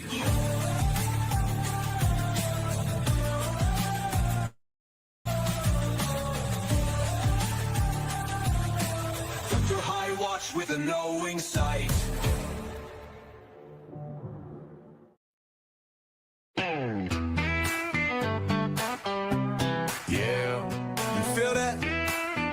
Section. Let's vibe. Roll one up, let's take flight. Bass hits deep, ride the night. Smoking sound, it's paradise. High vibes only feeling right. High vibes, let it flow. Deep bass, watch it glow. Dub hits, rock and roll. We light it up and take it slow. You're listening to the Pace Radio Network here at paceradio.net. The opinions of the individuals during this broadcast are their own and may not be the opinions of their group or other organizations they may be involved with. All medical advice during our broadcast is not a medical opinion and should be checked with your medical physician. Enjoy the buzz of legalization with Campbellford Lifestyle Shop. From lights to plant nutrients, books, consumption accessories, and more, we've got all your basics to grow or consume cannabis. Visit our info center or take a look at our piercing services and body jewelry, now available in-store through Campbellford Lifestyle Shop, 17 Bridge Street West, Campbellford. Limestone City Hydroponics is Kingston, Ontario's hydroponic shop. Take your growing to the next level and create the optimal environment with a tent kit, or maximize your yield with an ebb and flow flood table kit. Either way, Limestone City Hydroponics has more sizes and options to fit your needs. Are you looking for the power of the sun that adapts to your budget? Then look no further, as they have professional grow lighting. They have indoor grow systems that are easy and cost effective, with many options to fit your living space and lifestyle. Cultivate your growing potential. We have everything you need to succeed. And if you can't make it to the store, they offer local delivery to the greater Kingston area. Remember, when you're looking for experts to help you grow, then look no further than the locally owned Limestone City Hydroponics, 105 Sunderland Drive in Kingston, Ontario. Call them at 613-548-0420. We are people advocating cannabis education here at Pace Radio. And that's where my research on the plants and the species and that, and finding out, so that we're not just looking at it as cannabinoids and terpenes, but we're looking at it as cannabinoids, terpenes, and nutrient aspects. Right. So you can be meeting your health needs in 3 angles or more, rather than just the 2 when we look at cannabis, and we're not forgetting all about the fact that it is a plant.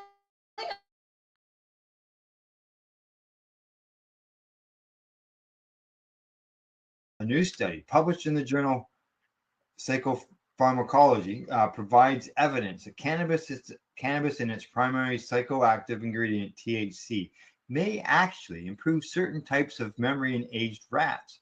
Through these effects depend on sex, the method of delivery, and the specific type of cognitive task. In particular, the researchers found that acute cannabis smoke improved working memory in aged male rats, but impaired it in aged females. Now, chronic oral THC, on the other hand, enhanced working memory in aged rats of both sexes without harming spatial memory or affecting younger rats. Wow, isn't that interesting? Chronic. That means constant. Chronic. Yeah. Okay. No Yeah. problem. No problem. The only thing that makes you cough. Whew. Cannabis use is becoming increasingly common in older adults. It sure is. From 2015 to 2023, the percentage of people over the age of 65 in the United States who reported using cannabis in the past year nearly tripled. Many use it regularly, often to manage chronic pain, anxiety, or sleep problems. But while cannabis is well known to impair memory and attention in young adults sometimes, very little is known about how it affects the aging brain, which is already more vulnerable to cognitive decline.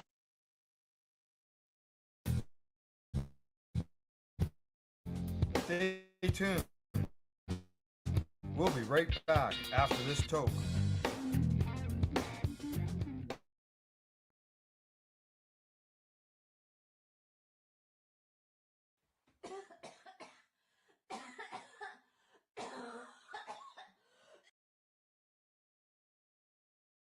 You're listening to the Pace Radio Network here at Pace Radio. This broadcasts are their own opinions, and they may not be the same as those of their group or other organizations they may be involved with. All medical advice during our broadcast is not a medical opinion and should be checked with your medical physician.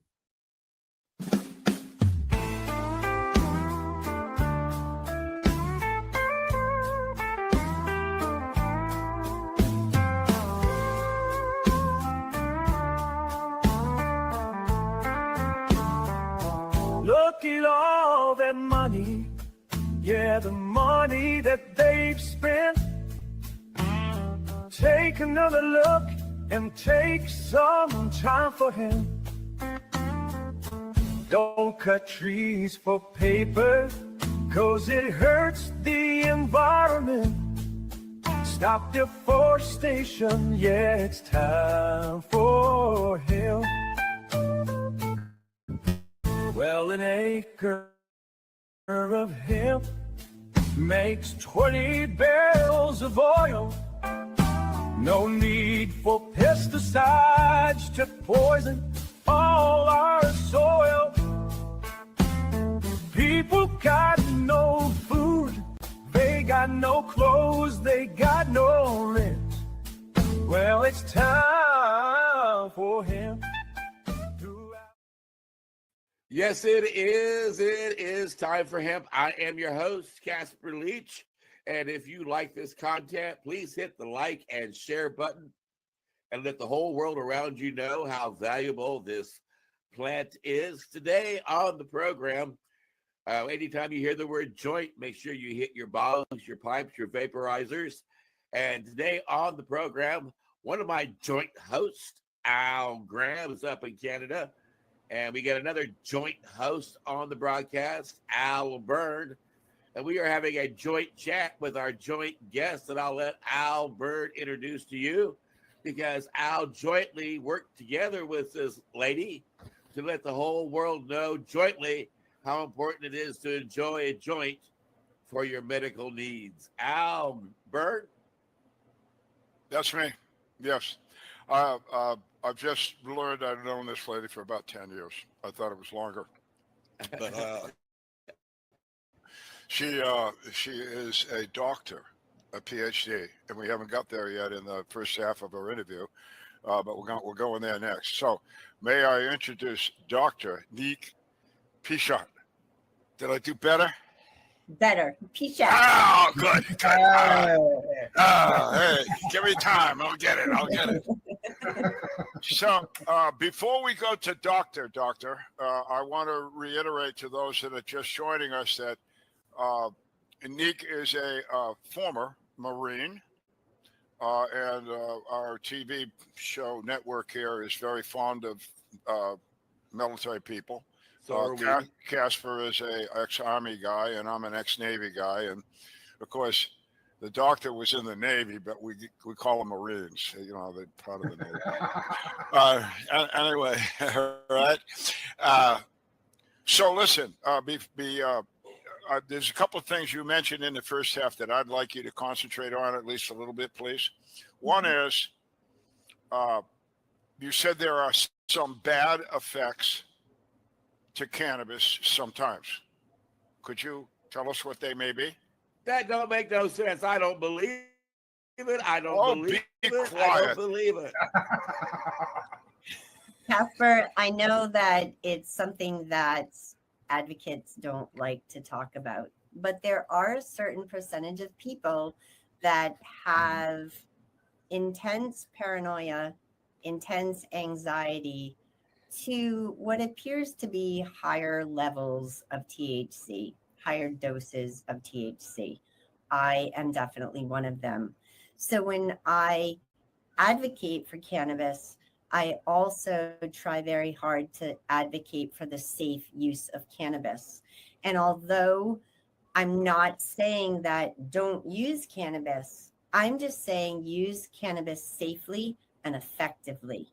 And that's one of the ways that we can help end the stigma, because I'm also a psychiatric nurse, and I am seeing patients coming into the inpatient psych units, and they're in a psychosis, or they're very, very paranoid.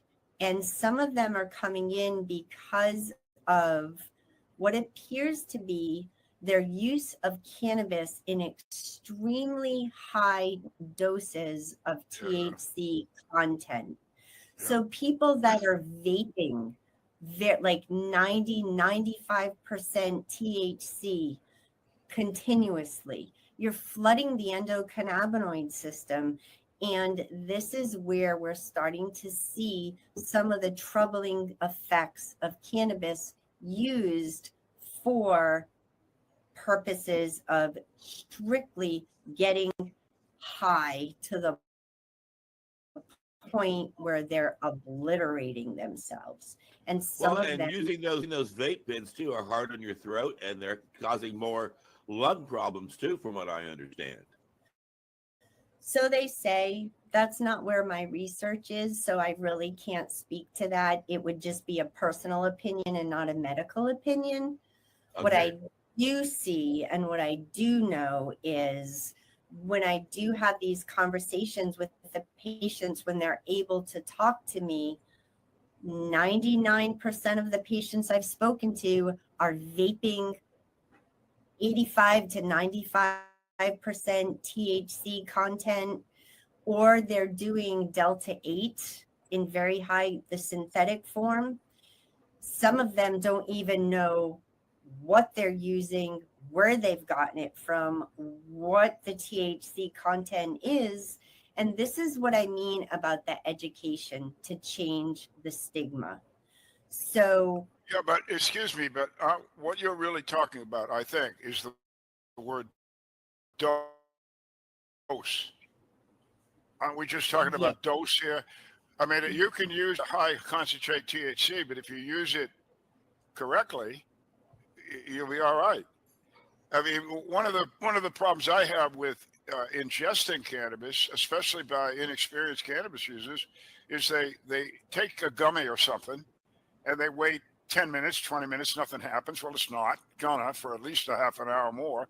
Then they take another one and nothing happens. And then they take a third one, and next hour they're in the ER going, So I just want to tell the audience, I want you to say to the audience, agree with me. I want you to agree with me, okay?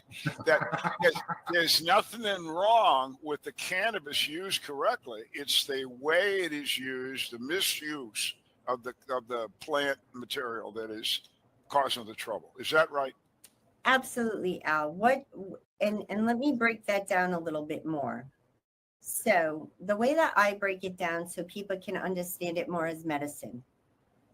If I was using Percocet for pain control and I was prescribed 5 milligrams every 6 hours of Percocet, but Al, you were prescribed 30 milligrams every 6 hours for pain control because you had a higher tolerance. But I ran out of my 5s, so I started taking your 30s. I could have different side effects of that 30 milligram Percocet than I'm going to have from that 5 milligram of Percocet, even though it's prescribed to me and even though it's medicine. So all I'm saying is that we're all different. We all have a different endocannabinoid system, and we all have to understand that cannabis can't always be used interchangeably for everybody, because everybody has a different tolerance level, everybody has a different use, everybody has a different medical need. So therefore, there's no wrong way or wrong dose if you understand what you're using it for. If you're taking a pharmaceutical and you say to the doctor, I don't like the way this makes me feel, there's a side effect that I'm having, the doctor's going to adjust that, or the doctor's going to put you on a different type of medicine in that same class. For instance, an antihypertensive. So for cannabis, that might not be the right strain for you. That might not be the right chemotype for you. We're transferring in the medical world into the chemotype versus the strain name. So the 3 different chemotypes are the different levels of CBD and THC. So I might need a CBD and THC equal part cannabis versus somebody might benefit from a higher THC and a low CBD versus somebody might be the opposite and need high CBD with a very low THC. And that's all I mean by dosing and THC content. I wouldn't go to a pharmacy, even take something off the shelf that was just, if everything was in a red box and I didn't know what I was picking, and just grab that box and bring it home and take it for a headache because I don't know what's in that box. So I think education is very important from not only the medical professionals that are out there, and I'm talking nurses, doctors, physicians assistants, nurse practitioners, chiropractors, not just the medical community, but patients need to advocate for themselves. And if they are choosing something that's not beneficial for them, then they need to have a conversation with somebody that has this education that can help navigate them to better choices that are going to be more beneficial to their needs. So, in order to do this, you became a PhD. Yes, And actually, what okay. And then you said, now I'm going to get these guys from the inside. So tell us that story. So I was a nursing supervisor in a psychiatric hospital during COVID. And while I was there, I was also working on my doctorate because, as I said, in 2016, I went to California. In 2019, I came back to the East Coast and I said, no one's going to take me seriously as a cannabis nurse with some of my mental health issues and wanting to stay as a nurse. So maybe if I get my doctorate, maybe then they'll start to take me seriously. So I went ahead to school. So while I was working on my doctorate, I had also established the Cannabis Nurse Navigator in 2016 as a student in the Entrepreneurs for All program. And with that, because when I was a patient, there was no nurses that could navigate me through this care. I had to do this all myself. So the Cannabis Nurse Navigator is what I wanted to do my dissertation on for nursing school. And my professor said that it would be too difficult and too big of a project to do. So while I was working during COVID, I was trying to figure out where cannabis might fit in. And I started seeing an uptick in cannabis use disorder to patients coming into the psychiatric hospital. And I would try to leave articles, even from the ANA, from the American Nurses Associations, for continuing education units for nurses so they could learn about cannabis, so they could learn about the endocannabinoid system. And the director and other staff members would take it off the desk and report me that I was trying to educate about cannabis. So well, you were. Yeah. I was. Absolutely. Well, they got that part right. Right.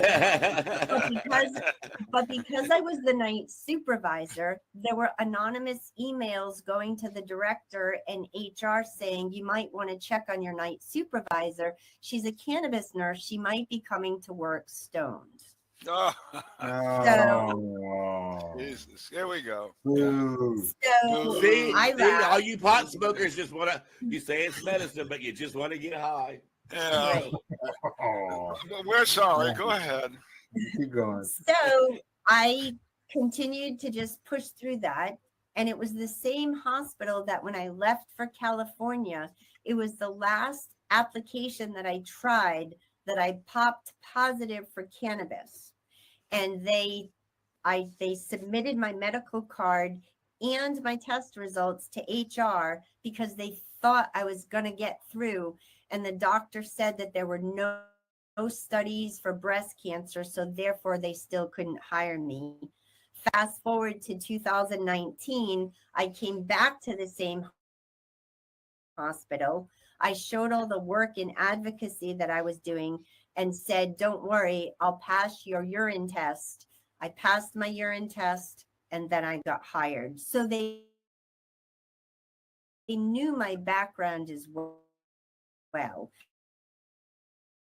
So they knew that I wasn't stoned at mental health and cannabis. And I started to see these nurse practitioners and psychiatrists that were diagnosing patients with cannabis use disorder, yet they couldn't tell me anything about cannabinoid therapeutics or the endocannabinoid system. So I started to question how they felt that they had the right to put that diagnosis on a patient's chart that was coming into a psychiatric hospital that was going to stigmatize their care once they left, and that diagnosis was going to follow them.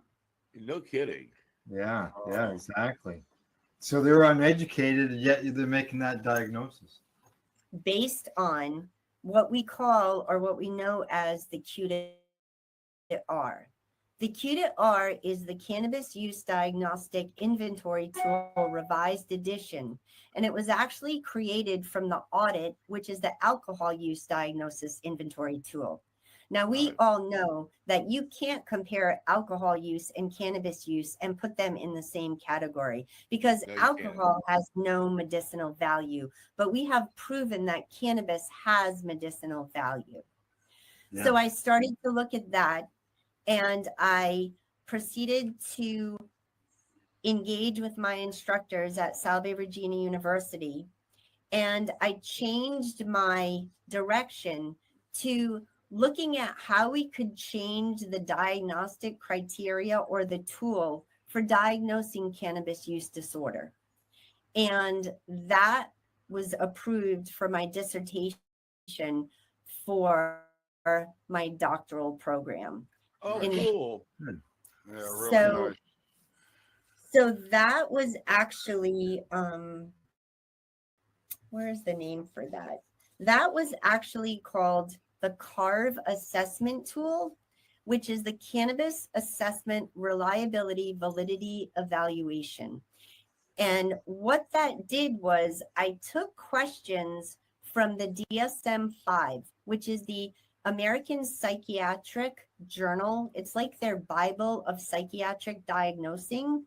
And I took the criteria for cannabis use disorder, and I took the Q-R, and I pulled together a plethora of questions, of interview questions, and put that together. And for my dissertation for school, I sent that out to providers. And by providers, I mean it was medical professionals who had the ability to diagnose. So they had to be psychiatrists, medical doctors, nurse practitioners, physician assistants. You had to have the criteria to be able to diagnose. And I had 16 respondents in a small pilot study that came back, answered the survey questions, and did feel that the questions that I built in this survey did prove that it was a valid assessment of cannabis use and medical cannabis use. So that was my dissertation for graduation. And while I was going through that, I started travel nursing because that psychiatric hospital would not let me do my study on cannabis use disorder. And all I wanted to do was go through the medical records of patients who were diagnosed. I didn't even want to have patient contact, and they wouldn't allow me. So I started travel nursing to get into other psychiatric hospitals so I could see if this was actually a greater problem than just my hospital. And I ended up at the Institute of Living in Hartford, Connecticut, in which when I interviewed, I told them, you please have to know that I'm a cannabis nurse. If you look up my information, you're going to find out that I'm a cannabis nurse. And their response to me was, Neek, it's okay. We have a doctor here that's studying cannabis. And I said, you do? So in my perception, I thought it was a young doctor that just got out of school, wait to get to lunch. So I could call the IRB, which is an internal review board for the ethics of medical research, to make sure that you stay in compliance and you're not causing harm to patients. I just have to plug in my computer so it doesn't die. Sorry. And with that being said, I left a message for Dr. Godfrey Perlson, who I didn't look up and I didn't know who he was, and told him what my study was and that I needed clinical hours. And he got back to me right away, and he pulled me into his research center so that way I could gain clinical hours. And there is where I learned he had been studying cannabis since 2014. He's a Yale professor. And actually this month, he was just recognized at Hartford Hospital as the top 100 neuroscientists in the world. And he's number 67 in the United States. Wow. We should have him as a guest. Absolutely. Absolutely. His work is on schizophrenia. And also, I was part of his studies on cannabis and driving. So I would, as a nurse in his research center, I actually dose participants using a volcano. And we do blood draws. And with the blood draws, then we do driving simulation. We do sway, and we do different testing so that way we can prove or disprove if cannabis and driving does show enough of an impairment. We also did a study with cannabis and memory, in which I place an IV and we do 4 to 5 blood draws. They come in for a placebo dose and they come in for a live dose. Then on both days, they go through an MRI while they're doing task in the MRI. They also do an EEG while they're doing task in the EEG. And at different increments throughout the day, I'm drawing blood so that we send blood to the lab to see where the cannabis, the THC levels are in the blood. And we're like really charting all of this. That study has now closed. We're waiting for the data on that study. And 2 weeks ago, we just started our new study on cannabis and aging because of all of the hype we're hearing about cannabis and the elderly and strokes and heart attacks.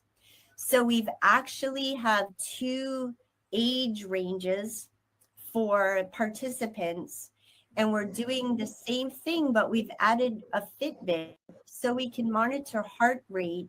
And we've also added an EKG when they go into the MRI, so we can also see what the heart is doing while they're under the influence, while they're going through these tasks. Well, you'll have to come back and share your data with us when you get it. Yeah. That's very I was just going to say that. We're running out of time. I've got a quick question because I'm the Canadian on the panel here, and I understand that you have done some work here in Canada, and we've got about 2 or 3 minutes.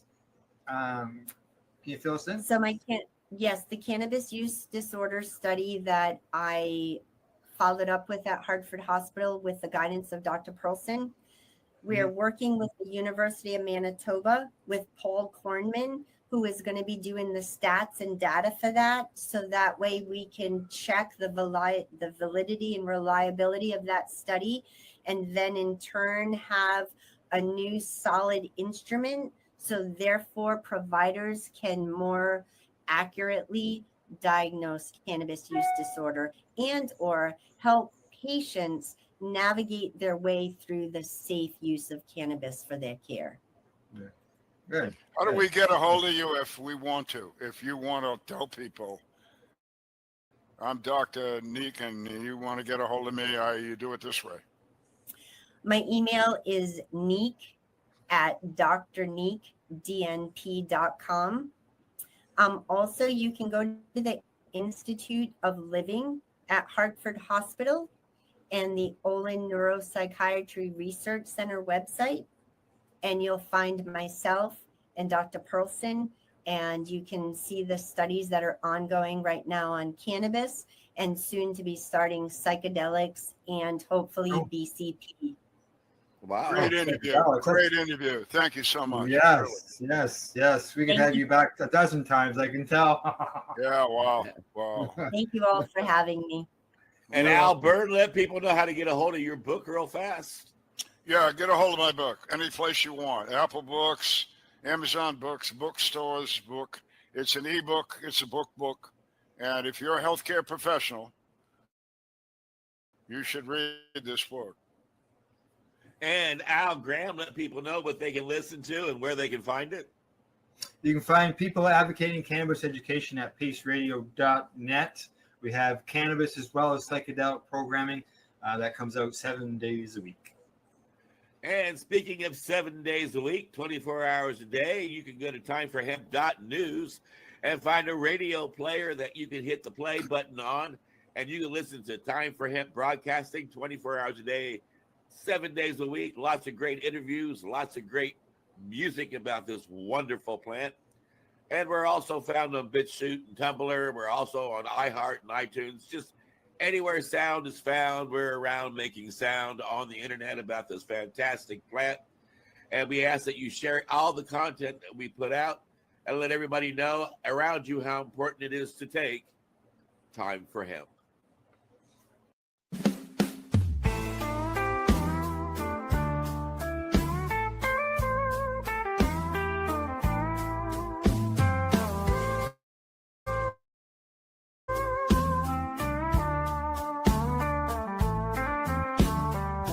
Look at all that money, yeah, the money that they've spent.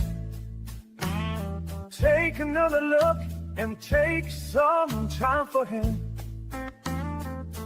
Don't cut trees for paper, 'cause it hurts the environment. Stop deforestation, yeah, it's time for hemp. Well, an acre of hemp makes 20 barrels of oil. No pesticides to poison all our soil.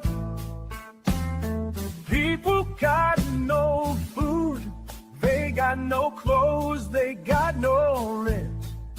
Well, it's time for hemp. Throughout Earth's history, hemp has been used, no mystery. Hemp was legal to pay your taxes for more than a century. Check your faxes. The founding fathers make sense to me. It's time to grow hemp legally. Think of all its uses. It's money that's well spent. Right now, no excuses. It's time for hemp. Sustainable green industry, that's our intent. A better place this world will be. It's time for hemp. Fuel and food and clothes and soap. Housing, cars, yeah, cars, no joke. Henry Ford built a car of hemp. It's time for us to do it again. People be employed with balanced farming as it's meant. Right now, it's time for hemp. Hemp is a true necessity for the wealth and protection of this country. These are words of Jefferson Thomas. He grew hemp, why not us? It's time to lift the hemp ban. It's time to lift the hemp ban. Yes, we can. I know we can. We can make a difference. Yes, we can. Yes, I know we can. Who can work together and lift the hemp ban? Look at all that money. Yeah, the money that they've spent.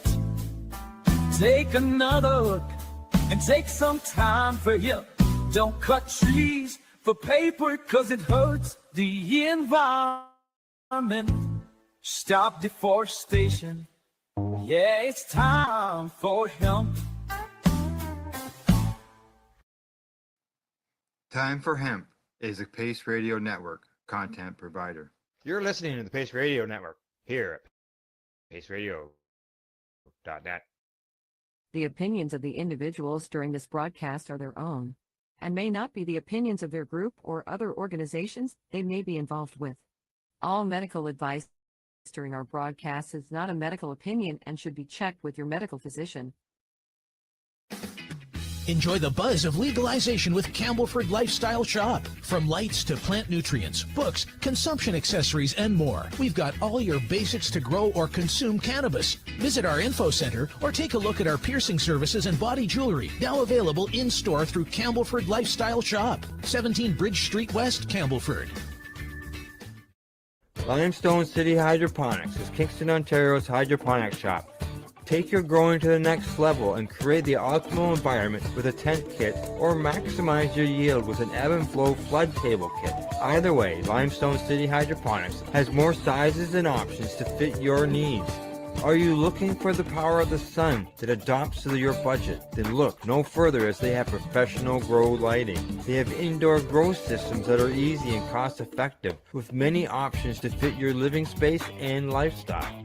Cultivate your growing potential. We have everything you need to succeed. And if you can't make it to the store, they offer local delivery to the greater Kingston area. Remember, when you're looking for experts to help you grow, then look no further than the locally owned Limestone City Hydroponics, 105 Sunderland Drive in Kingston, Ontario. Call them at 613-548-0420. We are people advocating cannabis education here at paceradio.net.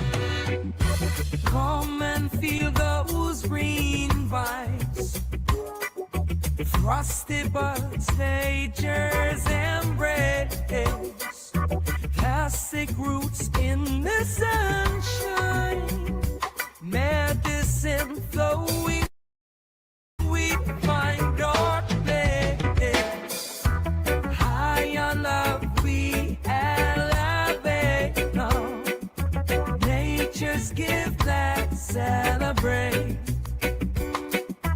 in the garden.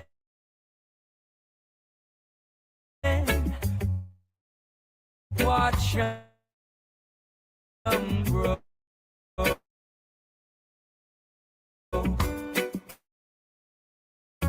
Nurture dreams in the warmth of from the sun that we create. When the evening falls, we'll gather around, share the stories of the healing found. With every puff we sow the seeds in this fight, we fulfill our needs. High on love we elevate on. Feel the joy that can't wait. In the garden, watch them grow. Nurture dreams that last afloat.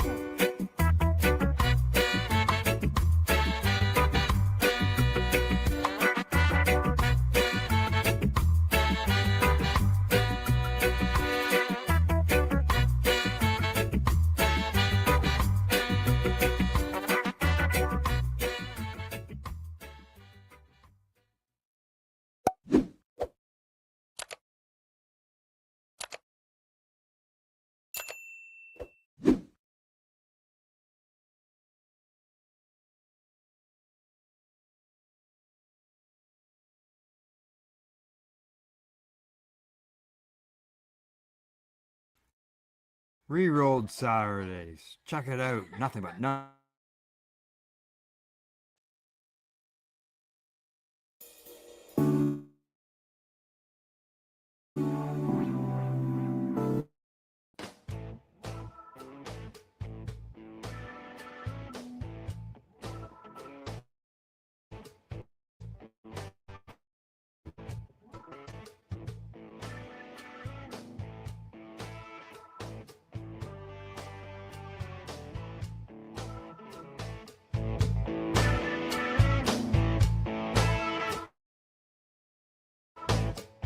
Hello, everybody. Welcome to glass blowing today here at the workshop of the Apple.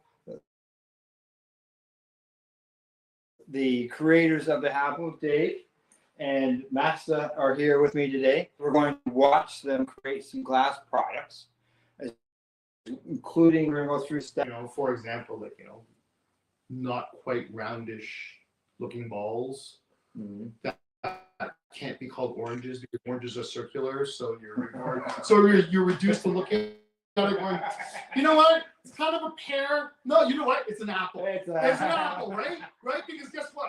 Nobody actually has a definition of what an apple shape is. That's right. Right? Yeah. And there's thousands of different breeds of apples, right? Correct.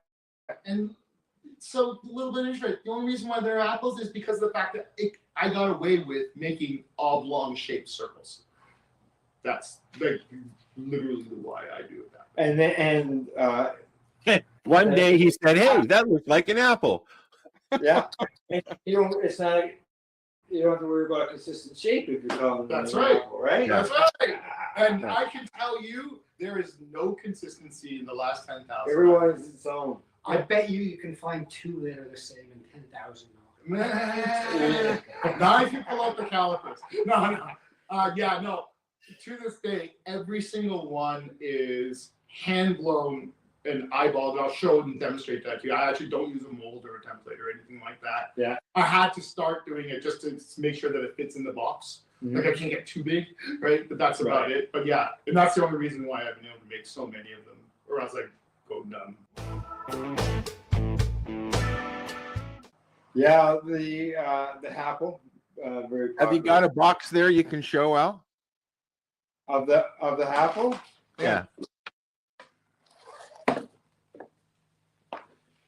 There you go. There's a apple. Yeah, this is the apple here.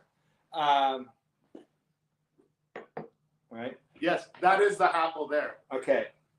And there's a stem, just like on a apple. Yeah. Right? That stem essentially. Okay, so this, guys, is a BT bottle with a little straw on the end of it. Okay. Back in the day, we used to have glass bottles, soda pops in glass bottles. Okay. Soft drinks, glass bottles.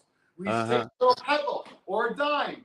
We used to stick into the glass bottle. We used to use a lighter, heat up one corner of it, which is Damn, got to do it again.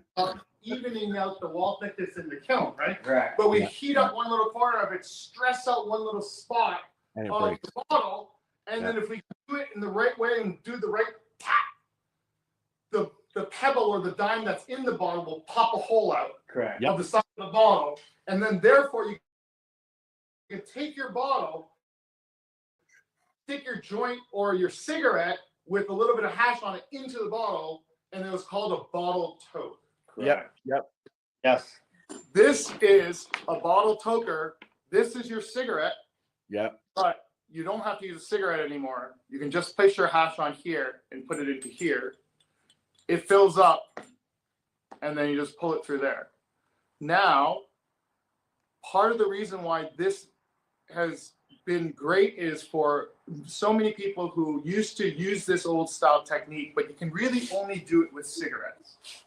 Yeah. Right? Yeah, 'cause During you bottle time. yeah, You couldn't do it with joints. People claim that they can do it with joints, but they're lying. Okay, it's not possible. It was always tobacco, right? And then so as guys got older and you had to quit smoking, you weren't able to do bottle tokes anymore because you were smoking. You just didn't want to have cigarettes around, right? So a lot of people had to give up hash because of the fact that they couldn't do any of it. So when we came up with this, it allowed more of the original old-timey smokers to be able to experience and enjoy hash for the first time without having to dilute it with tobacco, dry cannabis. Yeah, and I'm a person that doesn't smoke tobacco, so I wouldn't like tobacco. No, and so you never would have had a bottle toke. Yeah, like that would never have been something that you would have appealed to you, right? You're like, no, I don't want the tobacco. And when I did have one, it was and then with cannabis, then you've got your cannabis included in your hash, so then you're not getting that just if you want just that hash taste. Well, what you're doing is you're making your cannabis a little stronger, but you're making your hash a lot weaker. because you're just adding. It's like, no. And here's an interesting development within the legal market that's kind of it kind of dovetails nicely into the hash devices is. Right now within the legal market, there's such a competition between the stores to attract and keep customers. They're doing everything they possibly can to keep them to come around. And what that usually means is that they're trying to get their customers as medicated or as high as possible, thinking that that's the best way to retain a customer. Is that fair? Right? Some people THC is the main thing, correct? Yeah. For some people, yes. So with something like this, we want to be able to provide them with a device that by the time they start smoking hash, they're already moved past dry flower, one strain at a time. They've moved into the pre-rolls, which are infused. Yeah. So the pre-roll dry tobacco or dry cannabis infused with this, infused with that, laced like dusted with this and that. Yeah. Yeah. Right. The KIF. Well, the whole part of that new smokers lose is they lose the experience of learning about the different strains of cannabis and the effects of individual strains. Because everyone's getting a salad joint, as what we used to call it, right? Yeah. So no one had an idea of what strain did what because you don't know, right? Especially in pre-rolls, they don't normally tell you what strain it is. No, absolutely. They might say premium cannabis. Yeah. Well, what the hell is that? So what customers are coming in, they're buying single strains, it's not doing it for them. So now whether they turn to their bud tender, ask for recommendations, bud tenders always turn to an infused pre-roll because that's great bang for your buck from a consumer perspective, from a bud tender perspective. But what that's done is created this whole step in the cannabis community that everyone has skipped in the new legal market because in the old market, we had no choice but to try all the different dry flowers. We had no choice but to get one or two strains at a time. And if you don't like it, you mix it. What's that, Al? And if you don't like it, you mix it. Yeah, exactly. And if you didn't like it, you go back to your dealer. Or you wait till next week. Or you go to your Next batch. and you ask for something different. But really, it wasn't that. But now with these infused things, it's artificially gotten people more stoned without the actually understanding the benefits of indicas versus sativas. All of the stuff that the older people and all the stuff that the advocates and the educators want people to know about. So now what happens is they get tired of the pre-rolls, their taste buds and their cannabinoid receptors are all messed up because they don't know what they're getting. They can come back to a single strain of hash using one of the hash devices, right? And please, like this is the Happle's the affordable version of it. There's lots of hash devices out there, right? But just an opportunity to be able to smoke a pure hash just on its own without diluting it anyway, right? Yeah, This would be the first time in decades where I was able to consume just straight hash. All right, so who has the hash? I do. So I have a question while you guys are getting the hash. Yeah. What's the price range of a Apple? Retails for $54. Retail. That's very reasonable because you go and you can get just a simple bong for $120, but it's just that, right? So this is nice. This is nice. It's just that it's hash. You can just straight hash. I've seen Al using his. How long will a piece of hash last in that? Well, I myself, I've learned. Let's find out, shall we?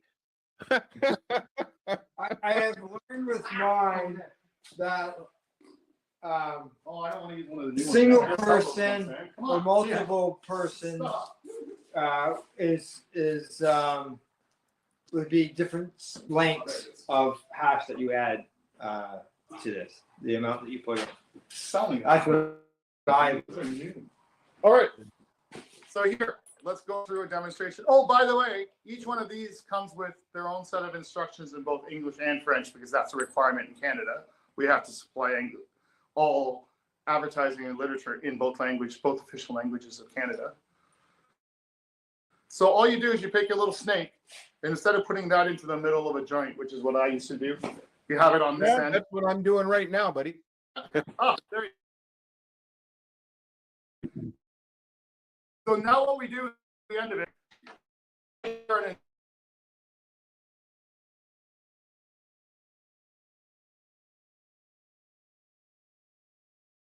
Now, some hash. So this was built for the old school hash. This is the hash that your uncles and your grandparents would get. And this is the stuff that we would all treasure whenever we could get it because we thought it was the best stuff because it's the constant. It was our form of concentrate. Correct. Right? That's When we were what it young, was. right? Yes. This is our form of dabbing, right? Yeah. We used to love it, especially the old guys that smoking 5 or 6 joints for breakfast. Yeah. So anyway, so Al, as you can see here, it's brewing, it's filling up in this chamber. Once I get to a point where it's filled up to enough for my lungs, Yeah. it up, tick the little bit. Because you can just Suck sip it, out. right? Yeah. And then just drink You it just out of sip this bottle. And then Yeah. I put it back down. Pulling it in, draws fresh air through it, so that way it's reloaded, reset, refills itself. If I forget about this, usually happens about the 4th or 5th one of them. I get that. After I've forgotten about it, it'll put itself out and it'll snuff itself out. I've anecdotally heard that this is a very efficient way to smoke your hash and consume your hash because very, very little wastage. And it's You know, personal. that's- It's all personal, really- but you can share it. You There know, you go. it's like a drink. It's personal Yeah. size, but you can share it around the room. I have a student glass, and you can share that for hours on end. Right. Yeah. And then and that's it. So when it comes to the amount of hash that you put in there, being that it'll go out Eventually, yeah. and relight it. And then you relight it. Yep. Yeah. No, I just put a big long snake into it and just forget about it. Like and then I'll pull on it and then, like I said, 2 or 3 of those and then you forget that what you were doing or what you were smoking. Not. Oh yeah, you don't smoke. Not really. No, that's right. Yeah. He doesn't share with his underlings. I think a joint smoker would like that. What's that, Al? I think a joint smoker would like that. Oh well, yeah, I smoke joints all the time. There you go, Master. I'm gonna drop that into there for him because he's a special one. Oh, he needs the fresh one. Of course he does. He's master. Well, look how beautiful that waterfall is. Yeah. It's yeah, that's one that didn't cost quality insurance, by the way. It's all right on the back. But those are nice. If you've got five or six people sitting around and you got 5 or 6 people or 6 of those, you can just share it, but not share it. Yeah, and my whole idea with it is why share it when you can all have your own? And to your point with the 40 size one, any bigger than the chambers that we make is too big. The smoke, the hash smoke just gets stale and old, right? Like you know that old bomb smoke. Don't make sure you clear the tongue out. Yeah. Right. You know what we're doing, right? Same thing, right? right. Like, oh, look at that. So, That's super cool. Look at that. Look at that. Look at that. Look at that. Look. That's hash smoke. Hash smoke falls. Yeah. And this is why you should clean your apples.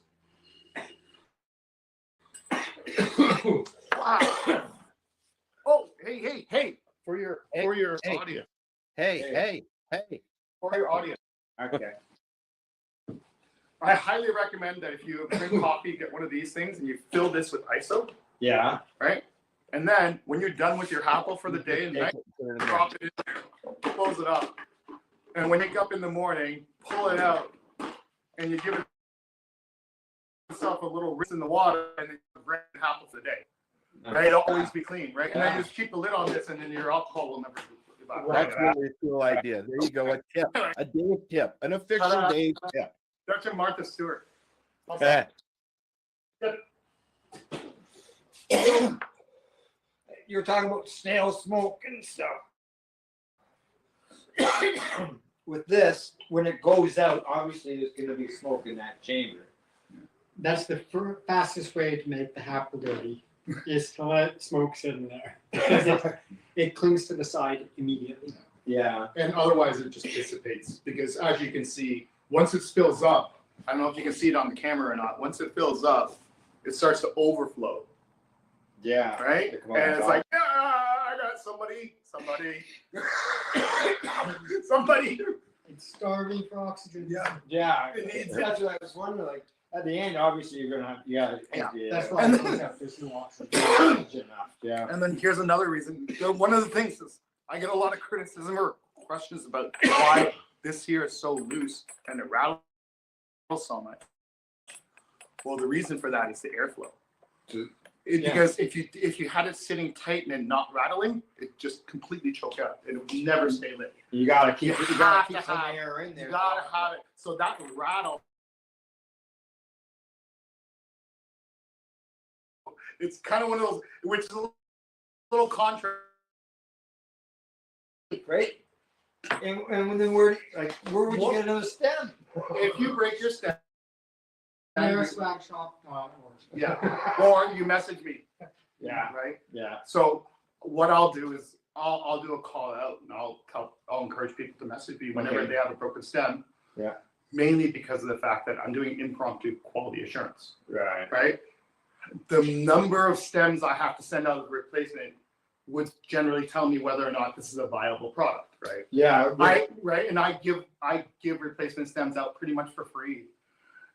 And I can still do that because I only get one in maybe 1,000 every few months. And it's never, but it's always because of negligence, right? Now people can lose them. Yeah. Or drop them. Yeah, and as far as for someone to replace that stem, they'd have to get a hold of you. Very kind of, unless you've got them available in the store. They are available. They're available separately. in the store, Yeah. Yeah, Okay. they're available individually, but realistically, it's so hard to put a price on that little stem. Oh, I'm sure. Because that little stem, in my mind, is that stem is actually quite high towards the whole value of the whole piece. But I'm hard pressed to charge $25 for a replacement. And then at the same time, like, I have no idea. It hasn't, like 1 in 1,000 every few months is probably like, that means I'm sending out 10 or 15, right? It's not a big deal at all, right? So anyway. Crap. Hash hits different. So it does. Yeah. This is the point of the video, Al, where you start recording faster, maybe. Jump. Yeah. Use that 30 frames per second George Miller shit.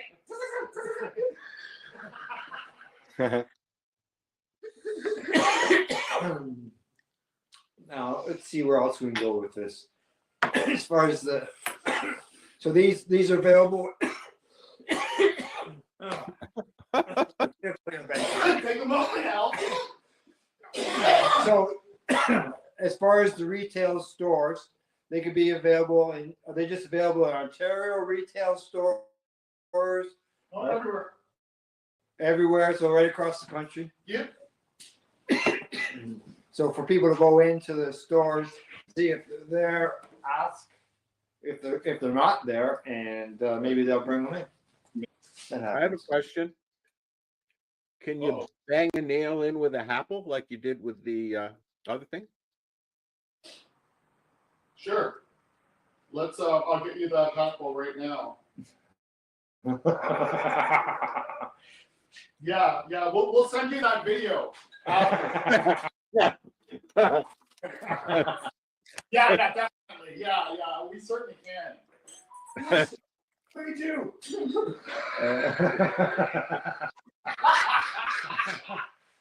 I think he's looking for one. Oh, maybe. I know that I've taken my apple on the road with me quite a few times. Have you? So what's that? Now I know, and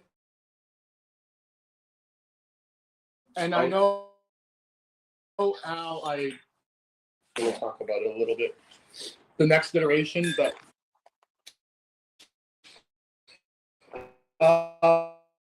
water filtered hash devices. Oh, Water filtration. Yeah.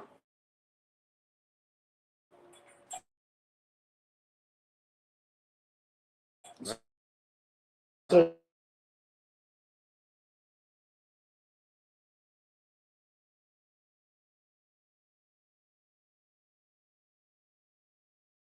It's got the percolator in the bottom. It's got percolator in the bottom. And the whole the secret with this one is that this chamber here acts as the internal HAPL. Right. Right. So that chamber is where this filters through. And bubbles. Yeah, I found it very smooth. Yeah. Yeah. We're trying it. Yeah. Well, when I received it, I waited 5 days before I used it. So Okay. my first toke, everybody got to see the first time I used it in the video. When we did the broadcast. Smooth. Oh. Here. Let's try this. Okay. To answer your question now. Oh, here we go. Forward. No. Okay, hang on. the I'm going to turn this. Okay. No, you're gonna cut this.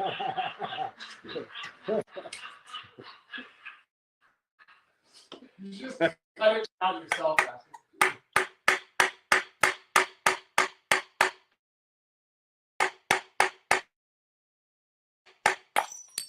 Ah!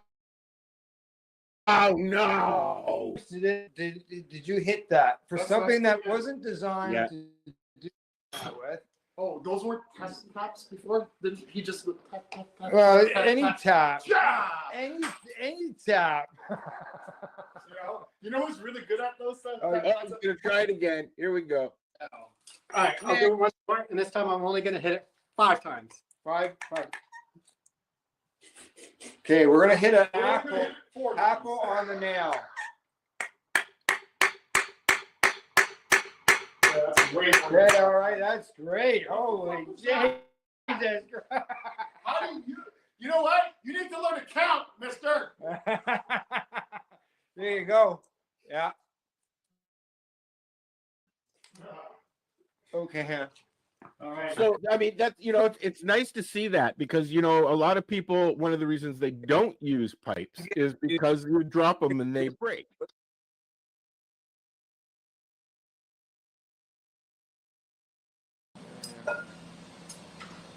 So this tube is for the HAPL body. That tube is for the mouthpiece. And this glass rod here is what I make the stem from.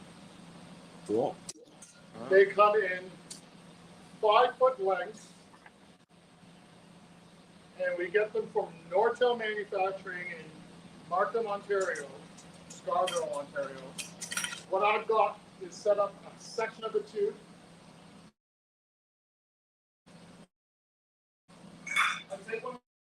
I take one of the long tubes and I break it in half.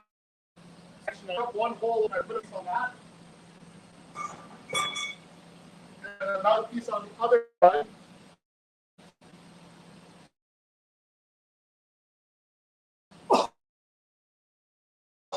They're hooked up a spout, which allows me to control which side I blow into.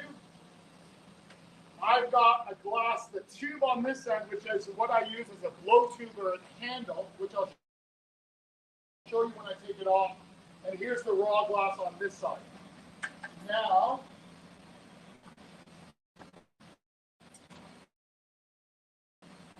these are 3 tools I use.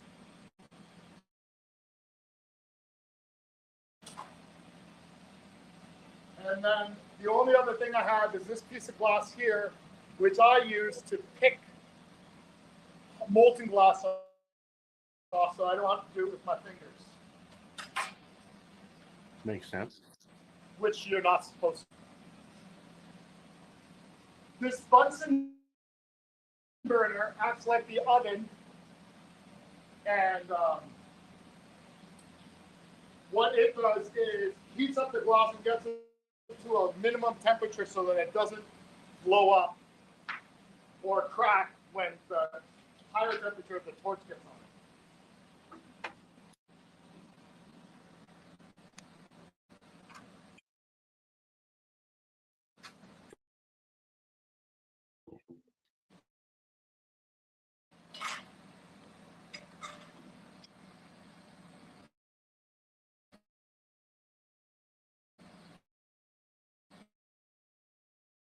Open up the hole on this main tube. So at this point, the glass is heated up enough, so I'll turn the Bunsen burner off. Once it's fused,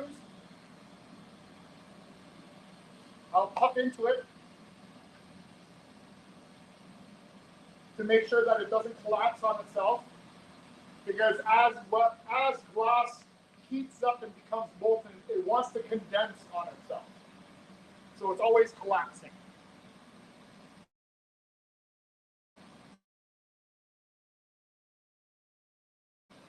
So one of the things I'm doing with the blowing of the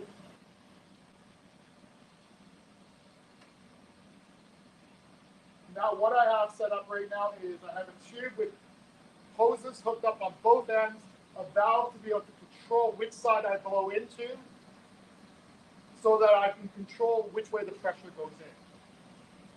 Not as big a deal on these pieces. Becomes more important as you get into larger, complicated pieces like the neutron. In our shop,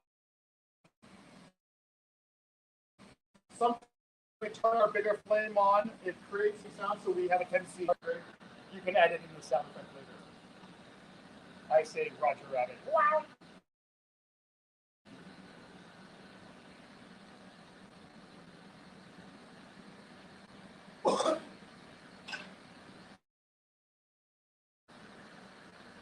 Glass here, and you'll see here I have a little template that I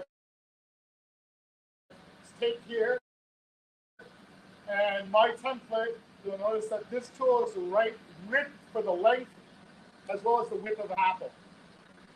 So I look at that, maybe this is still the same size. I do this every time because for some reason I'm worried that this tool will change size.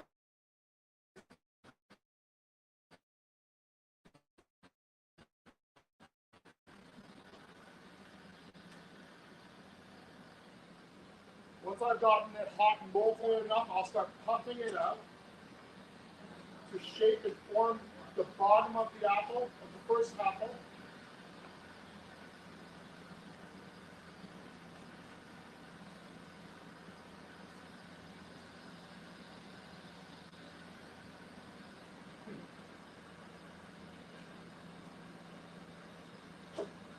Yeah. Right there. Yeah. You want to slide that on now if you want to. Yeah. It'll help to cut that glare out a little bit. There you go. Yeah, what Dave was mentioning was this device right here. I got in my hand, and what it allows me to do is to watch the flame. Because that can, filters out the yellow. Filters out the sodium. yeah, which can be end up where you get. Well, I guess it's not like a welding flash or anything. Yeah. So you'll notice here I formed the bottom half of the apple. I made it about 2/3 of the size I want it to be. Using my template. Use my template this way. Now I know how long it's supposed to be. I've got that section there earmarked out for this particular apple. And then now what I'm going to do is heat up the whole piece.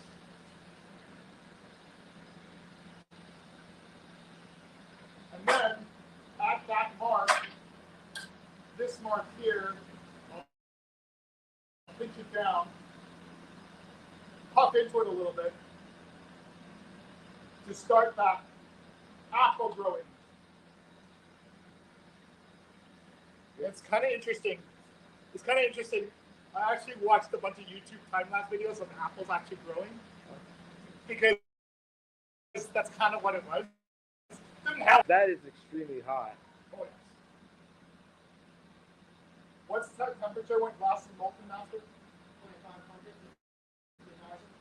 2,500, 2,000 degrees Fahrenheit.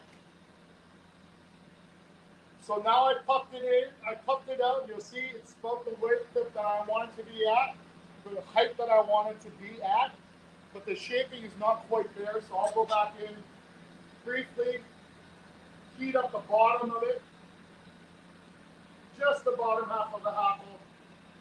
That's where I use this tool, race it.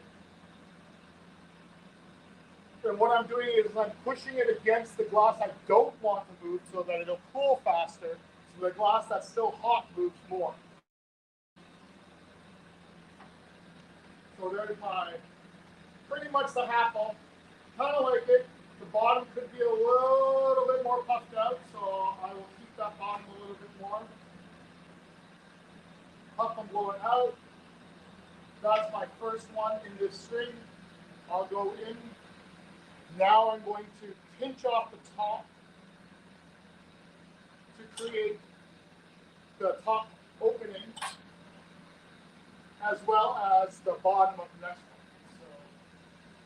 So I'll do that. This tube here is thicker, so instead of, if I condense it down, it's going to be too thick there relative to the rest of the apple. So I actually do a combination of condensing and stretching to maintain the wall thickness of the glass, so that wall thickness is consistent as possible. Now that I've gotten that kind of thinned out, I'll go in on this side and I'll pinch off to create the top of the apple. That's it. And then what that does is it also has thinned out the glass between that and the next one on the string. So I can just move down the line, set up, heat up, to do the second one, which I'll do quickly.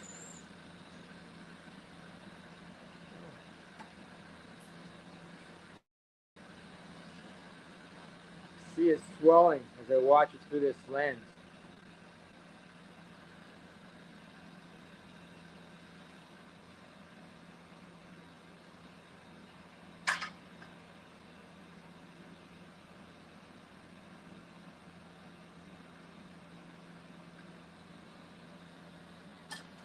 So yeah, as I mentioned, I'm not using a template or anything like that.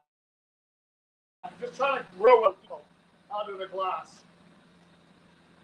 And I only do it this way just to keep it interesting. Like, it would be faster and easier if I used a template. But this is what's been making it somewhat interesting for the last 10,000 tries.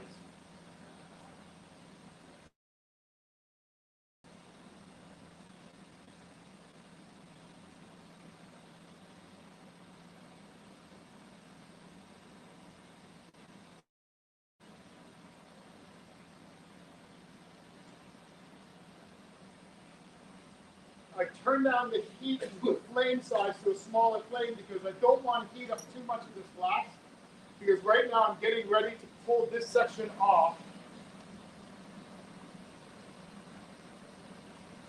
So I'm going in, forming up that top apple there. Now I have two there.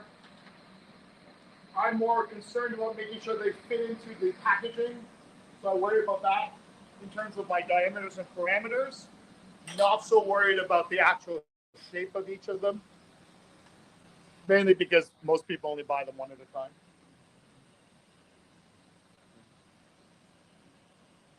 And as I said, I challenge anyone to find two apples.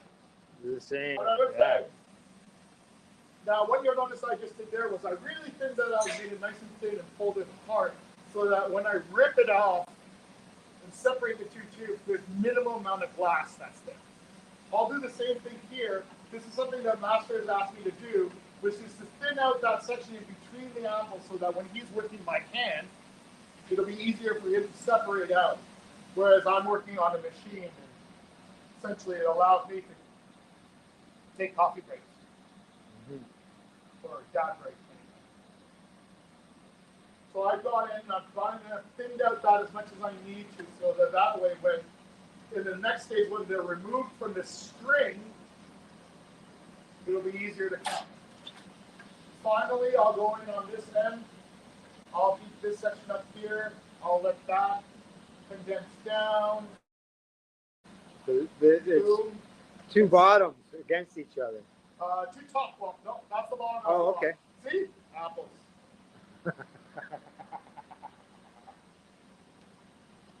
Thanks, Al. Thanks for measuring my point. All right. So I'll turn that off, and then I will take these two, and I'll pull them off of here, and then I'll place them over to this station here, master. Okay, so now they're full. So we're coming over here, and we're going to come over here on this side. He's working off of. Now, what he's going to do now is he's going to finish off the apples. I'll talk it through one. You'll talk it through one of them. I'll talk it through one of them, and then do the other one. Does that make sense? Yeah. Right, and then that way, kind of gives you both, right? Correct.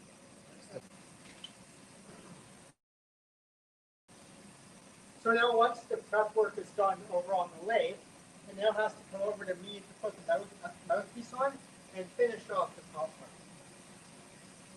So first up, I just need to clean up and close off the top that's left over from the lathe. This is to prevent condensation from building up on the inside. So come over there to sterilize that glass.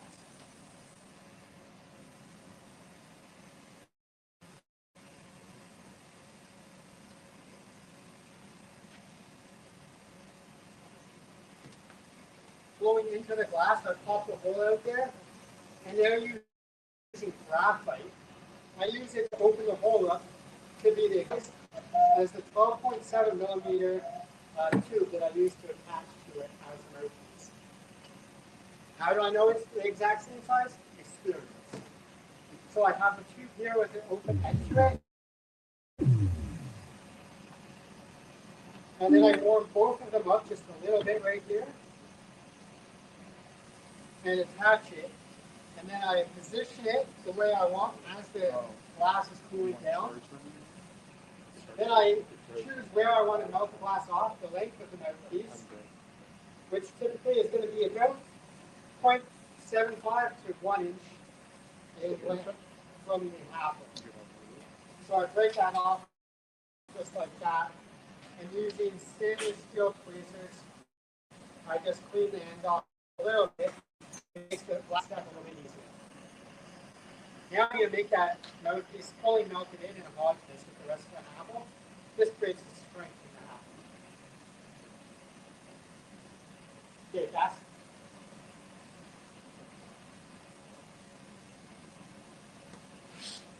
so I'm going to use a hand torch just to get the heat precisely where I want, because I don't need to heat very much glass here. I just need a very small section at a time. And I'm just going to work around slowly, get it all melted in, getting tiny little puffs between heats to put the glass to the position I need it to be.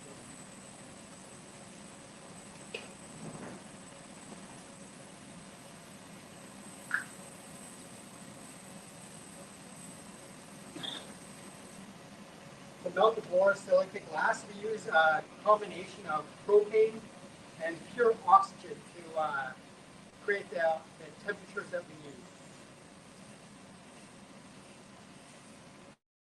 So I'm just warming the glass up just to make sure that it's all the same temperature again. This is just to prevent glass from forming. We have a Bunsen burner in front of me here. That keeps will heat the glass up to about 1200 to 1300 degrees. If you're not careful, that is hot enough for the glass to sort of start to bend, and you have to be careful to sort of keep it within the 1000 to 1200 range. Now that I have opened the hole up on the top, I'm going to heat up the glass with the flame and use my graphite to push it down and create a flat top. Now, one area of the apple that needs to be consistent is the hole at the top. The softness needs to be consistent so that stem that we've shown you fits properly and has the right amount of wiggle space. So I use another graphite reamer here, and this one has a measured line on it, so So I opened the top of the hole here to 14 millimeters. Once again, I'm just going to make sure that that's flat with the graphite. And then again, pushing heat into it to make sure it's all even.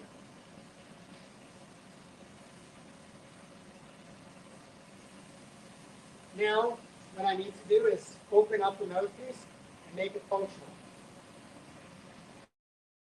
So to do that, I'm going to heat up a different piece of glass that's in my right hand now. I'm going to get it to be molten hot, whereas the glass that's in my left hand is going to be technically cold, but really it's going to be like 1,000 degrees. But compared to the 2,500 or 3,000 degrees that this side was, this side was cold, relatively speaking. So now I'm going to allow that heat line to dissipate right there. Now, if I just left that, it would have been razor sharp. So a little bit of flame was one. And once again, I'm going to use tongs covered in Kevlar to hold the piece of work and melt it off.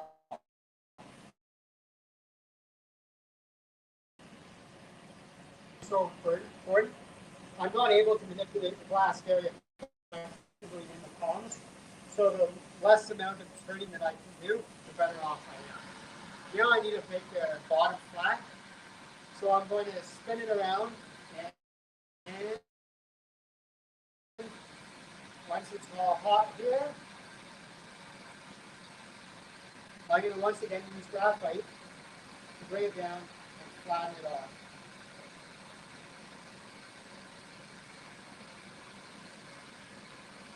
And there you have it, a finished apple.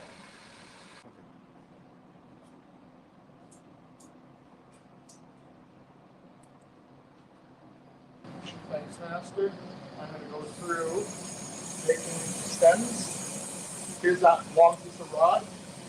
8 millimeters in diameter is the one I like to use for the stems for the apple. Should I break this down really quickly in half? So a little bit more manageable for my short little arms. First thing I'll do is I will heat up the corner and I'll push in the Maria, which is the circular lump that acts as a stopper. So I'll get a section of it hot like this and molten, pull it out of the flame, and then I'm squeezing it together to make that rounded disc.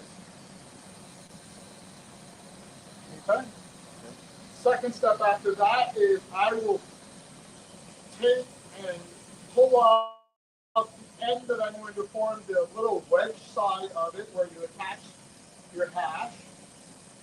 And what I'll do with that is I'll rip this off, set this aside for the next one, use my handy trusted butter knife that forced my wife to have to buy a whole new set because she was missing a butter knife. And I'll just take it and I'll press in that little wedge in that, or as also been described, a little butt crack. And that little butt crack there will sit in there, heat it up a little bit, just to quickly even out the temperature on that. Switch hands, place this, have these tongs here. I bent them, especially made them so they'll grab the piece. I will heat up this end, which is the end side that I will use, and press into a leaf. And it turns out that Master had bought this little pair of tweezers that has a little pattern on them. And I've been using these for every single half of them. Take it, do a half of them, and that squishes it up to form that leaf pattern. There you are. Set that down, and then I can make 10,000 more of those. And awesome, awesome. and that's the steps to making it happen. Excellent. Thank you very much. Yeah. Do you make colored ones, Dave? Yeah. We Yeah? do. Okay, But cool. the colored ones and the colored ones, we don't make very many of them because of the fact that the price point, the price changes. Yeah. And it's just you see the process. We're doing this all day long, every day. Yeah. Yep. 300 a week, right? So that's just all we do, and it's, I mean, like, hey, can't complain about it. At the same time, it's definitely not quite. This is not the glassblower's dream, but yeah. But I mean, really, You're producing these in your shop out back. we waited till we hit 10,000 before announcing the licensing agreement, because you know what? At 10,000, I think I'm allowed to do whatever the fuck I want. We've sold 10,000. Then We've made way more than that, but we've sold out the door. Correct. 10,000. That doesn't even account for Masters, hash kettles, and hash languages. We're only talking about the nugs hassle. Right. We're not even talking about the happles before the nugs. These are strictly just the ones. Just the Happel. Just the ones for the old. Right. Right. Which is wonderful. Right. Mhm. Love them. I love my overlords very much. Overlords. And as we haven't really mentioned, as you can see, you can use, well, this is the dewdrop. You can use it as an E now. With an E now. That's Abric. Yeah. And the point of the dewdrop was to provide that option for the consumer who doesn't dab very often. Right? It's for those people who prefer hash, prefer joints, but they'll do the occasional dab and things like that. That's why we built this, and that's why we released this, is because we want to give that option to people without having to outlay a lot of money. Now, did I see a video as well that you can do hash in there? Yep. You can do dabs. Yep. Now, did I see you put a banger in there as well as a bowl? Yeah. For smoking herb? Yeah, but sure. But I argue you're going backwards. Sure, you can smoke flour out of this thing. But why when you can smoke hash? But it's the multi-tool. It's the Swiss knife. We're trying to make it to be that way. Yeah. Right? It's just a daily driver. But most people have a preference. Right? They have their preference on how they like to consume.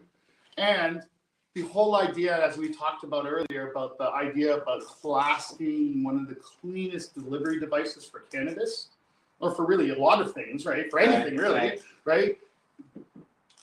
We're really hoping that this the Drew drop is going to be something that gives that person their regular option, in addition to all of the other things for once in a while, right? Because very rarely do people smoke flour hash. Well, the taste is really weird. Like it tastes really weird. If you're doing it in a vaporizer, especially some of those old style ones, that was a mess. Right, it's a mess, and so therefore, right, so that's why I'm like, no, you don't want to. Yeah, this gives you the base. People have to have their own adapters. Is it the ideal dab rig? Possibly for the right person, right? But there's so many different designs out there. This is really just meant to give, you know what? In a pinch, here you go. This is your daily drive. It's your daily smoker. That's what I was going to say. Right. It's going to retail for $100.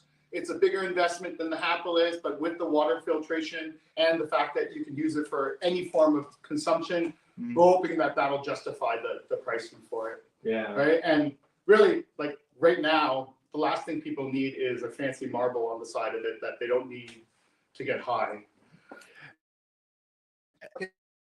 Well, guys, I'd like to take this opportunity to thank Master and Dave for allowing us to come here today in order to film you guys doing your work, as well as learning all the history behind the Happel and how to see how the Happel is created. We really appreciate you allowing us to come in here today, film you doing your thing, what you love to do.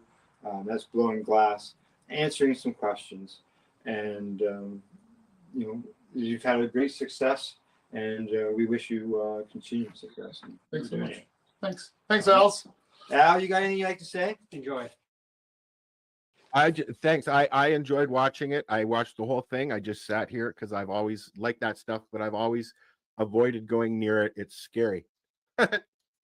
So don't forget, go to your cannabis store in your area, whether you live in British Columbia or Newfoundland, and you can go in there, check to see if they've got the apple. If they don't, request that they bring you one in and enjoy your hash. You got a website where people can go directly? www.canarisswag.shop. It's the Overlord's website. Okay. Instagram Masterglass. And I'm Dave. Earl Electric Dave. Thanks, everybody. Okay. Thanks again. Bye-bye. Bye.